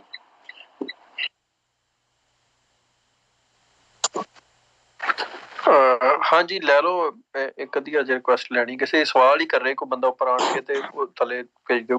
ਹਾਂਜੀ ਵੀਰ ਜੀ, ਉਹ ਸਵਾਲ ਇਹ ਸੀ ਕਿ ਆਉਂਦੀ ਆ ਜੀ, ਪੁੱਛੋ ਭਾਜੀ। ਮੇਰਾ ਤਾਂ ਇੱਕੋ ਹੀ ਸਵਾਲ ਸੀਗਾ ਜੀ, ਬਹੁਤ ਛੋਟਾ ਜਿਹਾ,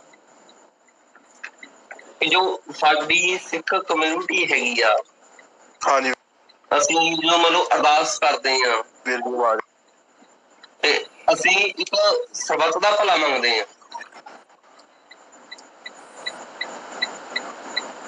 ਮੈਂ ਭਗਤ ਸਿੰਘ ਜਾਂ ਦੂਜੀ ਹੋਰ ਕਿਸੇ ਵੀ ਗੱਲ ਤੋਂ ਉਸ ਤੋਂ ਮਤਲਬ ਕਿ ਕੋਈ ਵੀ ਉਹ ਚੀਜ਼ਾਂ ਦਾ ਮਤਲਬ ਕਿ ਆਪਾਂ ਨੂੰ ਹੈ ਨੀ ਗਾ, ਪਰ ਜੋ ਇੱਕ ਰਿਅਲਟੀ ਹੈ ਆਪਣੀ ਕਮਿਊਨਿਟੀ ਦੀ, ਕਿ ਅਸੀਂ ਸਰਬੱਤ ਦਾ ਭਲਾ ਮੰਗਦੇ ਹਾਂ। ਹੈਲੋ, ਠੀਕ ਆ ਵੀਰੇ, ਠੀਕ ਆ ਵੀਰੇ, ਠੀਕ ਆ ਗਿਆ ਸਵਾਲ ਤੁਹਾਡਾ, ਤੇ ਸੁਣ ਲਓ ਜਵਾਬ ਆ ਗਿਆ ਸਵਾਲ। ਅਸੀਂ ਜੀ ਸਰਬੱਤ ਦਾ ਭਲਾ ਮੰਗਦੇ ਹਾਂ, ਪਰ ਅਸੀਂ ਖੁਦ ਸੋਚ ਕੇ ਦੇਖੀਏ ਭਾਜੀ ਕਿ ਅਸੀਂ ਕੀ ਕਰਦੇ ਹਾਂ ਸਰਬੱਤ ਦੇ ਭਲੇ ਲਈ। ਮੇਰਾ ਸਵਾਲ ਹਰ ਇੱਕ ਬੰਦੇ ਲਈ ਹੈ ਕਿ ਅਸੀਂ ਸਰਬੱਤ ਦੇ ਭਲੇ ਲਈ ਕੀ ਕਰਦੇ ਹਾਂ। ਸਾਡੀ ਪਹਿਲ ਕੀ ਹੁੰਦੀ ਹੈ ਕਿ ਅਸੀਂ ਆਪਣੇ ਪਰਿਵਾਰ ਨੂੰ ਪਹਿਲ ਦਿੰਦੇ ਹਾਂ। ਕਿ ਸਾਡੇ ਗੁਰੂਆਂ ਨੇ ਆਪਣੇ ਪਰਿਵਾਰ ਨੂੰ ਪਹਿਲ ਦਿੱਤੀ ਸੀਗੀ? ਗੁਰੂ ਗੋਬਿੰਦ ਸਿੰਘ ਜੀ ਸੀਗੇ, ਜਦੋਂ ਉਹਨਾਂ ਨੇ ਉਸ ਟਾਈਮ ਦੇ ਉੱਤੇ, ਜਦੋਂ ਮੰਨ ਲਓ ਕਿ ਆਪਣੇ ਉੱਤੇ ਸੰਕਟ ਪਿਆ ਸੀਗਾ, ਉਹਨਾਂ ਨੇ ਆਪਦੇ ਬੱਚਿਆਂ ਨੂੰ ਵਾਰਿਆ। ਹੈਲੋ, ਨਹੀਂ ਹਾਂਜੀ ਕੋਈ ਸਿਗਨਲ 'ਚ ਪ੍ਰੋਬਲਮ ਆ ਰਹੀ, ਮੈਨੂੰ ਸੁਣ ਰਹੀ ਆਵਾਜ਼ ਤੁਹਾਡਾ ਸਵਾਲ ਤੇ ਤਾਂ ਸਮਝ ਆ ਗਿਆ ਵੀ ਇਹਨਾਂ ਨੇ ਕਿਹੜੇ ਪਾਸੇ ਨੂੰ ਜਾਣਾ, ਤੇ ਮੈਂ ਉਹ ਗੱਲ ਕਰ ਦਿੰਦਾ। ਦੇਖੋ, ਜੇ ਸਰਬੱਤ ਦਾ ਭਲਾ ਮੰਗਦੇ ਜੋ, ਤੇ ਜੇ ਕੱਲ ਨੂੰ ਕੋਈ ਕਵੇ ਵੀ ਆਪਣੀਆਂ ਧੀਆਂ ਭੈਣਾਂ ਦਾਨ ਕਰ ਦਿਓ ਤੇ ਕਰਨ ਤੁਰ ਪਿਓ, ਕਿਉਂਕਿ ਸਰਬੱਤ ਦਾ ਭਲਾ ਮੰਗਦੇ ਜੋ ਤੁਸੀਂ। ਬੇਵਕੂਫਾਂ ਵਾਲੀ ਗੱਲ ਕਰਨ ਤੋਂ ਪਹਿਲਾਂ ਕੁਛ ਸੋਚਿਆ ਕਰੋ ਮਾੜਾ ਮੋਟਾ। ਸਰਬੱਤ ਦਾ ਭਲਾ ਮੰਗਣ ਦੇ ਵਿੱਚ, ਸਰਬੱਤ ਦਾ ਭਲਾ ਕਰਨ ਦੇ ਵਿੱਚ ਆਪਣਾ ਵੀ ਭਲਾ ਹੁੰਦਾ। ਸੋ ਜਿਹੜੀ ਕੌਮ ਆਪ ਬੇਵਕੂਫਾਂ ਕੋਈ ਛਿੱਤਰ ਖਾ ਰਹੀ ਹੋਵੇ, ਉਹ ਕਵੇ ਵੀ ਅਸੀਂ ਸਰਬੱਤ ਦਾ ਭਲਾ ਮੰਗਦੇ ਹਾਂ, ਤਾਂ ਕਰਕੇ ਜਿਹੜੇ ਨਾਇਕ ਸਾਡੇ ਤੇ ਥੋਪੇ ਜਾਂਦੇ ਉਹਨੂੰ ਸਵੀਕਾਰ ਕਰ ਲਿਓ। ਅਸੀਂ ਕੀ ਕਰ ਰਹੇ ਹਾਂ? ਸਭ ਤੋਂ ਵੱਡਾ ਸਵਾਲ ਇਹ ਕੀਤਾ ਜਾਂਦਾ ਵੀ ਅਸੀਂ ਕੀ ਕਰ ਰਹੇ ਹਾਂ? ਅਸੀਂ ਉਹੀ ਕਰ ਰਹੇ ਹਾਂ ਜੋ ਸਾਨੂੰ ਕਰਨਾ ਚਾਹੀਦਾ। ਅਸੀਂ ਜਿਹੜਾ ਝੂਠਾ ਪ੍ਰਾਪੋਗੰਡਾ, ਝੂਠੇ ਨਾਇਕ ਸਾਡੇ ਉੱਤੇ ਥੋਪੇ ਜਾ ਰਹੇ ਆ, ਉਹਨਾਂ ਨੂੰ ਅਸੀਂ ਡਿਸਕ੍ਰੈਡਿਟ ਕਰ ਰਹੇ ਹਾਂ। ਅਸੀਂ ਆਜ਼ਾਦੀ ਦੀ ਲੜਾਈ ਜਿਹੜੀ ਆ ਉਹ ਲੜ ਰਹੇ ਹਾਂ। ਹੋਰ ਅਸੀਂ ਕੀ ਕਰੀਏ? ਹੋਰ ਅਸੀਂ ਸਕੂਲ ਕਾਲਜ ਤੇ ਖੋਲ ਨਹੀਂ ਸਕਦੇ, ਕਿਉਂਕਿ ਉਹ ਤੇ ਗੌਰਮੈਂਟਾਂ ਨੇ ਕਰਨੇ ਹੁੰਦੇ ਆ। ਉਹ ਟੈਕਸ ਤੁਸੀਂ ਗੌਰਮੈਂਟਾਂ ਨੂੰ ਭਰਦੇ ਜੋ। ਹੁਣ ਜਿਹੜੀਆਂ ਗੌਰਮੈਂਟਾਂ ਨੂੰ ਤੁਸੀਂ ਟੈਕਸ ਦਿੰਦੇ ਜੋ, ਉਹ ਗੌਰਮੈਂਟਾਂ ਉਹਨਾਂ ਟੈਕਸ ਦੀ ਵਰਤੋਂ ਕਰਕੇ, ਉਹਨਾਂ ਪੈਸਿਆਂ ਦੀ ਵਰਤੋਂ ਕਰਕੇ ਸਾਡੀਆਂ ਧੀਆਂ ਭੈਣਾਂ ਦੀ ਬੇਇੱਜ਼ਤੀ ਵੀ ਕਰਦੀ ਹੈ, ਫੌਜਾਂ ਵੀ ਸਾਡੇ ਤੇ ਚੜ੍ਹਦੀ ਹੈ, ਸਾਰਾ ਕੁਝ ਹੁੰਦਾ। ਫਿਰ ਵੀ ਸਵਾਲ ਤੁਸੀਂ ਸਾਨੂੰ ਕਰਨਾ ਵੀ ਅਸੀਂ ਕੀ ਕਰ ਰਹੇ ਹਾਂ। ਮਤਲਬ ਇਹ ਏਡੀ ਬੇਵਕੂਫੀ ਹੈ ਵੀ ਮੁਗਲ ਕਾਲ ਦੇ ਵਿੱਚ ਕੋਈ ਸਿੱਖਾਂ ਨੂੰ ਆਣ ਕੇ ਸਵਾਲ ਕਰੇ ਵੀ ਤੁਸੀਂ ਕੀ ਕਰ ਰਹੇ ਜੋ ਲੋਕਾਂ ਦੀ ਭਲਾਈ ਵਾਸਤੇ। ਮਤਲਬ ਅਸੀਂ ਸਰਵਾਈਵਰ ਲਈ ਲੜੀਏ, ਲੋਕਾਂ ਦਾ ਭਲਾ, ਜਿੰਨਾ ਕੁ ਸਾਡੇ ਕੋਲ ਹੁੰਦਾ ਅਸੀਂ ਕਰ ਰਹੇ ਹਾਂ। ਮਤਲਬ ਜਿੰਨਾ ਕੁ ਸਾਨੂੰ ਮਿਨੀਮਮ ਲੱਗਦਾ ਵੀ ਜ਼ਰੂਰੀ ਉਹਨਾਂ ਅਸੀਂ ਕਰੀ ਜਾ ਰਹੇ ਹਾਂ। ਪਰ ਜੇ ਕੋਈ ਬੇਵਕੂਫਾਂ ਨੂੰ ਇਹ ਸਾਨੂੰ ਸਵਾਲ ਕਰੇ ਆ ਕੇ ਵੀ ਭਾਈ ਅਸੀਂ ਹੋਰ ਕੀ ਕਰੀਏ, ਹੋਰ ਅਸੀਂ ਕੁਛ ਨਹੀਂ ਕਰ ਸਕਦੇ। ਹਾਲ ਦੀ ਘੜੀ ਤੇ ਸਾਡੀ ਲੜਾਈ ਆਪਣੀ ਹੋਂਦ ਬਚਾਉਣ ਦੀ ਹੈ ਤੇ ਸਾਨੂੰ ਆਪਣੇ ਸਾਰੇ ਰਿਸੋਰਸਿਸ ਇਸ ਪਾਸੇ ਲਾਉਣੇ ਚਾਹੀਦੇ ਆ, ਨਾ ਕਿ ਅਸੀਂ ਮਤਲਬ ਮੂਰਖਾਂ ਵਾਂਗੂ ਜਿੱਧਰ ਨੂੰ ਸਾਨੂੰ ਕੋਈ ਕਵੇ ਵੀ ਉਧਰ ਨੂੰ ਤੁਰ ਪਈਏ ਤੇ ਇਹ ਗੱਲਾਂ ਹੀ ਨਾ ਕਰੀਏ। ਤਾਂ ਪਹਿਲੀ ਗੱਲ ਤੇ ਇੱਥੇ ਸਵਾਲ ਰਿਲੇਵੈਂਟ ਨਹੀਂ ਸੀ ਹੈਗਾ ਅਸੀਂ ਕੀ ਕਰ ਰਹੇ ਹਾਂ, ਕਿਉਂਕਿ ਅਸੀਂ ਸਾਨੂੰ ਕਰਨ ਕੀ ਦਿੱਤਾ ਜਾ ਰਿਹਾ। ਸਵਾਲ ਇਹ ਹੋਣਾ ਚਾਹੀਦਾ ਕਿ ਸਾਨੂੰ ਆਜ਼ਾਦੀ ਹੈਗੀ ਹੈ ਕੁਛ ਕਰਨ ਦੀ? ਸਿਰਫ ਸਾਨੂੰ ਸੇਵਾਦਾਰ, ਚਾਕਰ, ਨੌਕਰ ਬਣਨ ਦੀ ਆਜ਼ਾਦੀ ਹੈ? ਕਿ ਸਾਨੂੰ ਜਿੱਦਾਂ ਇੱਕ ਬਰਾਬਰ ਦੀ ਧਿਰ ਬਣ ਕੇ ਵਿਚਰਨ ਦੀ ਆਜ਼ਾਦੀ ਹੈਗੀ ਹੈ? ਕਿ ਸਾਨੂੰ ਬਰਾਬਰ ਦੇ ਸ਼ਹਿਰੀ ਹੋਣ ਦੀ ਇਜਾਜ਼ਤ ਹੈਗੀ ਹੈ? ਕਿ ਸਾਡਾ ਧਰਮ ਨੂੰ, ਸਾਡੇ ਸ਼ਹੀਦਾਂ ਨੂੰ, ਸਾਡੇ ਨਾਇਕਾਂ ਨੂੰ ਬਰਾਬਰ ਸਤਿਕਾਰ ਮਿਲਦਾ? ਕੀ ਸਾਡੇ ਪਾਣੀਆਂ ਦੇ ਉੱਤੇ ਸਾਡਾ ਬਰਾਬਰ ਅਧਿਕਾਰ ਹੈਗਾ? ਕੀ ਸਾਡੇ ਇਤਿਹਾਸ ਨੂੰ ਬਰਾਬਰ ਤੌਰ ਤੇ ਸੱਚੇ ਰੂਪ ਦੇ ਵਿੱਚ ਸਾਡੀਆਂ ਕਿਤਾਬਾਂ 'ਚ ਪਾਇਆ ਜਾਂਦਾ? ਸੋ ਜੇ ਸਾਨੂੰ ਕੁਛ ਕਰਨ ਦੀ ਇਜਾਜ਼ਤ ਹੈ ਨਹੀਂ ਆ ਤੇ ਸਵਾਲ ਤੇ ਜਾ ਕੇ ਹਕੂਮਤ ਨੂੰ ਕਰੋ ਵੀ ਤੁਸੀਂ ਕੀ ਕਰ ਰਹੇ ਜੋ ਸਿੱਖਾਂ ਦੇ ਨਾਲ। ਇਹ ਸਵਾਲ ਜਿਹੜਾ ਵਾ ਵੈਸੇ ਵੀ ਇੱਕ ਮਤਲਬ ਘਰ 'ਚ ਕੋਈ ਬੜਾ ਮਾਹੌਲ ਖਰਾਬ ਹੋਵੇ, ਇੱਕ ਤੁਸੀਂ ਕਿਸੇ ਘਰ 'ਚ ਜਾਓ, ਉੱਥੇ ਘਰ ਦੇ ਵਿੱਚ ਬਹੁਤ ਕੁਛ ਮਾਹੌਲ ਖਰਾਬ ਹੋਵੇ, ਹਨਾ, ਉੱਥੇ ਕੋਈ ਮਾੜਾ ਕੰਮ ਹੋ ਰਿਹਾ ਹੋਵੇ ਤਾਂ ਤੁਸੀਂ ਘਰ ਦੇ ਨੌਕਰ ਨੂੰ ਤਾਂ ਨਹੀਂ ਪੁੱਛੋਗੇ ਵੀ ਤੁਸੀਂ ਇੱਥੇ ਕੀ ਕਰ ਰਹੇ ਜੋ? ਤੁਸੀਂ ਮਾਲਕ ਨੂੰ ਜਾ ਕੇ ਸਵਾਲ ਕਰੋਗੇ ਨਾ। ਸਵਾਲ ਮਾਲਕਾਂ ਨੂੰ ਕਰੋ ਜਾ ਕੇ। ਇਹ ਜਿਹੜੇ ਮਤਲਬ ਇਹ ਇੱਥੇ ਇਸ ਮੁਲਕ ਦੇ ਵਿੱਚ ਜਿਹੜੇ ਰਾਜ ਕਰਨ ਵਾਲੀ ਧਿਰ ਹੈ ਉਹਨੂੰ ਸਵਾਲ ਕਰੋ ਵੀ ਤੁਸੀਂ ਕੀ ਕਰ ਰਹੇ ਜੋ। ਫਿਰ ਆਣ ਕੇ ਸਾਨੂੰ ਸਵਾਲ ਕਰਿਓ। ਅਸੀਂ ਇੱਥੇ ਗੁਲਾਮੀ ਦੀ ਜ਼ਿੰਦਗੀ ਜੀਣ ਦੇ ਬਾਵਜੂਦ ਬਹੁਤ ਕੁਛ ਕਰਦੇ ਹਾਂ, ਪਰ ਸਾਨੂੰ ਇਤਰਾਜ਼ ਇਸ ਗੱਲ ਦਾ ਹੈ ਵੀ ਜਿਨ੍ਹਾਂ ਨੂੰ ਤੁਸੀਂ ਅਰਬਾਂ ਖਰਬਾਂ ਮਤਲਬ ਟੈਕਸ ਦਿੰਦੇ ਜੋ, ਜਿਨ੍ਹਾਂ ਨੂੰ ਤੁਸੀਂ ਮਤਲਬ ਪਤਾ ਨਹੀਂ ਕੀ ਕੁਛ ਦੇਈ ਜਾਂਦੇ ਜੋ, ਉਹਨਾਂ ਨੂੰ ਤੁਸੀਂ ਸਵਾਲ ਨਹੀਂ ਕਰਦੇ। ਇਹਦੇ ਦੀ ਇੱਕ ਪ੍ਰਾਈਮ ਐਗਜ਼ਾਮਪਲ ਇਹ ਹੈ ਵੀ ਬਹੁਤ ਐਕਟਿਵਿਸਟ ਉੱਠ ਕੇ ਕਹਿਣਗੇ ਵੀ ਗੋਲਕ 'ਚ ਪੈਸਾ ਨਾ ਪਾਓ ਜੀ, ਗੋਲਕ ਦੇ ਪੈਸੇ ਦੀ ਦੁਰਵਰਤੋਂ ਹੁੰਦੀ ਹੈ। ਵੀ ਗੋਲਕ ਦੇ ਵਿੱਚ ਪੈਸਾ ਪਾਇਆ ਤੇ ਉਹ ਗਲਤ ਥਾਵਾਂ 'ਚ ਚਲ ਜਾਂਦਾ ਹੈ, ਗਲਤ ਲੋਕ ਵਰਤਦੇ ਨੇ। ਇਹਨਾਂ 'ਚ ਕੋਈ ਬੰਦਾ ਉੱਠ ਕੇ ਜ਼ਰੂਰਤ ਕਰ ਸਕਦਾ ਹੈ ਵੀ ਟੈਕਸ ਨਾ ਦਿਓ ਜੀ, ਟੈਕਸ ਦੇ ਪੈਸੇ ਦੁਰਵਰਤੋਂ ਹੁੰਦੀ? ਕਿਉਂਕਿ ਟੈਕਸ ਦੇਣਾ ਲੀਗਲ ਰਿਕੁਆਇਰਮੈਂਟ ਹੈ। ਜੇ ਤੁਸੀਂ ਟੈਕਸ ਨਹੀਂ ਦਿੰਦੇ ਤਾਂ ਤੁਹਾਨੂੰ ਫੜ ਕੇ ਅੰਦਰ ਦਿੰਦੇ ਨੇ। ਗੋਲਕ 'ਚ ਪੈਸਾ ਨਾ ਪਾਉਣ ਕਰਕੇ ਤੁਹਾਨੂੰ ਕੋਈ ਫੜਦਾ ਨਹੀਂ। ਉੱਥੇ ਤੁਹਾਡਾ ਸਵਾਲ ਹੈਗਾ ਵੀ ਅਸੀਂ ਗੋਲਕ ਦੀ ਦੁਰਵਰਤੋਂ ਰੋਕਣੀ ਹੈ ਜਿਹੜੀ ਸਾਡੇ ਕੰਟਰੋਲ 'ਚ ਨਹੀਂ, ਕਿਉਂਕਿ ਉਹ ਵੀ ਅਕਸਰ ਉਹਨਾਂ ਲੋਕਾਂ ਦੇ ਕੰਟਰੋਲ 'ਚ ਜਿਨ੍ਹਾਂ ਨੂੰ ਤੁਸੀਂ ਟੈਕਸ ਦਿੰਦੇ ਜੋ। ਪਰ ਫਿਰ ਵੀ ਸਵਾਲ ਤੁਸੀਂ ਇਹ ਨਹੀਂ ਕਰਦੇ। ਸੋ ਬੇਸਿਕਲੀ ਪਹਿਲਾਂ ਤੇ ਆਪਣਾ ਮਾਈਂਡ ਸੈਟ ਕਲੀਅਰ ਕਰੋ ਵੀ ਤੁਸੀਂ ਸਵਾਲ ਕਰਨਾ ਕਿਹਨੂੰ ਹੈ। ਤੁਸੀਂ ਵਿਕਟਮ ਨੂੰ ਸਵਾਲ ਕਰਨਾ ਹੈ ਕਿ ਤੁਸੀਂ ਕਲਪ੍ਰਿਟ ਨੂੰ ਸਵਾਲ ਕਰਨਾ ਹੈ? ਜੇ ਤੇ ਕਲਪ੍ਰਿਟ ਨੂੰ ਸਵਾਲ ਕਰਨਾ ਹੈ, ਤੁਸੀਂ ਜ਼ਾਲਮ ਨੂੰ ਸਵਾਲ ਕਰਨਾ ਹੈ, ਫਿਰ ਤੁਹਾਡਾ ਸਵਾਲ ਹਕੂਮਤ ਨੂੰ ਹੋਵੇ ਤੇ ਚੰਗੀ ਗੱਲ ਹੈ। ਜੇ ਤੁਸੀਂ ਜ਼ੁਲਮ ਸਹਿਣ ਵਾਲੇ ਨੂੰ ਸਵਾਲ ਕਰਨਾ ਤੇ ਫਿਰ ਮੈਨੂੰ ਲੱਗਦਾ ਤੁਸੀਂ ਆਪਣੇ ਦਿਮਾਗ ਦਾ ਕਿਤੋਂ ਇਲਾਜ ਕਰਾਓ ਜਾ ਕੇ। ਇਹ ਇੱਥੇ ਕੋਈ ਆਪਾਂ ਇਹ ਸਭਾ ਨਹੀਂ ਖੋਲੀ ਹੋਈ ਵੀ ਆਪਾਂ ਇੱਥੇ ਆਣ ਕੇ ਸਰਬੱਤ ਤੇ ਭਲੇ ਦੇ ਆਈਡੀਏ ਦੀ ਗੱਲ ਕਰੀਏ। ਉਹ ਸਾਨੂੰ ਪਤਾ ਹੈ ਸਰਬੱਤ ਦਾ ਭਲਾ ਕੀ ਹੁੰਦਾ, ਸਾਡਾ ਰਾਜ ਸੀ, ਅਸੀਂ ਕੀਤਾ ਸਰਬੱਤ ਦਾ ਭਲਾ, ਹੁਣ ਵੀ ਕਰਦੇ ਹਾਂ ਜਿੰਨੇ ਕਿ ਸਾਡੇ ਕੋਲ ਪਹੁੰਚ ਹੈਗੀ ਹੈ। ਪਰ ਇੱਥੇ ਮੈਨੂੰ ਲੱਗਦਾ ਵੀ ਜਿੱਥੇ ਅਸੀਂ ਗੱਲ ਕਰ ਰਹੇ ਹਾਂ ਸਾਡੇ ਤੇ ਨਾਇਕ ਥੋਪੇ ਜਾ ਰਹੇ ਆ, ਸਾਡੇ ਤੇ ਗੁਲਾਮੀ ਗਹਿਰੀ ਹੋ ਰਹੀ ਹੈ, ਸਾਡੇ ਤੇ ਜ਼ੁਲਮ ਹੋ ਰਿਹਾ, ਸਾਡੀਆਂ ਧੀਆਂ ਭੈਣਾਂ ਦੀ ਬੇਪਤੀ ਹੋਈ ਤੇ ਹੋ ਰਹੀ ਹੈ, ਸਾਡੇ ਨੌਜਵਾਨਾਂ ਨੂੰ ਨਸ਼ਿਆਂ ਨਾਲ ਤਬਾਹ ਕੀਤਾ ਜਾ ਰਿਹਾ, ਸਾਡਾ ਪਾਣੀ ਲੁੱਟਿਆ ਜਾ ਰਿਹਾ, ਸਾਡੀ ਬੋਲੀ ਖਤਮ ਕੀਤੀ ਜਾ ਰਹੀ ਹੈ। ਉੱਥੇ ਆਣ ਕੇ ਇਹ ਸਵਾਲ ਵੀ ਅਸੀਂ ਕੀ ਸਰਬੱਤ ਦੇ ਭਲੇ ਦੀ ਗੱਲ ਕਰਦੇ ਹਾਂ, ਅਸੀਂ ਕੀ ਕਰ ਰਹੇ ਹਾਂ? ਹੁਣ ਕੱਲ ਨੂੰ ਕੋਈ ਲੌਜਿਕ ਦੇ ਕੇ ਕਵੇ ਵੀ ਤੁਸੀਂ ਸਰਬੱਤ ਦੇ ਭਲੇ ਦੀ ਗੱਲ ਕਰ ਰਹੇ ਹੋ, ਪਾਣੀ ਵੀ ਦੇ ਦਿਓ ਆਪਣਾ। ਬੇਵਕੂਫਾਨਾ ਸਵਾਲ ਤੇ ਕਿਤੇ ਵੀ ਪੈਦਾ ਹੋ ਸਕਦੇ ਆ। ਸੋ ਇਹ ਜਿਹੜੀ ਸਿੱਖ ਦੀ ਵਿਵੇਕ ਬੁੱਧੀ ਉਹਦੇ 'ਚ ਪਤਾ ਹੈ ਵੀ ਸਰਬੱਤ ਦਾ ਭਲਾ ਕੀ ਹੁੰਦਾ ਹੈ। ਤੁਸੀਂ ਘਰ ਦੇ ਮਾਲਕ ਹੋਵੋ ਤੇ ਘਰ ਦੇ ਮਾਲਕ ਹੋ ਕੇ ਕਿਸੇ ਨੂੰ ਕੁਛ ਦੇ ਦਿਓ, ਕੋਈ ਸੇਵਾ ਕਰ ਦਿਓ ਤੇ ਉਹ ਤੁਹਾਡਾ ਸਰਬੱਤ ਦਾ ਭਲਾ ਗਿਣਿਆ ਜਾ ਸਕਦਾ। ਜੇ ਤੁਸੀਂ ਨੌਕਰ ਹੋ ਤੇ ਤੁਹਾਡੀ ਮਜਬੂਰੀ ਉਹ ਕੰਮ ਕਰਨਾ, ਫਿਰ ਤੁਸੀਂ ਇਹ ਥੋੜ੍ਹੀ ਮੈਂ ਬੜੀ ਸੇਵਾ ਕਰ ਰਿਹਾ ਜੀ। ਉਹ ਤੁਹਾਡੇ ਕੋਲ ਕਰਾਈ ਜਾ ਰਹੀ ਹੈ, ਨਾ ਕਰਕੇ ਵੇਖੋ ਦਿਹਾੜੀ ਤੁਹਾਡੇ ਚੰਮ ਨਾਲ ਦੇੜ ਦੇਣਗੇ ਅਗਲੇ। ਸੋ ਸਰਬੱਤ ਦਾ ਭਲਾ ਬਹੁਤੀ ਥਾਵਾਂ ਤੇ ਸਿੱਖਾਂ ਨੂੰ ਕਰਾਇਆ ਜਾ ਰਿਹਾ ਧੱਕੇ ਦੇ ਨਾਲ। ਅੱਜ ਦੀ ਡੇਟ 'ਚ ਸਿੱਖ ਕੋਈ ਮਤਲਬ ਇਹ ਨਹੀਂ ਹੈਗਾ ਵੀ ਉਹਨਾਂ ਦੀ ਕੋਈ ਮੋਰਲ ਰਿਕੁਆਇਰਮੈਂਟ ਹੈ ਵੀ ਉਹ ਕਰਨ ਹੀ ਕਰਨ, ਫਿਰ ਵੀ ਕਰ ਰਹੇ। ਕਈ ਥਾਵਾਂ ਤੇ ਸਿੱਖ ਵੈਲੀਡੇਸ਼ਨ ਲਈ ਕਰੀ ਜਾ ਰਹੇ ਆ ਵੀ ਮਾਲਕ ਸਾਨੂੰ ਚੰਗਾ ਕਹਿ ਦੇਣ। ਉਹ ਬੜੇ ਸਰਬੱਤ ਦੇ ਭਲੇ ਨੂੰ ਤੁਰੇ ਫਿਰਦੇ ਵੀ ਸਰਬੱਤ ਦਾ ਭਲਾ ਕਰਨਾ ਹੈ, ਆਪ ਭਾਵੇਂ ਘਰ 'ਚ ਨੰਗੇ ਤੁਰੇ ਫਿਰਦੇ ਹੋਣ। ਸੋ ਇਹੋ ਜਿਹੇ ਸਵਾਲ ਮੇਰੇ ਖਿਆਲ 'ਚ ਸਾਨੂੰ ਇਗਨੋਰ ਕਰਨੇ ਚਾਹੀਦੇ ਆ। ਸੈਂਸਿਟਿਵ ਟਾਈਮ ਹੈ, ਇਹ ਸਵਾਲ ਗੁਲਾਮਾਂ ਦੇ ਹੋਣੇ ਨਹੀਂ ਚਾਹੀਦੇ ਵੀ ਅਸੀਂ ਕੀ ਕਰ ਰਹੇ ਹਾਂ। ਸਵਾਲ ਇਹ ਹੋਣਾ ਚਾਹੀਦਾ ਵੀ ਹਿੰਦੁਸਤਾਨ ਦੀ ਹਕੂਮਤ ਸਾਡੇ ਨਾਲ ਕੀ ਕਰ ਰਹੀ ਹੈ। ਹਾਂਜੀ ਵੀਰ ਜੀ, ਇੱਕ ਆਖਰੀ ਸਵਾਲ ਆਪਾਂ ਲੈ ਲਈਏ ਜਾਂਦੇ ਜਾਂਦੇ ਵੀ ਸਿੱਖ ਨਾਇਕਾਂ ਨੂੰ ਪ੍ਰਮੋਟ ਕਰਨ ਲਈ ਤੁਹਾਡੇ ਵੱਲੋਂ ਕੋਈ ਜਵਾਨੀ ਨੂੰ ਸੰਦੇਸ਼।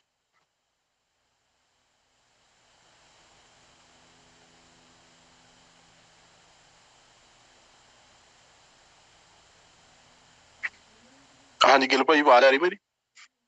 ਹਾਂਜੀ, ਮੈਨੂੰ ਮੇਰਾ ਮਿਊਟ ਸੀ ਮਾਈਕ।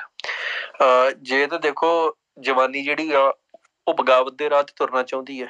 ਜੇ ਜਵਾਨੀ ਪੰਜਾਬ ਦੇ ਹੱਕਾਂ ਲਈ ਲੜਨਾ ਚਾਹੁੰਦੀ ਹੈ, ਜੇ ਜਵਾਨੀ ਹਿੰਦੁਸਤਾਨ ਦੇ ਜ਼ੁਲਮ ਦੇ ਖਿਲਾਫ ਲੜਨਾ ਚਾਹੁੰਦੀ ਹੈ, ਲੜਨ ਦੀ ਇੱਛੁਕ ਹੈ, ਫਿਰ ਤੇ ਮੇਰੇ ਖਿਆਲ ਦੇ ਨਾਲ ਨਾਇਕ ਆਪਣੇ ਆਪ ਉਹਨਾਂ ਨੂੰ ਪਤਾ ਕਿਹੜੇ ਚੁਣੇ ਜਾ ਸਕਦੇ ਆ। ਜੇ ਤੇ ਢਾਂਚੇ ਨੂੰ ਇਸ ਨੂੰ ਢਾਂਚੇ ਨੂੰ ਖਤਮ ਕਰਕੇ ਨਵਾਂ ਢਾਂਚਾ ਖੜਾ ਕਰਨਾ ਹੈ, ਜਿੱਥੇ ਸਾਡਾ ਧਰਮ ਸੁਰੱਖਿਅਤ ਹੋਵੇ, ਜਿੱਥੇ ਸਾਡੀ ਬੋਲੀ, ਸਾਡੇ ਰਿਸੋਰਸਸ, ਸਾਡੇ ਸੰਸਾਧਨ, ਸਾਡੀ ਕੁਦਰਤੀ ਜਿਹੜਾ ਪੌਣ ਪਾਣੀ ਹੈ, ਸਾਡੇ ਨੌਜਵਾਨੀ ਹੈ, ਜਿਹੜਾ ਸਾਡਾ ਮਤਲਬ ਪੱਤ ਹੈ, ਇੱਜ਼ਤ ਹੈ, ਧਰਮ, ਸਾਰਾ ਕੁਝ ਸੁਰੱਖਿਅਤ ਹੋਵੇ, ਫਿਰ ਤੇ ਇਸ ਢਾਂਚੇ ਨੂੰ ਤਬਾਹ ਕਰਕੇ ਨਵਾਂ ਢਾਂਚਾ ਖੜਾ ਕਰਨਾ ਪਊਗਾ।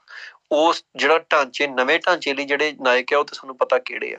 ਜੇ ਇਸੇ ਢਾਂਚਾ ਜਿਹੜਾ ਬ੍ਰਾਹਮਣ ਦਾ ਢਾਂਚਾ, ਜਿਹੜਾ ਉਹਨੇ ਸਾਡੇ ਮਤਲਬ ਸਿਰ ਦੇ ਉੱਤੇ ਖੜਾ ਕੀਤਾ ਤੇ ਜਿਹੜਾ ਉਹਨੇ ਮਤਲਬ ਸਾਡੇ ਤੇ ਜ਼ੁਲਮ ਕਰਨ ਲਈ ਖੜਾ ਕੀਤਾ, ਘੱਟ ਗਿਣਤੀਆਂ ਨੂੰ ਮਾਰਨ ਲਈ ਖੜਾ ਕੀਤਾ, ਜੇ ਉਹਨੂੰ ਰਿਪੇਅਰ ਕਰਨਾ ਤੇ ਬ੍ਰਾਹਮਣ ਨੂੰ ਫਾਇਦਾ ਪਹੁੰਚਾਉਣਾ ਤੇ ਫਿਰ ਤੁਸੀਂ ਭਗਤ ਸਿੰਘ ਨੂੰ ਆਪਣਾ ਨਾਇਕ ਮੰਨ ਲਓ।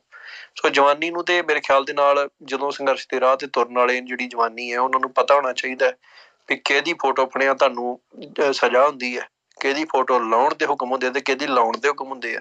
ਨਾਇਕ ਆਪੇ ਚੁਣ ਲਓ। ਜੇ ਤੇ ਸਰਕਾਰਾਂ ਤੁਹਾਡੇ ਪੱਖ 'ਚ ਨੇ ਤੇ ਫਿਰ ਤੇ ਸਰਕਾਰਾਂ ਕਹਿਣਗੀਆਂ ਵੀ ਭਿੰਡਰਾਂਵਾਲੇ ਦੀ ਫੋਟੋ ਲਾ ਲਓ, ਤੇ ਜੇ ਤੇ ਸਰਕਾਰਾਂ ਤੁਹਾਡੇ ਖਿਲਾਫ ਨੇ ਫਿਰ ਉਹ ਕਹਿਣਗੀਆਂ ਭਗਤ ਸਿੰਘ ਦੀ ਲਾ ਲਓ, ਕਿਉਂਕਿ ਉਹਨਾਂ ਨੂੰ ਪਤਾ ਹੈ ਭਗਤ ਸਿੰਘ ਤੁਹਾਨੂੰ ਖੱਸੀ ਕਰੂਗਾ ਤੇ ਭਿੰਡਰਾਂਵਾਲਾ ਤੁਹਾਨੂੰ ਜੁਝਾਰੂ ਬਣਾਊਗਾ।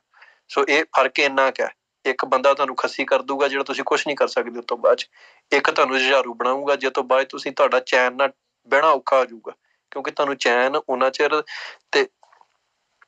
ਤੇ ਆ ਨਹੀਂ ਸਕਦਾ ਜਿੰਨਾ ਚਿਰ ਤੁਹਾਡੀ ਕੌਮ ਗੁਲਾਮ ਹੈ, ਤੁਹਾਡਾ ਧਰਮ ਰੱਖਿਆ ਤਾਂ ਜਿੰਨਾ ਚਿਰ ਤੁਹਾਡੇ ਗੁਰੂ ਸਾਹਿਬ ਦੀ ਬੇਅਦਬੀ ਹੋ ਰਹੀ ਹੈ ਉਹਨਾਂ ਚਿਰ ਚੈਨ ਕਾਹਦਾ।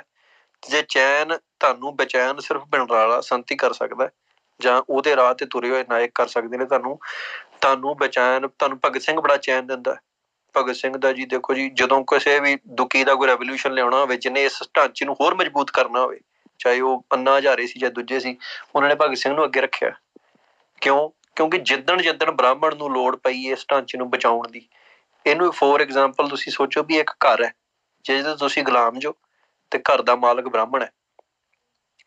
ਬ੍ਰਾਹਮਣ ਨੂੰ ਜਦੋਂ ਲੋੜ ਪੈਂਦੀ ਹੈ ਇਸ ਘਰ ਨੂੰ ਬਚਾਉਣ ਲਈ ਤੇ ਬਚਾਉਣਾ, ਉਹਨੇ ਤੁਹਾਨੂੰ ਭਗਤ ਸਿੰਘ ਦੀ ਫੋਟੋ ਬਣਾਉਣੀ, ਤੁਸੀਂ ਕਹਿਣਾ ਵੀ ਦੇਖੋ ਭਗਤ ਸਿੰਘ ਨੇ ਘਰ ਬਣਾਇਆ ਸੀ, ਭਾਵੇਂ ਸਾਡੇ ਤੇ ਇੱਥੇ ਜ਼ੁਲਮ ਹੋ ਰਿਹਾ, ਭਾਵੇਂ ਸਾਨੂੰ ਛਿੱਤਰ ਪੈ ਰਹੇ ਨੇ, ਭਾਵੇਂ ਸਾਡੀਆਂ ਧੀਆਂ ਭੈਣਾਂ ਦੀ ਬੇਪਤੀ ਹੋ ਰਹੀ ਹੈ, ਭਾਵੇਂ ਸਾਡੇ ਇਸ਼ਟ ਦੀ ਬੇਪਤੀ ਹੋ ਰਹੀ ਹੈ, ਬੇਅਦਬੀ ਹੋ ਰਹੀ ਹੈ, ਅਸੀਂ ਇਸ ਘਰ ਨੂੰ ਬਚਾਉਣਾ ਹੈ, ਇਹ ਸਾਡਾ ਨੈਤਿਕ ਫਰਜ਼ ਹੈ। ਕਿਉਂਕਿ ਭਗਤ ਸਿੰਘ ਨੇ ਇਹ ਘਰ ਨੂੰ ਬਣਾਇਆ ਸੀ, ਉਹ 'ਚ ਅਸੀਂ ਇਹ ਸੁਪਨਾ ਪਾਲਣਾ ਵੀ ਕਿਸੇ ਦਿਨ ਅਸੀਂ ਇਸ ਬੰਦੇ ਦੀ ਥਾਂ ਤੇ ਪਾਵਾਂਗੇ, ਕਿਉਂਕਿ ਭਗਤ ਸਿੰਘ ਦੇ ਸੁਪਨਿਆਂ ਦਾ ਇਹ ਘਰ ਹੈ।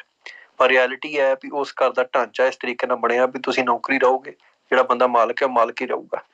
ਹੁਣ ਦੂਜਾ ਨਾਇਕ ਤੁਹਾਡਾ ਇਹ ਆ ਜਿਹੜਾ ਤੁਹਾਨੂੰ ਇਹ ਕਹਿ ਰਿਹਾ ਵੀ ਇਹ ਘਰ ਨੂੰ ਤਬਾਹ ਕਰੋ ਤੇ ਆਪਣਾ ਨਵੇਂ ਘਰ ਦੀ ਨੀਂਹ ਸਿਰਜ ਕੇ, ਜਿਹੜੀ ਨੀਂਹ ਉਹਨਾਂ ਰੱਖਤੀ ਹੈ 84 ਦੇ ਵਿੱਚ, ਉਹਦੇ ਤੇ ਆਪਣਾ ਮਹਿਲ ਖੜਾ ਕਰੋ। ਜਿਹੜੇ ਮਹਿਲ ਨੂੰ ਤੁਸੀਂ ਆਪ ਬਣਾਓਗੇ ਉਹਦੇ ਤੇ ਤੁਹਾਨੂੰ ਕੋਈ ਕੱਢ ਨਹੀਂ ਸਕਦਾ। ਸੋ ਇਹ ਦੋ ਜਿਹੜਾ ਨਾਇਕਾਂ ਦੇ ਭੇਡ ਹੁੰਦੇ ਆ ਨਾ, ਉਹਦੇ ਵਿੱਚ ਤੁਹਾਡੇ ਲੜਾਈ ਦੇ ਦਾ ਇੱਕ ਰਾਹ, ਨਤੀਜਾ, ਸਿੱਟੇ, ਸਾਰਾ ਕੁਝ ਤੈਅ ਹੋ ਜਾਂਦਾ ਹੈ। ਸੋ ਜੇ ਤੇ ਖੱਸੀਆਂ ਨੂੰ ਛੱਤਰ ਖਾਣੇ ਨੇ ਰੋਜ਼ ਦਿਹਾੜੀ, ਜੇ ਤੇ ਮਤਲਬ ਰੋਜ਼ ਦਿਹਾੜੀ ਕੁੱਟ ਵੀ ਖਾਣੀ ਹੈ ਤੇ ਕੁੱਟ ਖਾ ਕੇ ਵੀ ਕਹੀ ਜਾਣਾ ਵੀ ਜੇ ਧਰਨਾ ਲਗਾਉਣਾ ਹਮਾਰਾ ਫਰਜ਼ ਹੈ, ਫਲਾਣਾ ਕੰਮ ਕਰਨਾ ਸਾਡਾ ਫਰਜ਼ ਹੈ, ਦੂਜਾ ਕੰਮ ਕਰਨਾ ਸਾਡਾ ਫਰਜ਼ ਹੈ, ਸਾਡੇ ਕੋਲ ਆਹ ਰਾਈਟ ਹੈ, ਸਾਡੇ ਕੋਲ ਆਹ ਰਾਈਟ ਹੈ, ਫਿਰ ਤਾਂ ਤੁਸੀਂ ਮੰਨੋ ਭਗਤ ਸਿੰਘ ਨੂੰ ਆਪਣਾ ਨਾਇਕ, ਤੇ ਫਿਰ ਤਾਂ ਤੁਹਾਨੂੰ ਸੂਟ ਵੀ ਕਰੂਗਾ।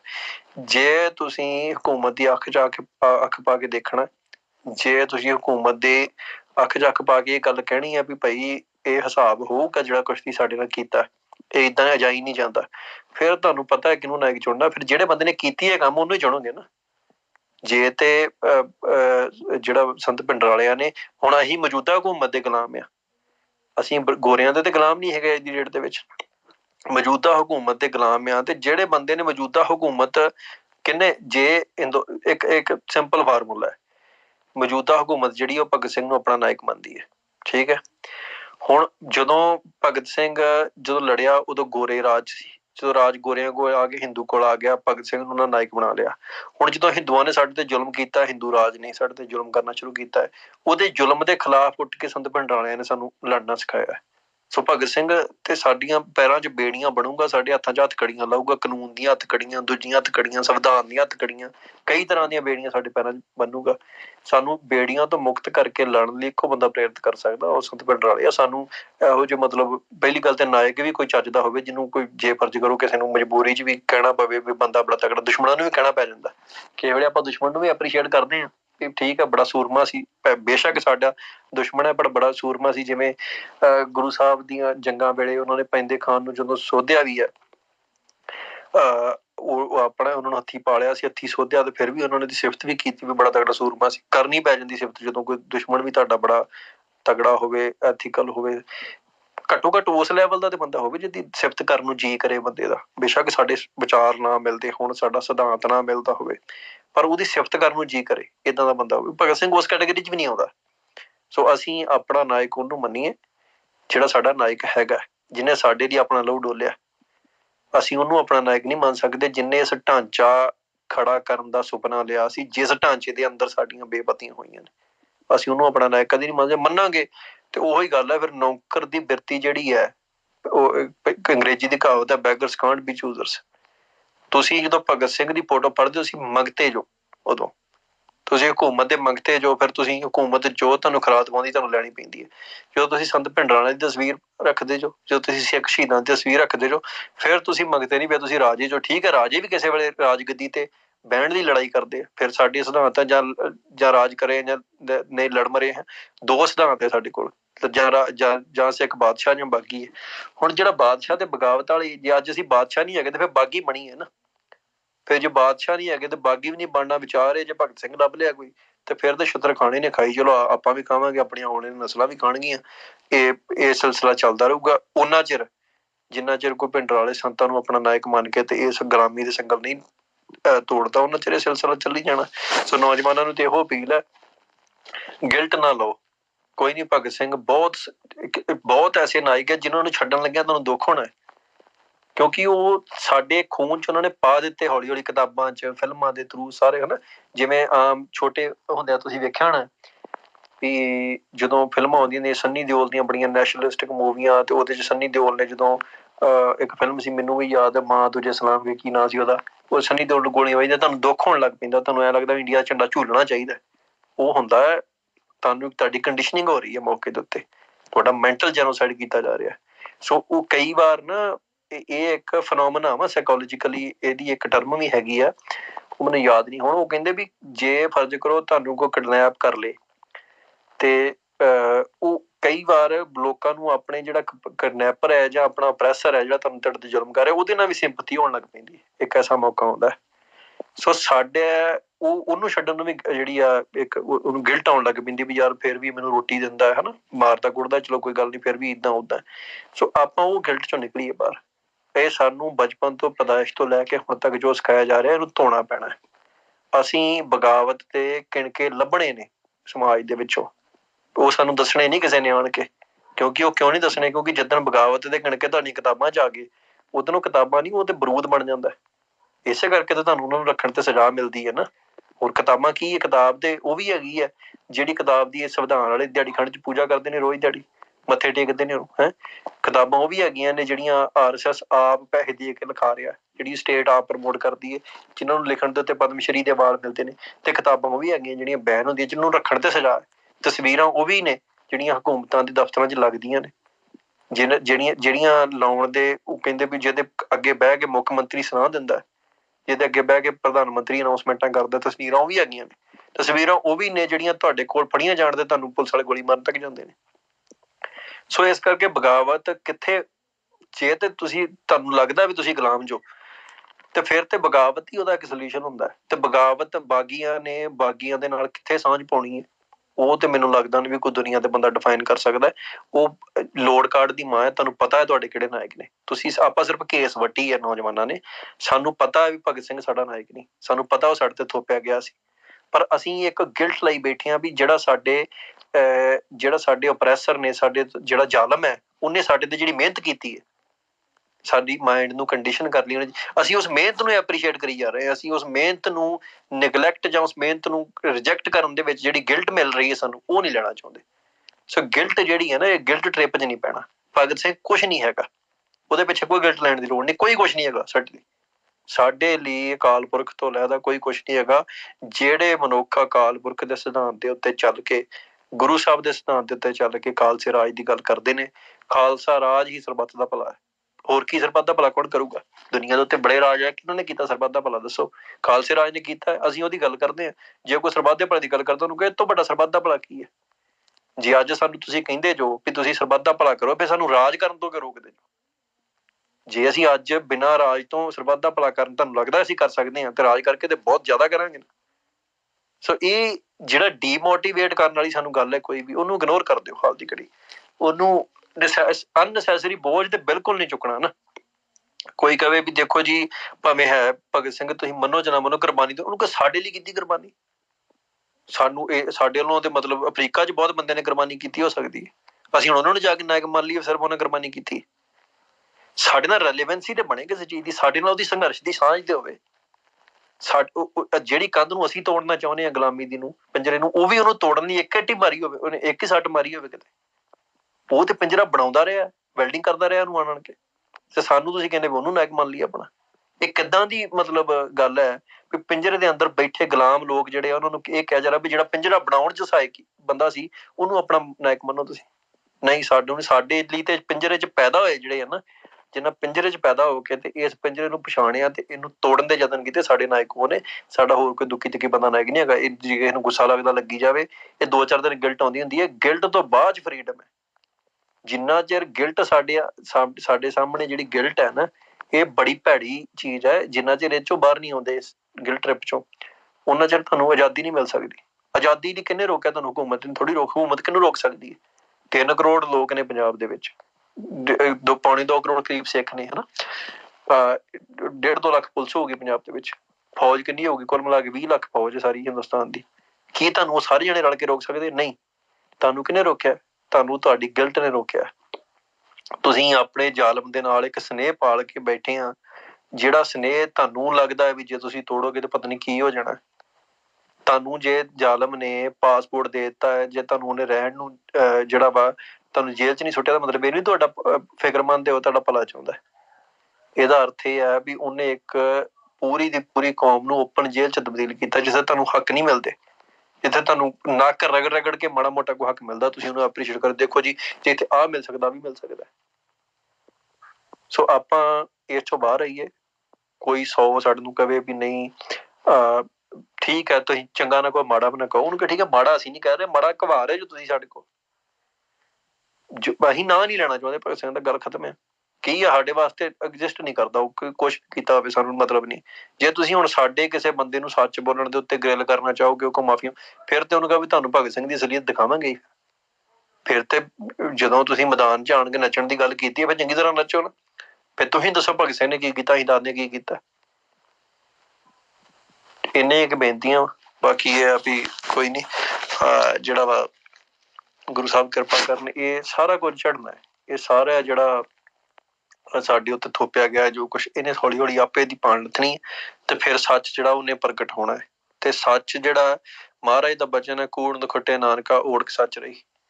ਕੂੜ ਜਿਹੜਾ ਵਾ ਇਹ ਹਜ਼ਾਰਾਂ ਸਾਲ ਕਿਸੇ ਵੇਲੇ ਇਹਦਾ ਪ੍ਰਭਾਵ ਰਹਿੰਦਾ, ਪਰ ਜਿਹੜਾ ਕੁਦਰਤ ਦਾ ਅਕਾਲ ਪੁਰਖ ਦਾ ਸਿਧਾਂਤ ਹੈ, ਉਹ ਕਹਿੰਦਾ ਵੀ ਓੜਕ ਜਿਹੜਾ ਵਾ ਉਹ ਸੱਚ ਨੇ ਪ੍ਰਗਟ ਹੋਣਾ ਹੈ, ਉਹਨੂੰ ਕੋਈ ਨਹੀਂ ਰੋਕ ਸਕਦਾ। ਸਮਾਂ ਲੱਗ ਸਕਦਾ, ਵੱਧ ਘੱਟ 10, 20, 50, 100 ਸਾਲ ਲੱਗ ਸਕਦੇ ਨੇ, ਪਰ ਸੱਚ ਨੂੰ ਪ੍ਰਗਟ ਹੋਣ ਤੋਂ ਕੋਈ ਨਹੀਂ ਰੋਕ ਸਕਦਾ। ਸੱਚ ਕੀ ਹੈ, ਝੂਠ ਕੀ ਹੈ, ਇਹ ਤਾਂ ਨਿਤਾਰਾ ਮਹਾਰਾਜ ਨੇ ਕਰ ਦੇਣਾ। ਇਹ ਉਹੀ ਨਿਤਾਰਾ ਹੋ ਰਿਹਾ। ਮਹਾਰਾਜ ਜੀ ਬਚਨ ਕਰਾਉਂਦੇ ਨੇ। ਮਹਾਰਾਜ ਜੀ ਇਹ ਝੂਠੀਆਂ ਹਸਤੀਆਂ ਜਿਹੜੀਆਂ ਸਾਡੇ ਤੇ ਬਣਾ ਕੇ ਥੋਪੀਆਂ ਗਈਆਂ ਨੇ, ਜਿਨ੍ਹਾਂ ਨੂੰ ਸਾਨੂੰ ਮਜਬੂਰ ਕੀਤਾ ਗਿਆ, ਸਾਨੂੰ ਬਚਪਨ ਤੋਂ ਲੈ ਕੇ ਹੁਣ ਤੱਕ, ਵੀ ਇਹਨਾਂ ਨੂੰ ਆਪਣੇ ਨਾਇਕ ਮੰਨੋ। ਮਹਾਰਾਜ ਜੀ ਕਿਸੇ ਦੇ ਮੂੰਹ ਇਹ ਫਰਨਾ ਘਟਾਉਂਦੇ ਨੇ ਵੀ ਇਹ ਸਾਡੇ ਨਾਇਕ ਨੂੰ ਕੀ ਨਹੀਂ ਹੈਗੇ। ਸੋ ਇਹ ਸਹਿ ਸੁਭਾਏ ਹੋਈਆਂ ਗੱਲਾਂ ਜਿਹੜੀਆਂ ਨੇ, ਇਹਨਾਂ ਦੇ ਬੜੇ ਵੱਡੇ ਨਤੀਜੇ ਨੇ। ਇਹ ਸਾਡੀ ਆਜ਼ਾਦੀ ਦੀ ਜਿਹੜੀ ਲੜਾਈ ਹੈ, ਉਹਦੇ 'ਚ ਜਿਹੜੇ ਮਾਨਸਿਕ ਸੰਗਲ ਉਹਨੂੰ ਤੋੜਨ ਦਾ ਕੰਮ ਕਰਦਾ। ਇਸ ਲੜਾਈ ਦੇ ਵਿੱਚ ਭਗਤ ਸਿੰਘ ਸਾਡੇ ਵੱਲ ਨਹੀਂ, ਭਗਤ ਸਿੰਘ ਲਕੀਰ ਦੇ ਉਲਟੇ ਪਾਸੇ ਸਾਡੇ ਖਿਲਾਫ ਖੜਾ ਹੈ। ਸੋ ਇਹ ਲੜਾਈ ਦੇ ਵਿੱਚ ਸਾਡੇ ਵੱਲ ਕਿਹੜਾ ਖੜਾ, ਅਸੀਂ ਉਹਨੂੰ ਚੁਣਨਾ। ਗੁਰੂ ਸਾਹਿਬ ਕਿਰਪਾ ਕਰਨ। ਬਾਕੀ ਕਿਸੇ ਫੇਰ ਸਮੇਂ ਆਪਾਂ ਗੱਲਬਾਤ ਕਰਾਂਗੇ। ਤੇ ਹੁਣ ਜੇ ਕੋਈ ਭੁੱਲ ਚੁੱਕ ਹੋਈ ਉਹਦੇ ਲਈ ਖਿਮਾ। ਤੇ ਵਾਹਿਗੁਰੂ ਜੀ ਕਾ ਖਾਲਸਾ, ਵਾਹਿਗੁਰੂ ਜੀ ਕੀ